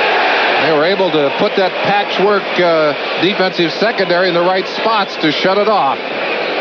Reggie Roby, the biggest punter in the National Football League, 243-pounder out of the University of Iowa. And he just sledgehammers the ball. Averaged 43.7 in the first 2 games of this year. Also, as you saw, some problems on returns. Kurt Sohn, 7.5. His average on 4 returns is back at the 10.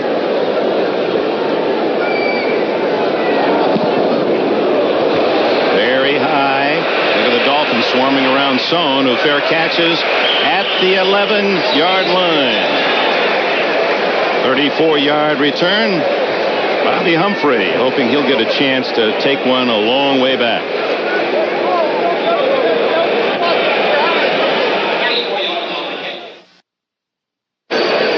Reggie Roby, we understand, forgot his shoes and borrowed one from the New York Jets to deliver that kick down to the 11, as you see Roby properly adorned. They're so fussy about those shoes, too. That's a little unusual. Usually they carry them in a handbag. They don't want anybody to touch them. Dennis Blygen opens with Johnny Hector in the backfield behind Ken O'Brien, and that's Rocky Cleaver in motion. Not much there at all for Blygen, a couple of yards. First check of the scores in the National Football League. No scoring yet as those games are underway. Denver gets a safety early at Philadelphia, and Indianapolis with a quick score against the Rams. Minnesota hits early against the Steelers. Cleaver came all the way inside to crack on the nose tackle that time. Very unusual play for the Jets. 2nd and 8. Hector dancing into the secondary and dropped it to 22. First down, Jets. In white, New York lines up offensively this way. O'Brien, part of that great class of quarterbacks in 1983. Hector for the injured Freeman McNeil. Tony Page, although Blygen started for Page, better receiver Blygen. Toon, they love him here. You'll hear a lot of Toon when he gets his hands in the ball. The speedster veteran Wesley Walker. Tight end Mickey Schuler. He's caught 144 the last 2 years. The line of Sweeney, Banker, Fields, Alexander, and McElroy. Same names as late last year, but they're in different positions, 3 of them. Hector again over the top to the 25, a gain of 3. Fields at center, and Alexander was playing with a bad back at right guard in the same spots, but Sweeney, Banker, and McElroy moved around. The Miami Dolphins defense has a couple of rookies. One, T.J. Turner from Houston. Bob Baumhauer, the All-Pro, back at nose tackle, and Little, the other wide man. Brzezinski shipped John Offerdahl from Western Michigan. They're really high on that rookie, and Hugh Green, the All-Pro. Langford, Judson, Blackwood, and Brown in the backfield. Dennis Blygen for 5 out to the 30-yard line, where it'll be 3rd and 2. Jackie Shipp, number 50 in the Miami defense, to make the tackle. Just watching Dan Alexander down there, we talked about his back injury. Number 60, right in the middle of your screen. Boy, I tell you, he has tried to make his blocks. You saw him throwing down at TJ on that play, but he is having problems in there. Alexander will probably go as long as he can, but that may not be too long. 3rd and 2, 4 plays, 4 rushes for the Jets. And they stay on the ground again to Hector. A little misdirection, and Hector has a first down at the 33, almost the 34. Now the Jets, a couple of first downs to get out of the hole. Number 56, right in the middle of your picture, John Offendahl, and they are so excited about him. He is one of the very quiet, very unassuming young men. Got away with a little hanger on the face mask on that play, but he's calling the defensive signals. You see him stepping into the huddle there with the call from Chuck Studley on the sideline, and he is an impact player. They are thrilled to have him. I've never heard Shula use so much praise about a first-year player since Marino checked in. O'Brien's first throw. Plenty of time, and then no one open, and he has to eat it back at the 25-yard line. And if there's one thing that I'd like to see O'Brien do, is to learn how to unload that football. You've heard a lot about it. We've heard a lot about the sacks, and I'm sure O'Brien is tired of hearing about the sacks. But at the same time, there's an awareness factor that you'd like to see him develop. The ability to throw that football away when he knows there's no one open. Marino does that, I think, as well as any quarterback in the league today. And as on the other side of the spectrum, the least sacked quarterback in football, as opposed to O'Brien being the most sacked quarterback. 62 times last year, and that was the 8th sack against O'Brien this year. Credit Hugh Green with the sack. On 2nd and 13, O'Brien dumps it off, has a man. It's the tight end, Cleaver. Rocky Cleaver from the University of Montana gets 11 before Brzezinski can tackle him from behind. That ball slightly underthrown. Had it been stretched out a little bit over the top, I think they would have had the first down. Brzezinski able to recover enough to make a saving tackle, at least for the first down. Watch him right here. Had to stop for that ball. If he could have picked it up on the run, kept his momentum, would have picked up at least another 10 yards on the play. We talked about the all-pro matchup with Stevenson going against Plecko. You saw Bob Baumhauer, also an all-pro, against Joe Fields, the highly regarded center of the Jets. Baumhauer putting pressure on O'Brien. Third down and a short 2, and it's going to be close as Hector trying to edge forward. George Little, 99. Defensive right end from Iowa was there first. He's short, Dick. They didn't get up to that marker on that play. You talk about Baumhauer. Baumhauer still coming back from knee problems. Is not back to full speed. Has improved each and every week. But he told me, even though his knee actually feels better than it did back in '84, he is not back to full speed at this time. Baumhauer, one of the many from Alabama, and many spotted on this Miami roster. And of course, Alabama, another theme for Don Shula. Practice yesterday, he interrupted practice several times to say, "Get me that Alabama score." His son Mike Shula, the quarterback of the Tide, and they were successful yesterday, 21-7. A lot of Florida players on that team. There might have been a few friendly wagers on that game as well. A fourth down and less than a yard, as you saw, and the punting team already on. Dave Jennings averaging 37.6 a kick this year. 4 times a Pro Bowler himself. Excellent contrast in Jennings and Roby. Jennings with a net average that is not too spectacular, but with a net average that's much better than his gross average. Kicks the ball with great control, good hang time. They don't get much on the returns. Nat Moore, as you saw, deep at the 13. Beautiful spiral. Moore, fair catch at the 9-yard line. An excellent kick by the veteran Dave Jennings from St. Lawrence University. Went there as a basketball player and just said, "I can kick a football," and here he is now in his 13th NFL year. You'll never get more contrasting styles than the kicking techniques of Jennings and Roby. Watch Jennings first. Very controlled. The ball at about the shoulder level, even below the shoulder level. Watch Roby. Look how high he starts his drop. A violent kicking action, and yet Roby's foot, his plant foot, stays on the ground. Jennings is up in the air to finish it. That's interesting. We'll take another look at that. Out of the backfield, Hampton, incomplete. That last punt by Jennings was good for 48 yards to put Miami inside the 10-yard line. And before we go to the kickers, we're just a short punt away from NFL 86. Dick, here's the opening kickoff in Philadelphia. Junior Totalatasi bringing it back for the Eagles. Ken Woodard hits him for the Broncos. Mike Harden comes up. The ball squirts free. The Broncos can't recover it. Otherwise, it would have been 1st and goal to go. Instead, it squirts out of the end zone for a safety. Later, they add a field goal and lead 5-0.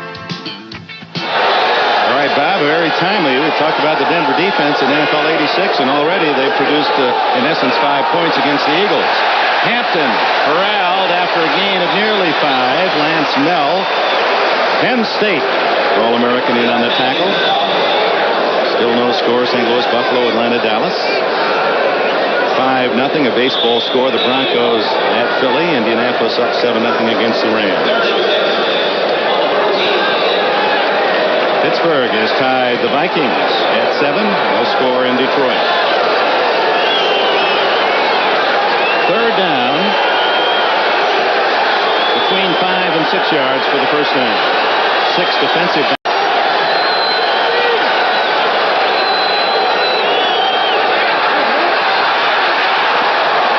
Incomplete. And the reason it was pressure by Gastineau and Lyons on Marino. And Gastineau trying to get the crowd going. Sohn at the 50.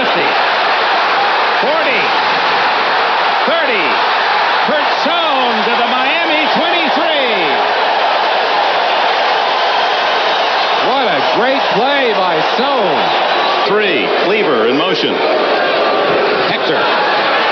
Johnny Hector from Texas A&M down close to the 15-yard line before Offerdahl. And Bud Brown can make the tackle for Miami. He's only 8 passes intercepted. 3rd and a long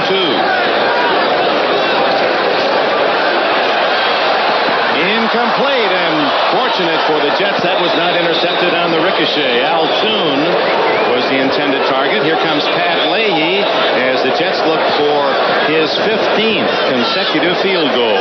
He's been outstanding. He's really hitting him, and he's got another. 15 straight. The NFL record, 23. Mark Mosley. That transition, he'd be a magician. Marino. Plenty of time to find Mark Duper, and he's out of bounds at the 45 of New York. Johnny Lynn made the bump, and Lorenzo Hampton behind Marino. Wide open again is Duper, and he's inside the Jets' 25. Johnny Lynn makes the tackle. Career pass. And he hits Hampton at the 20. Hampton inside the 10, first and goal, Miami. Side. Jets may have been offside. Third and goal. Inside to Pruitt, and the rookie has a touchdown. March to the championship. The Broncos know that. O'Brien, the throw, has time and hits Rocky Cleaver over the middle.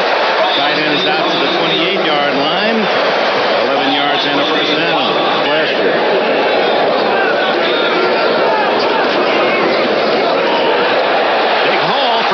And he rumbles to the 38-yard line. He's in Detroit. Hector ducking through a hole, and Johnny Hector to the 47-yard line. Good gain for Hector of 7 yards. A good drive. Look at third and 1.5. Have a man open. Hector, first down. Miami 43. Third down and 7 for the Jets. O'Brien. Tatum. Fumbles. Did they get it in bounds? No, out of bounds, and it remains in the possession of the Jets as Al Toon has the first down at the Miami 25. Expect it to come back in your hands. Jets trailing 7-3 early in the second quarter. Wide open is Rocky Cleaver. He's at the 10. He's at the 5.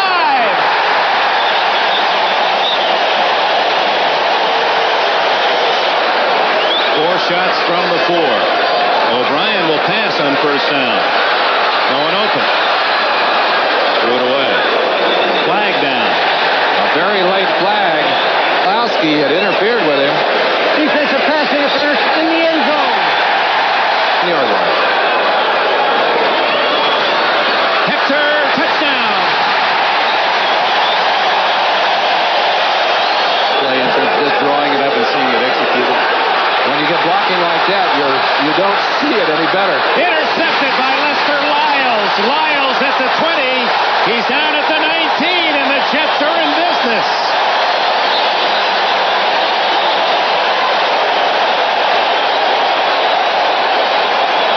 He wears 51, and they're running at him. They did the last play. Toon in motion. O'Brien stepping up. Hitting his tight end again. Mickey Schuller inside the 10. First and goal. Jets. Hector up the middle. Hector, touchdown.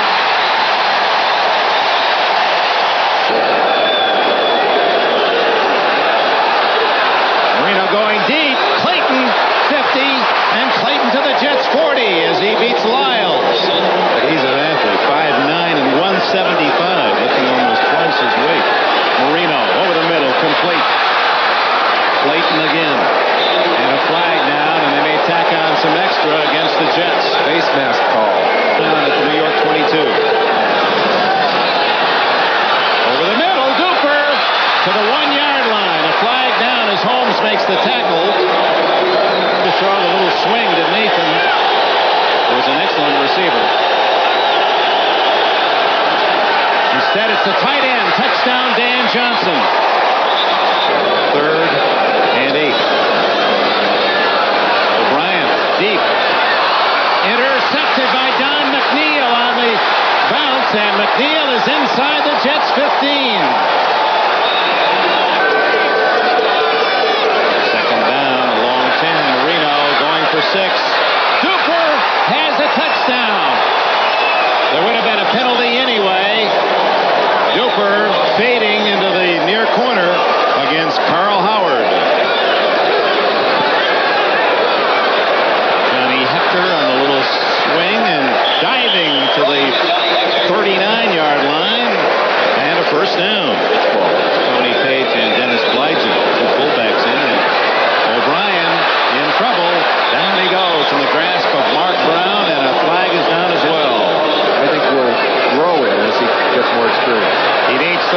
He's wide open. Wesley Walker. The Jets have taken the lead again.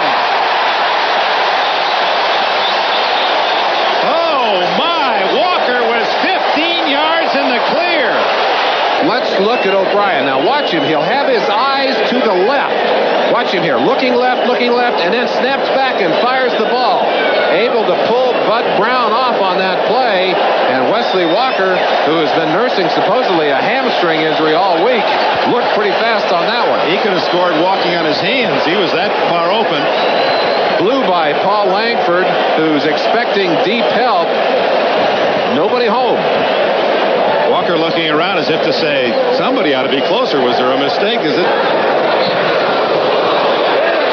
Dying spiral, fair catch for Pruitt. Runs into his own man, and the Jets have the football. It can't be returned. Although Matt Munger will go all the way to the 2-yard line. That you cannot advance the ball. That's a muff, not a fumble. It cannot be advanced, but apparently will be the Jets' ball at midfield. Now Bryan going deep for Walker. Wesley Walker scores again.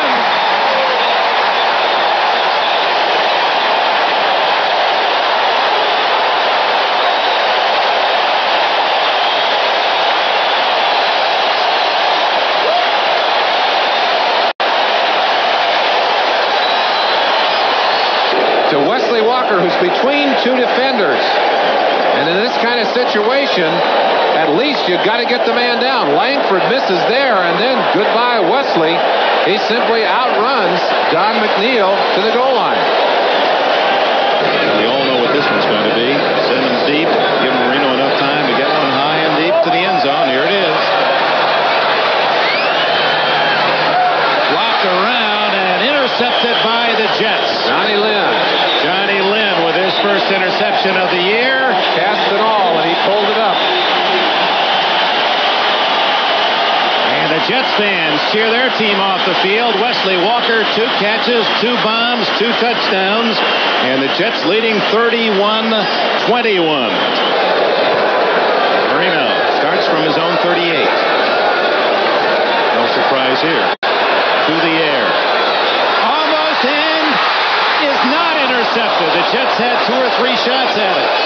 Possession of the Jets. Volleyball. Inside handoff to Tony Nathan. Across the 45 to the 46, where it'll be 3rd and 2. A defensive right end. Flecko to his left. Marino drilling it for a first down. Clayton at the 47 of the 2nd and 8. And offside, Flecko. Marino will go through. This is a free play. And he's got Duper wide open for a touchdown.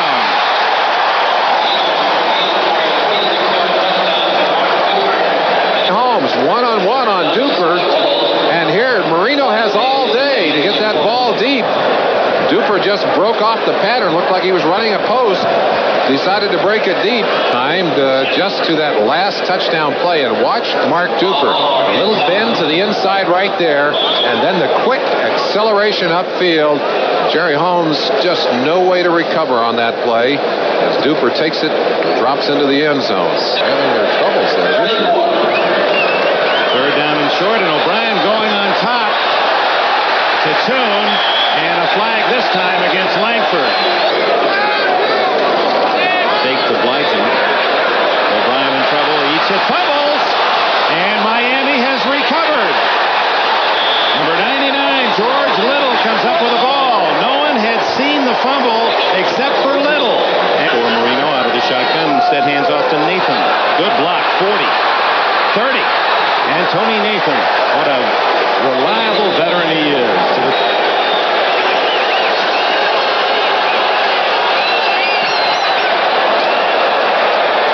We have a new game. It's even at 31 with 7 minutes and 12 seconds left in the 3rd quarter. You were too intelligent to do that. Come on. O'Brien to the sidelines to Walker, and of course that play should work the way that Walker is going. We're there again. 2nd and 2, little inside handoff to Dennis Blyton. Miami says they have it, they do. Even at 31, Miami from the Jets 30-yard line. Woody Bennett pulled out of bounds inside the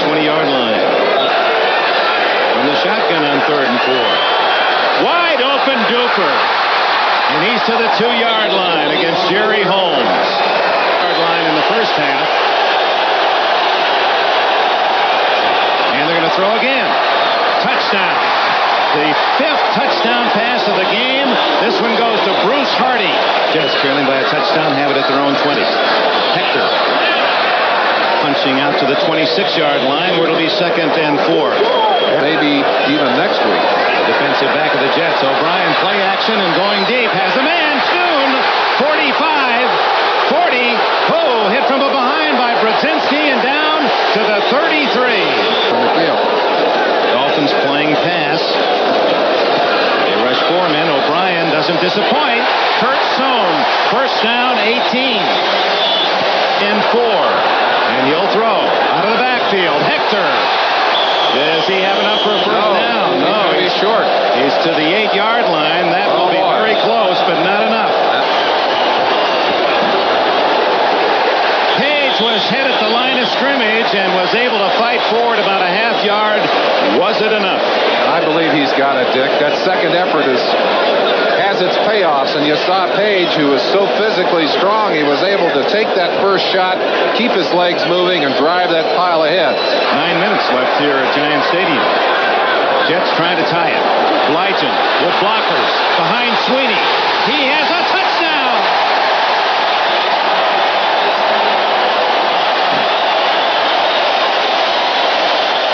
Big dent in it. That's a valuable property. Blue green. Marino. Flag down. Clifton gets Hampton.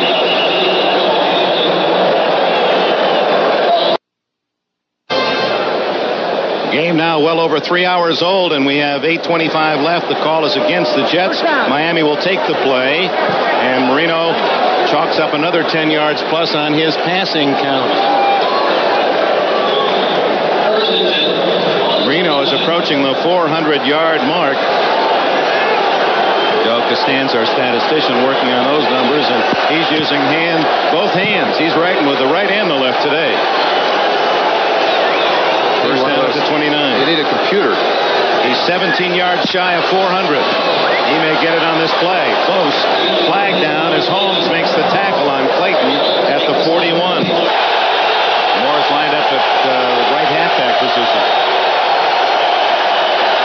They've got Marino at the 9-yard line. Gastineau, Lyons, and Klecko with Crable.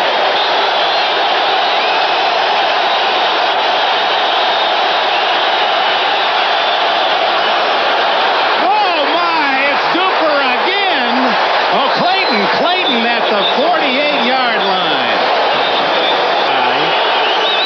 3rd and 10.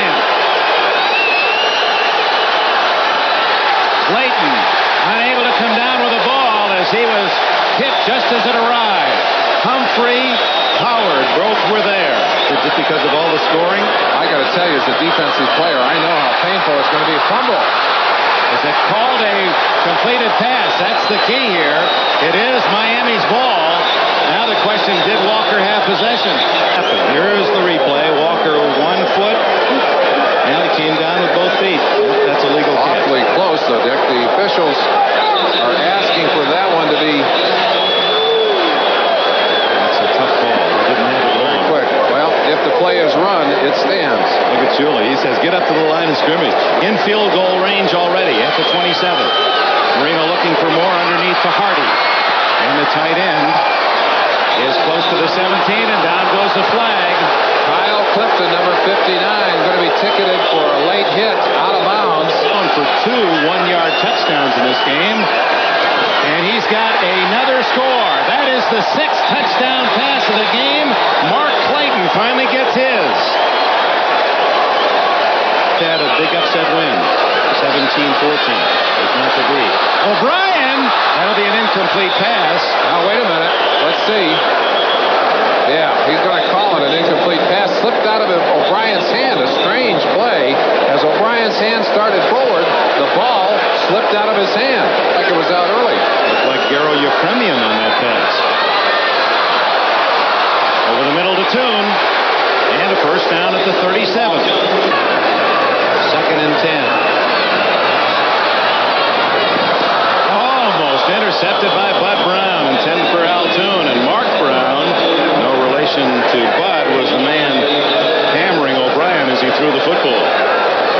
his bell rung or got the wind knocked out of him. Was very slow getting up on that play.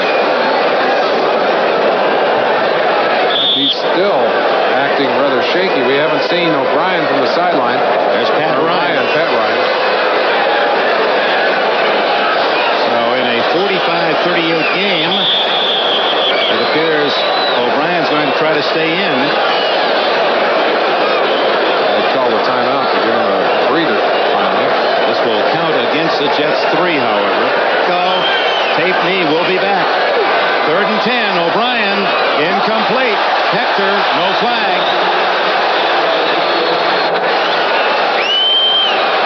Big play, under pressure. O'Brien to Toon. He didn't make it. Even with a second effort, he's out of bounds at the 45-yard line, short of the first down. Pass. Marino looking for that one more. Finds Hardy on the sidelines.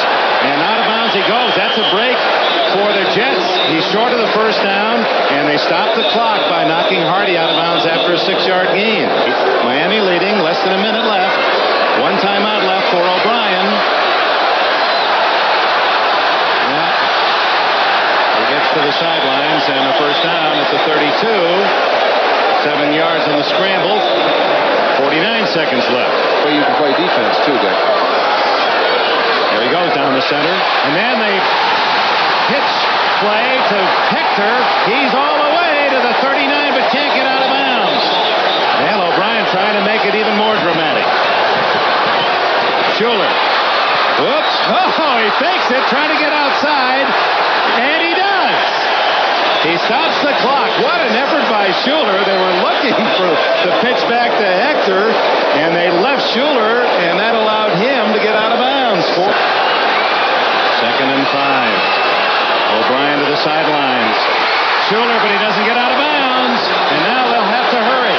The ball is at the 20-yard line. 16, 15, 14. It's counting down. They're lined up. They'll get it out of bounds. Good, smart, quick play for the last few heartbeats of this game, Dick.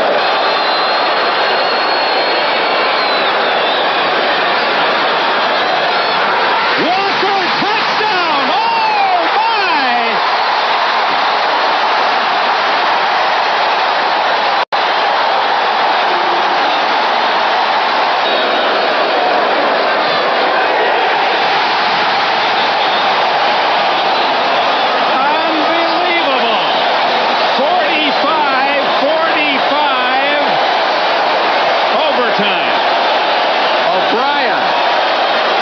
Step up into the pocket to get that little bit of extra protection. Zipped it into a slot. There are 2, 4, 5 Dolphins around Wesley Walker. But Wesley Walker has the ball, and he's in the end zone. And we'll return for the overtime after these words. Oh, my, from your local station. But only 15 minutes. It comes to Michael Harper. Ooh, and he's cracked hard. Fumbles, and who's got it? Miami, if they rule out a fumble. Was he down? We haven't seen a signal from the officials. If it's a fumble, it'll be the 4th. No, they're motioning Jets ball. Marino thought it was his. Fumble, and unless the Jets get it off, they're going to vibrate. Let's see what we can see with this one. Legs going down. Matter now. They get a playoff. Toon out of bounds. But clearly, that is when they should have buzzed because that was a fumble. O'Brien to Toon. 2 for 2. He's at the 46-yard line. Woody Page. He has good yardage to check that Tony Page. We want to call him Woody. Tony Page to the 47. Standing. Hector. Whoa. Boy, he has quick feet, doesn't he? First down at the Miami 43. Cut it out. Doing a fine job in there. Fake to Hector. O'Brien going for it all. To Walker. Touchdown. Oh, my.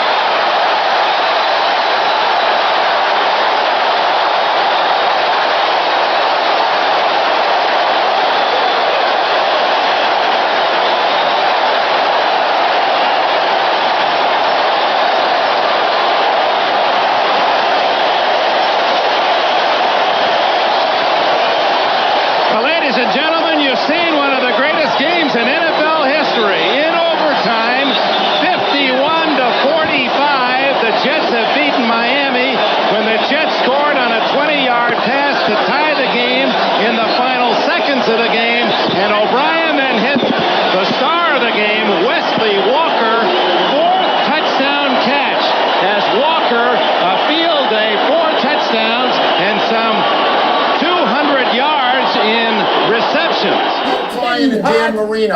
I watched it. On this day 34 years ago, these two quarterbacks who were drafted in the class of 1983, O'Brien at number 24 to the Jets and Marino at number 27 to the Dolphins, combined for what was then an NFL record of 884 yards passing that stood for 25 years. O'Brien had a career high of 479 yards, 4 touchdowns. Marino threw for 448 yards and 6 touchdowns as the Jets beat the Dolphins in overtime, 51-45. You take away 43 yards of sacks, you get to 884. It's a tremendous amount of passing yards, or as we say now, an average Big 12 game.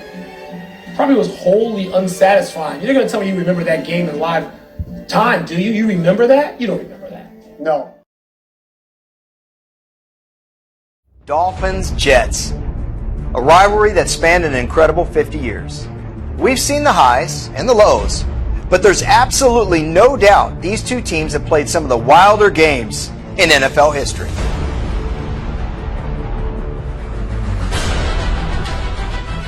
Rewind 5 seasons. It's week 3, 1986. O'Brien and Marino found themselves in an epic shootout. Now Marino throwing deep corner of the end zone. It is caught for a touchdown. Jets now, big break. 1st and 10 at their own 50. O'Brien back to throw. O'Brien with time. Throwing near sideline for Wesley Walker. He's got it at the 20. Walker cuts it to 10. Walker, touchdown! There were 8 lead changes that day. Incredible. The OT thriller finally came to an end, once again, on the arm of O'Brien. Wesley Walker to the right. I formation. Schuler in motion to the far side. O'Brien's back to throw. O'Brien throwing long down the sideline for Walker. And he got it! Touchdown! Touchdown! Touchdown! The Jets win it to 5th. Wesley Walker. 51-45 Jets. It was the highest scoring game in Meadowlands history. And oh yeah, O'Brien and Marino combined to throw for an NFL record 927 yards.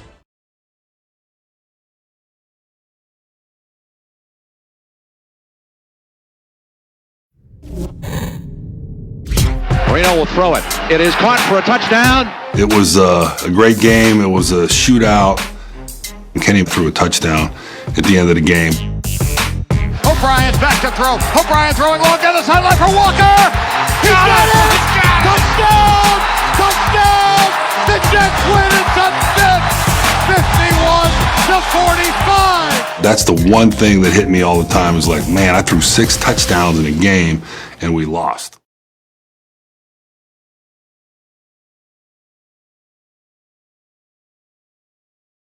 And now, the #1 quarterback duel of all time. Ken O'Brien outguns Dan Marino, 1986. Squish the fish! There's no rivalry that sickens me more than Dolphins-Jets. I think the Jets fans' hatred for the Dolphins stems all to Dan Marino in the 1983 draft. They had a chance to get him. They took Kenny O'Brien. New York Jets take quarterback Ken O'Brien of California Davis. When the Jets drafted O'Brien, the fans that were at the draft in New York City, I thought they were going to tear the hotel down.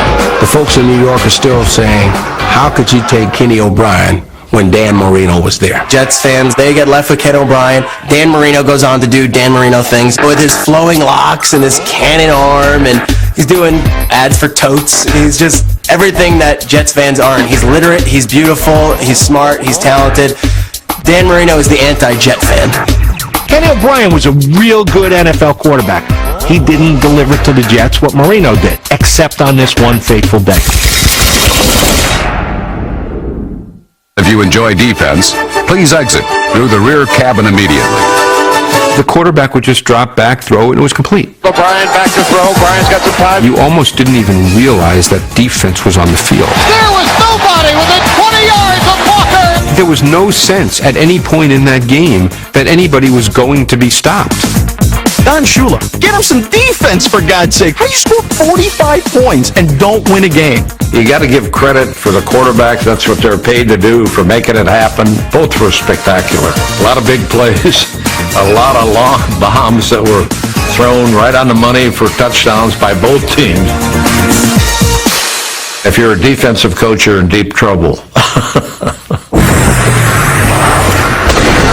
I think both teams got a little shell shock because it was just up and down the field, up and down the field. What is this, pinball? And pretty soon you lose your confidence. It was who's going to have the ball last. With just over a minute to play, the Jets had the ball last, trailing by 7. What an unbelievable finish! But time was running out. 5 seconds left in the game. O'Brien throwing over the middle. Wesley Walker, touchdown! Touchdown! There is no time remaining. Wesley Walker, touchdown! The Jets have time to score with no time left on the clock. New York's good fortune continued in overtime. As soon as we won the coin toss, I knew we were going to score. Everything was going our way at that point. O'Brien's back to throw. O'Brien throwing long down the sideline for Walker. And he got it! Touchdown! Wesley Walker with his 4th touchdown reception. The Jets are going berserk, and the Jets win it 51-45. When you talk about quarterback duels, that's what you like to see. A lot of numbers and a lot of yards on the board. 884 passing yards. Dan Marino, Ken O'Brien. It was a truly remarkable shootout. Our number 1 selection has yards, but should it be a playoff game? No, it doesn't have to be a playoff game. Did it have yards? Did it have points? Did it have drama? Did it have cool uniforms? Yes, yes, yes, and yes. Absolutely, this should be number 1. I was there at that game, and I felt really good for Ken O'Brien. That game kind of put some credibility for the Jets taking Ken O'Brien number 1. On that day, he got the better of Dan Marino. You really want me to back off my proclamation that this is the greatest quarterback duel of all time by throwing out there, really, Ken O'Brien, where was he?